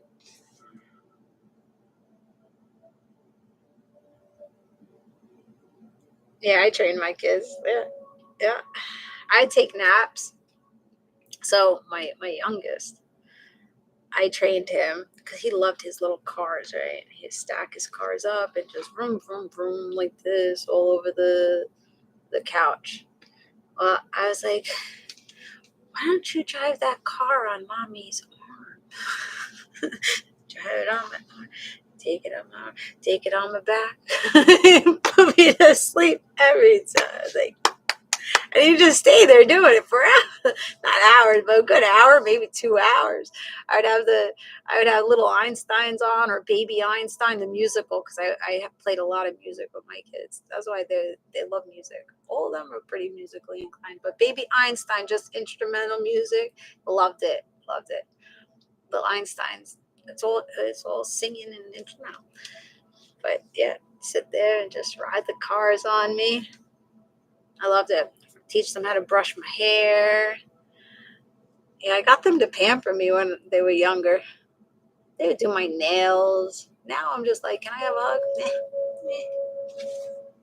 hug? Like stick figure. They'll lean into me. And I'm like, this is not you giving me a hug. This is me hugging you. Can I get the arms around me, please?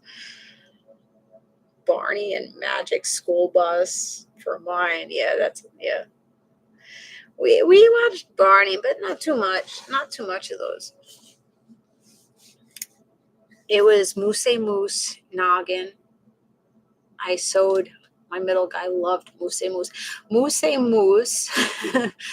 was the network's like in between cartoon character to announce the next show. So there was Moose and the little bird. So my kid loved the Moose.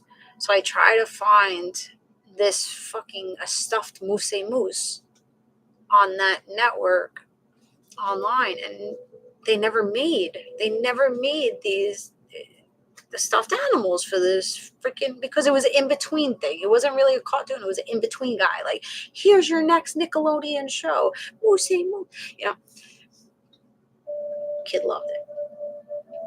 So I said, all right, let me buy a sewing machine. So fucking random.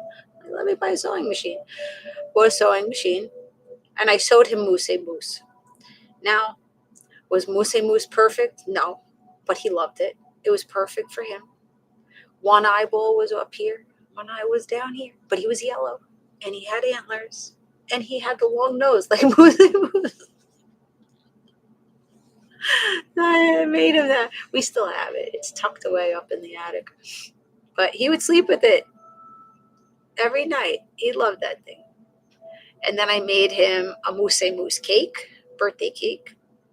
I had to handcraft that because, of course, they don't have a cake pan. So with the bird, I did the one bird. I forget the bird's name, but Moose cake with the bird. And then I started making their Halloween costumes, like sewing up their Halloween costumes.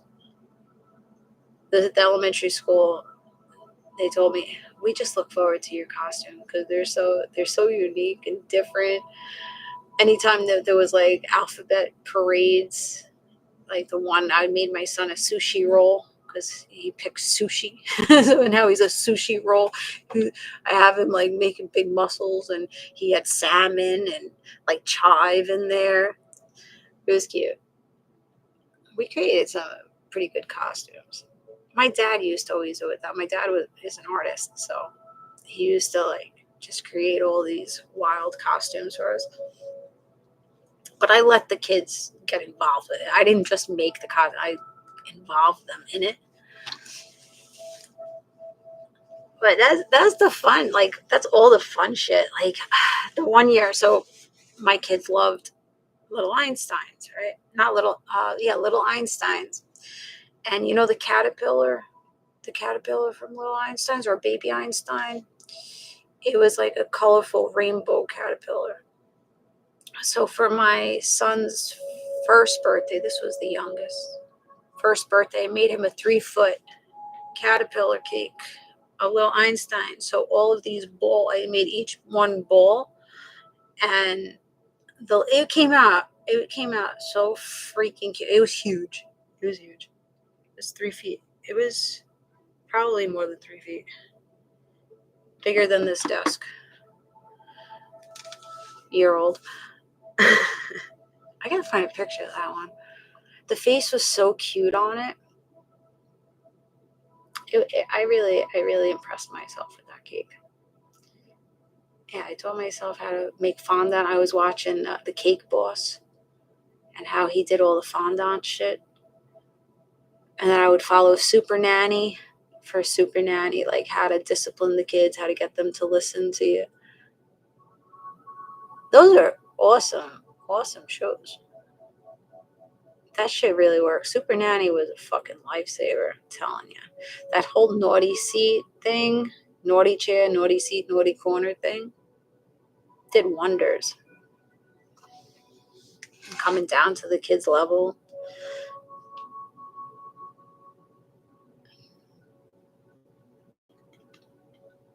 Yeah, fun.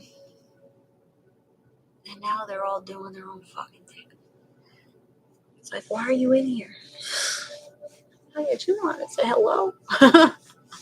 Just wanted to hug you. Oh, fuckers.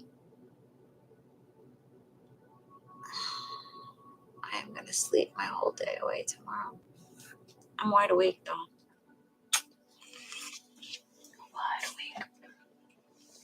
on here for 4.5 hours shooting the shit.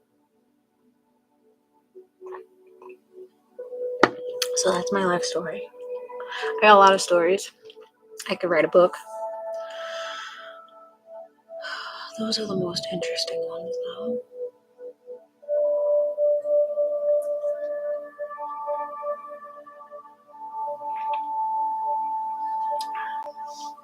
Hydrating. Make sure you guys drink water.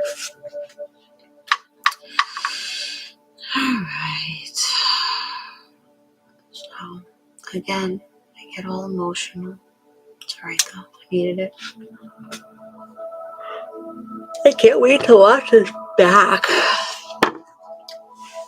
At the, what was it? 2 hours and 40 minutes? Watching that shit back. That spirit that fucking flew on in. Fucker.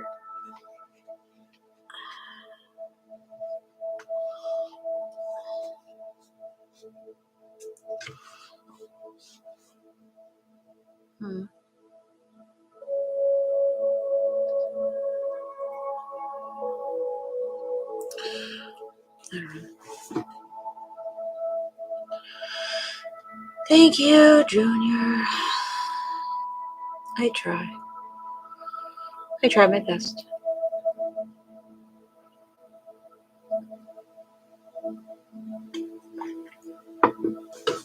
All we could do is try to be better than our parents.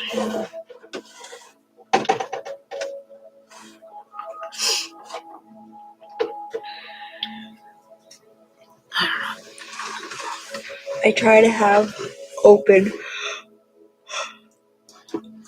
and honest communication with my kids. I'm really big on communication, guys. It's so important, communication. Because when you have good communication, there's less misunderstandings. You know? Like, some people will be like, well, why do you talk to your kids about that? Like, they're kids. And I'm just like, this is what life is. I have an open relationship with my kids. My kids can talk to me freely about whatever, even if it's uncomfortable. Who cares? I learned, like sexual stuff, I learned from the streets. I learned, from older kids talking, or my sister friends. That's how I learned. I don't want my kids to learn that way. To learn on the streets or through friends, because you're not getting the right info. You're not getting the right info. So people could be like, oh, that's not appropriate.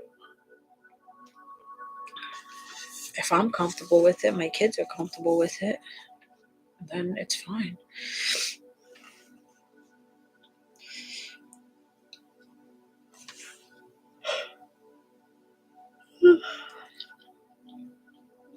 I tell my kids all the time, I'm like, listen, like if they do something bad, I'm like, just remember, first, I'm your biggest fan. Second is, no matter what you do, I'm still going to love you. No matter what you do, mommy's always going to have you back. No matter if you're wrong or right, I'm going to have you back. Yes, I'm going to be disappointed in your actions, but I'm always going to have you back. And every time that I say that to them, it hits. I see it hits and they take it. And I think that keeps them from like going outside and doing the wrong thing. Like, yes, I can be upset with you, but I'm never going to be against you.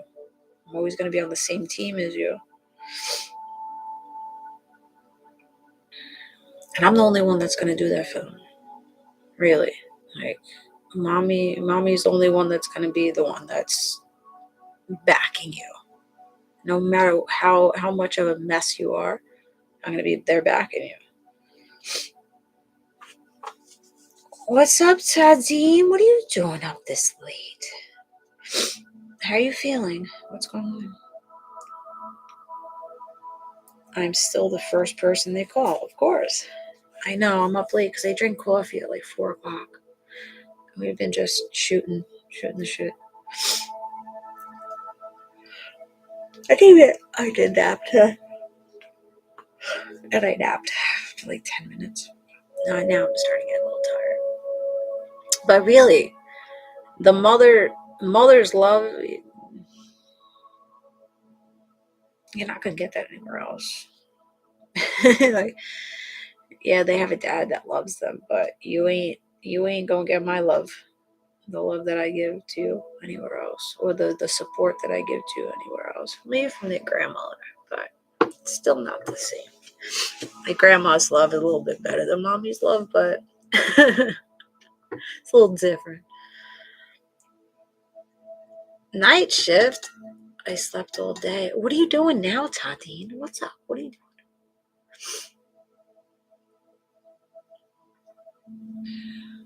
I don't know. All I want is for my kids to know that they're supported, loved and supported and cared for, and that's it. That's the best thing that I could do for them. I know that they could freely express themselves. I'm off tonight, so here I am. So no matter what, work or not, still on that schedule. That's tough. Tough schedule. I definitely wouldn't want. I wouldn't be able to do it overnight. No way. I guess I would adjust, but I'm so stuffy now.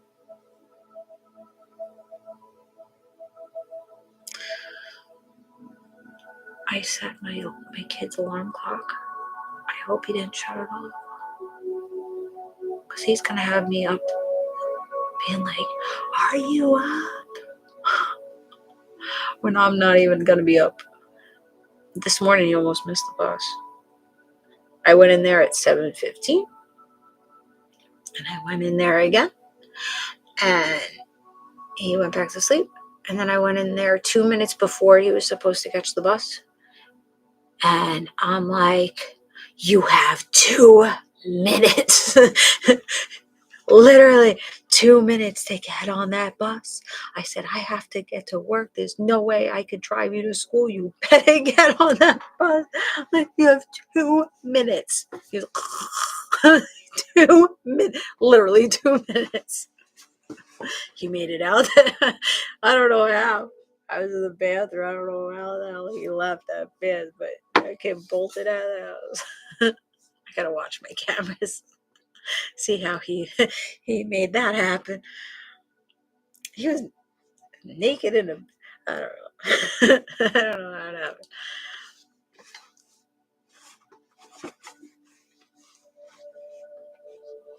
Four years now. Wait, what are you doing for 4 years? I hope. Oh, wow. What is this that you're doing now? Last time I heard you were, where were you? Shipping and receiving something? Cooking? Cooking for what? What kind of cooking? Overnight cooking?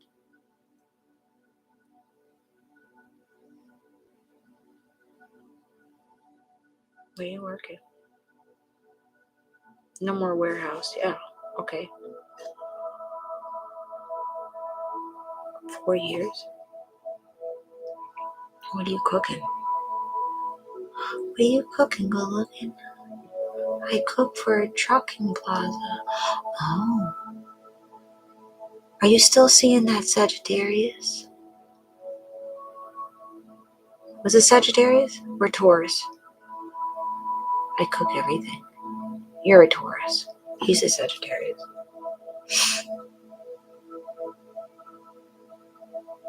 I bet they love your cooking.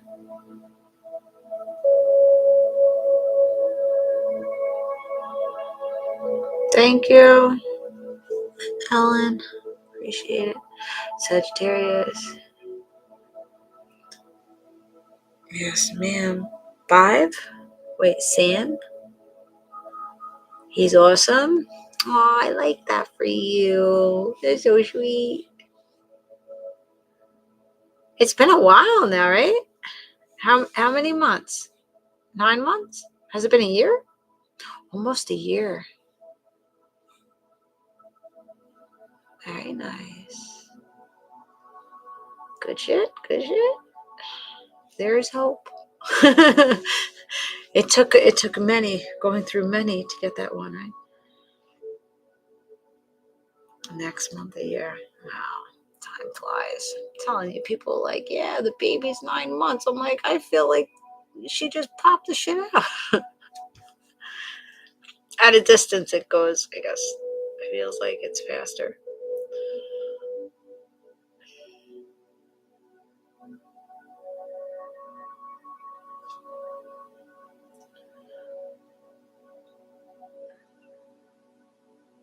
Wow. The last time I was up at 2 o'clock in the morning was actually last Friday night. After that salsa experience. So I'm going from salsa to bachata now. I told my teacher, I said, I want to go no bachata. He's like, you're not going to continue salsa? I said, probably not. I said, I know enough to groove. I'm not trying to perform. So I don't really need to know all the fancy. I was like, I'll just start taking bachata. See how that goes. I'm tired. It's been a long week. A good week. It's been a really good week. I really had a good week. Since last Sunday, it's been pretty good. But I'm tired because I've been giving out like a lot of healing energy. It's not just like normal energy, it's healing energy. And there's, loss around me. Like people losing people to death.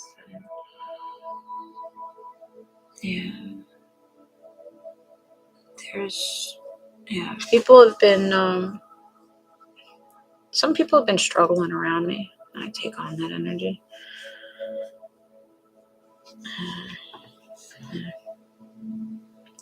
But it's been good.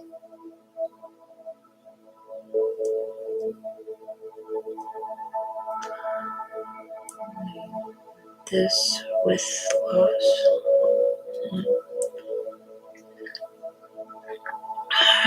So, yeah.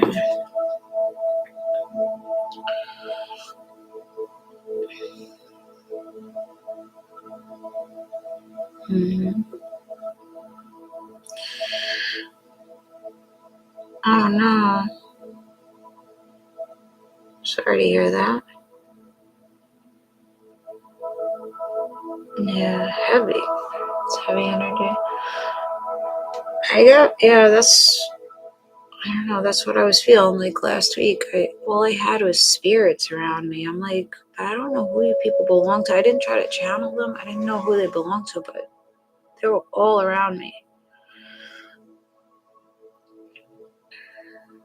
So I guess this week it's coming to light, like why there was spirits around me. Because now everybody that like I'm close with is telling me like, oh, I lost someone. And I'm like, oh, okay. Like you're the third person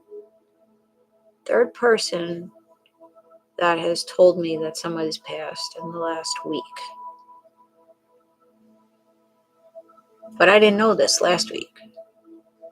It's like bringing awareness to me this week from what I was feeling last week. Like I'm behind. I'm behind in the energy. Like knowing where it's coming from.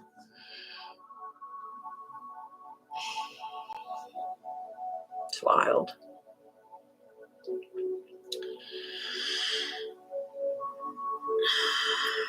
That's tough.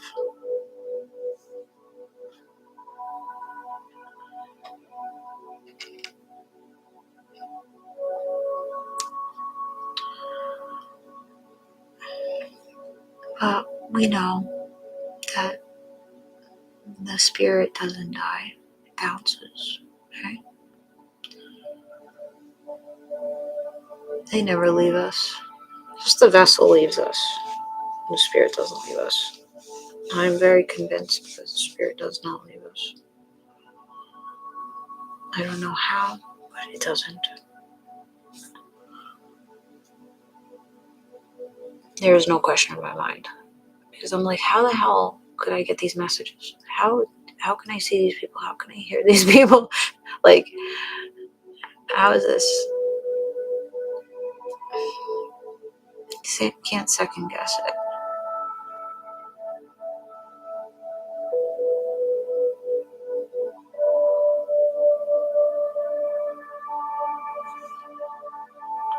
This light's very bright for me now. My eyeballs are slowly fading. I need to drink water though, so I don't wake up with a headache. Because I had a little bit of water.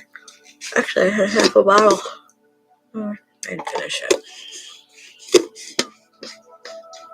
Almost half a bottle. Yeah, I'm gonna get sick. I got this much water to drink. Oh, it's gonna feel so good to sleep.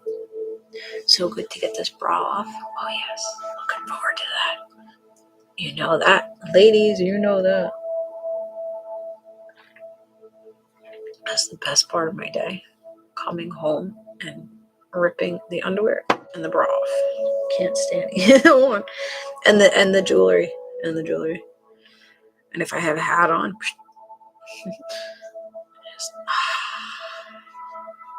I love it.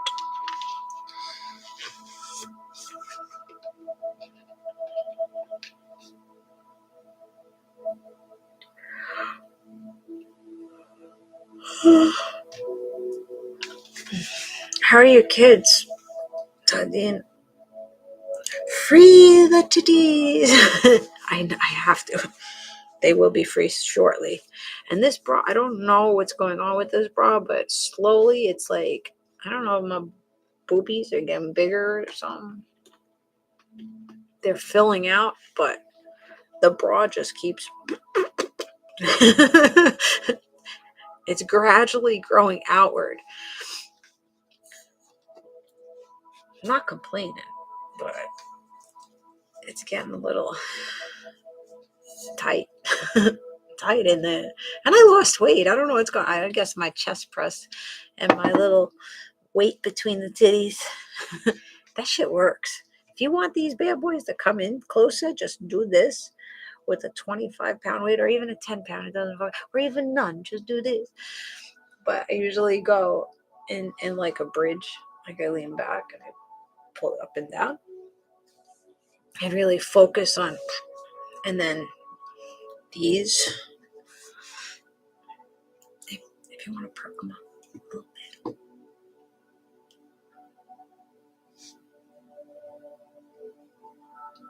My twin grandson are going to be graduating next year. Wow. You're not getting old. They're getting old. You're staying the same.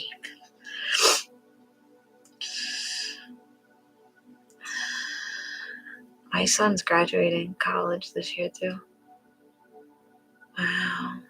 He's going to be 20. My middle one is going to be 17 tomorrow. And then the little guy just turned 14. Mm-hmm. I'm going to have a senior in high school next year. Well, this year. And then I'm going to have a 9th grader in high school. They're all going to be college, yeah. Yeah. 2 years. I don't know if he's going to go further with it. I would like him to, but he's going to make that decision. If he doesn't, that's going to save me money. But I don't know. I feel like it's better backing. But with what he wants to do, it's really about talent. It's not so much the schooling, it's about talent. So you don't have to have college to be successful. I believe that. Like I've done, like I'm not on top of the world. You know, I'm not financially where I want to be, but I'm doing pretty good for not having schooling behind me. But that's a nice crutch to have behind you. So I'm pushing him for it, but he might not. Or he probably won't go for it. I'm like, listen, if you aren't making, I'll give you time. I'll give you 6 months to get yourself a job making 60 grand a year. And if you don't get that, and then you go back to school. Because we ain't gonna be working fucking Burger King here and not going to college. Like, we're not doing that. We're either not gonna work and go to college, or we're gonna get a good job and work. We're not doing this fucking penny shit here. So, he better get something going. No pressure. No pressure. He's a smart kid. He knows what he's doing. So, he's proven he's responsible. And he knows what's right for him. So, I think he'll be good. I have faith in him.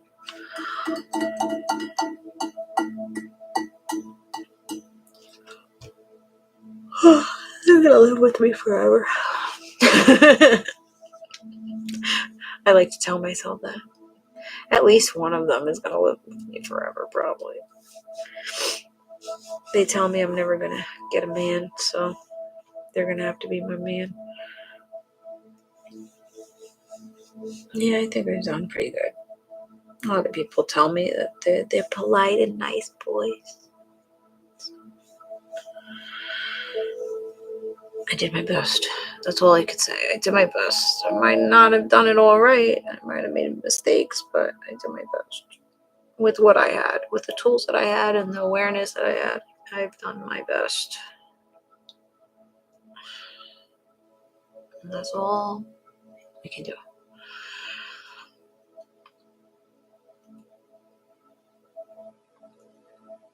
Thank you, Dottie.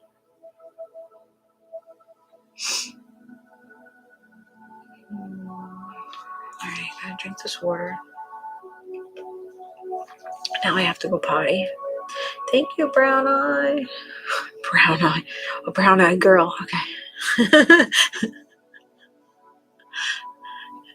You caught me off guard there. Glad I read the whole name. You guys, with the names on here, you guys got me all fucked up sometimes. I got a dirty mind. I get it from my mother. Thank you for the finger on, though.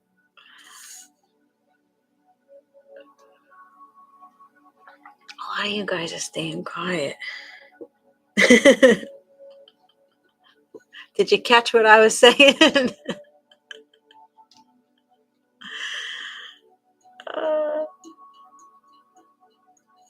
Yeah, no, we're not. Definitely not.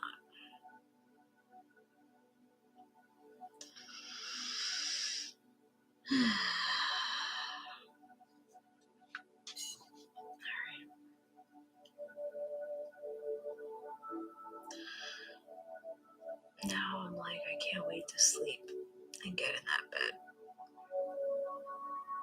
I just have a feeling that I'm not gonna.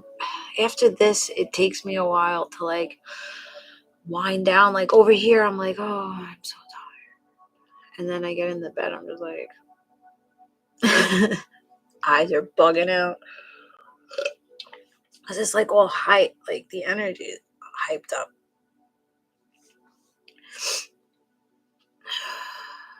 Dirty mind. Yeah, I do. I do have a dirty mind. It's a programming. My mom was so dirty. She was a very sexual woman, but she was like really like, she liked her men. She did. She liked her men. She was actually definitely sexually driven. She was a little loosey goosey. I'm not that way. I'm just loose with my mouth and my thought patterns. I have more respect than my mother did for myself. But she just enjoyed herself. My mom was very Nonchalant. She liked the sexual attention. She welcomed it. Yeah, my mom had like a revolving door of men. Whether she was doing anything with them or not, but most of the time, I caught her doing things on the couch and shit. Oh, I don't want to see that. She was always grabbing my father's package and shit. Always rubbing on it in the car. Like, telling us, don't go upstairs, girls. Daddy's cleaning out the vacuum. Yeah, Daddy cleaning out the vacuum. Okay.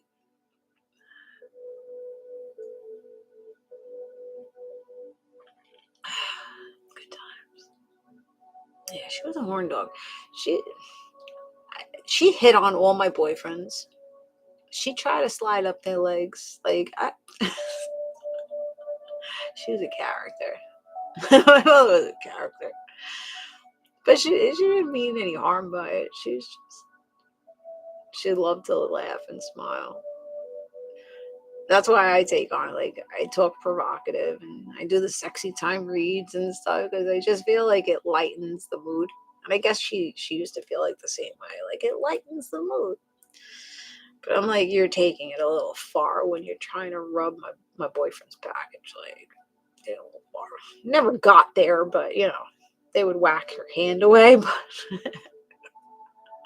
I think one of the guys that I was dating, even my sister, one of her boyfriends, I think was like actually digging my mom. My mom was a beautiful woman. I think they were like really, I wouldn't put it past either one.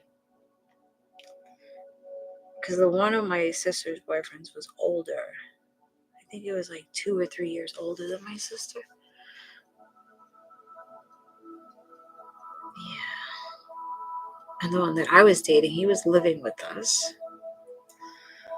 I don't know. They always got along very well. I don't know. We weren't that serious, me and him, but still.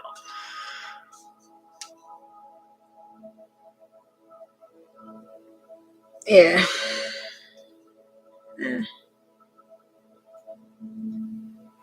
All jokes.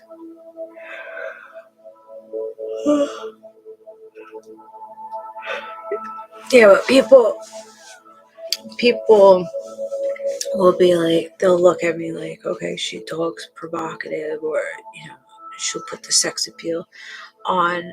They just assume, people assume, okay, she's giving blowjobs on daily, or she's loosey goosey, and it's like, no, I talk a good game. I talk a good game.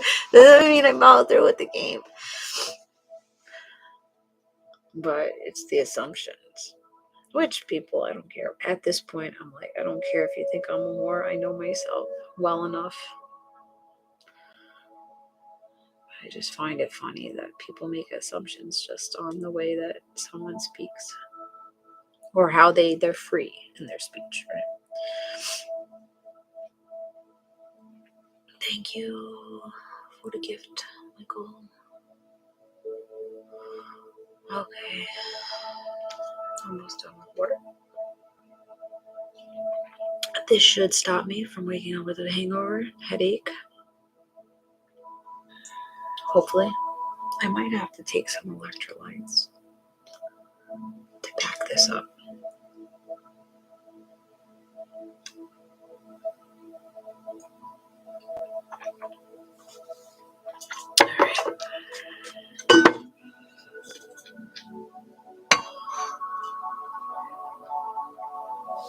We're gonna shut her down. Shutting her down. I gotta go potty. Alright, that was fun. I guess I needed to cry and talk. And tell stories tonight. No, but the read was very, very good. I think the read was very enlightening.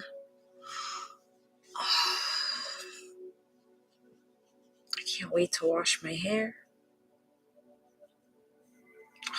freaking out. And I haven't worn this in a long time, or this shirt. This was a knockoff Eddie Bauer.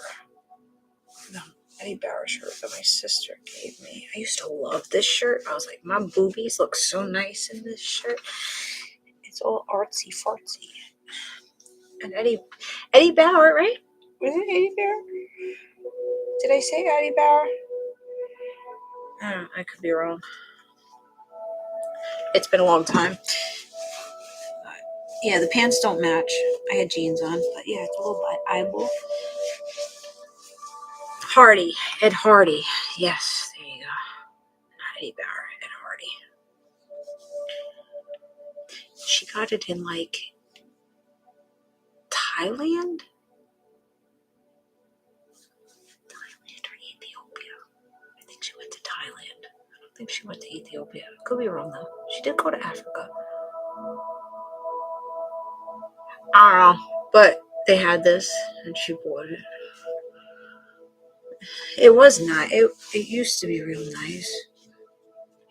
And the back, I'm not too sure about the back, but yeah, it has hands.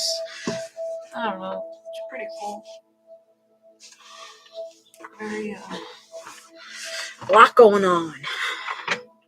But I just like this part because it's not, on screen it's not really flattering, but in person it's flattering. The boobs just, this is a nice cut for the boobs. Alright, I'm gonna go to sleep now. 2 o'clock. I feel like I'm 19 all over again. Tomorrow, I'm gonna, no, let's not put that in the ethers, but I'll probably need like 4 days to recuperate from tonight.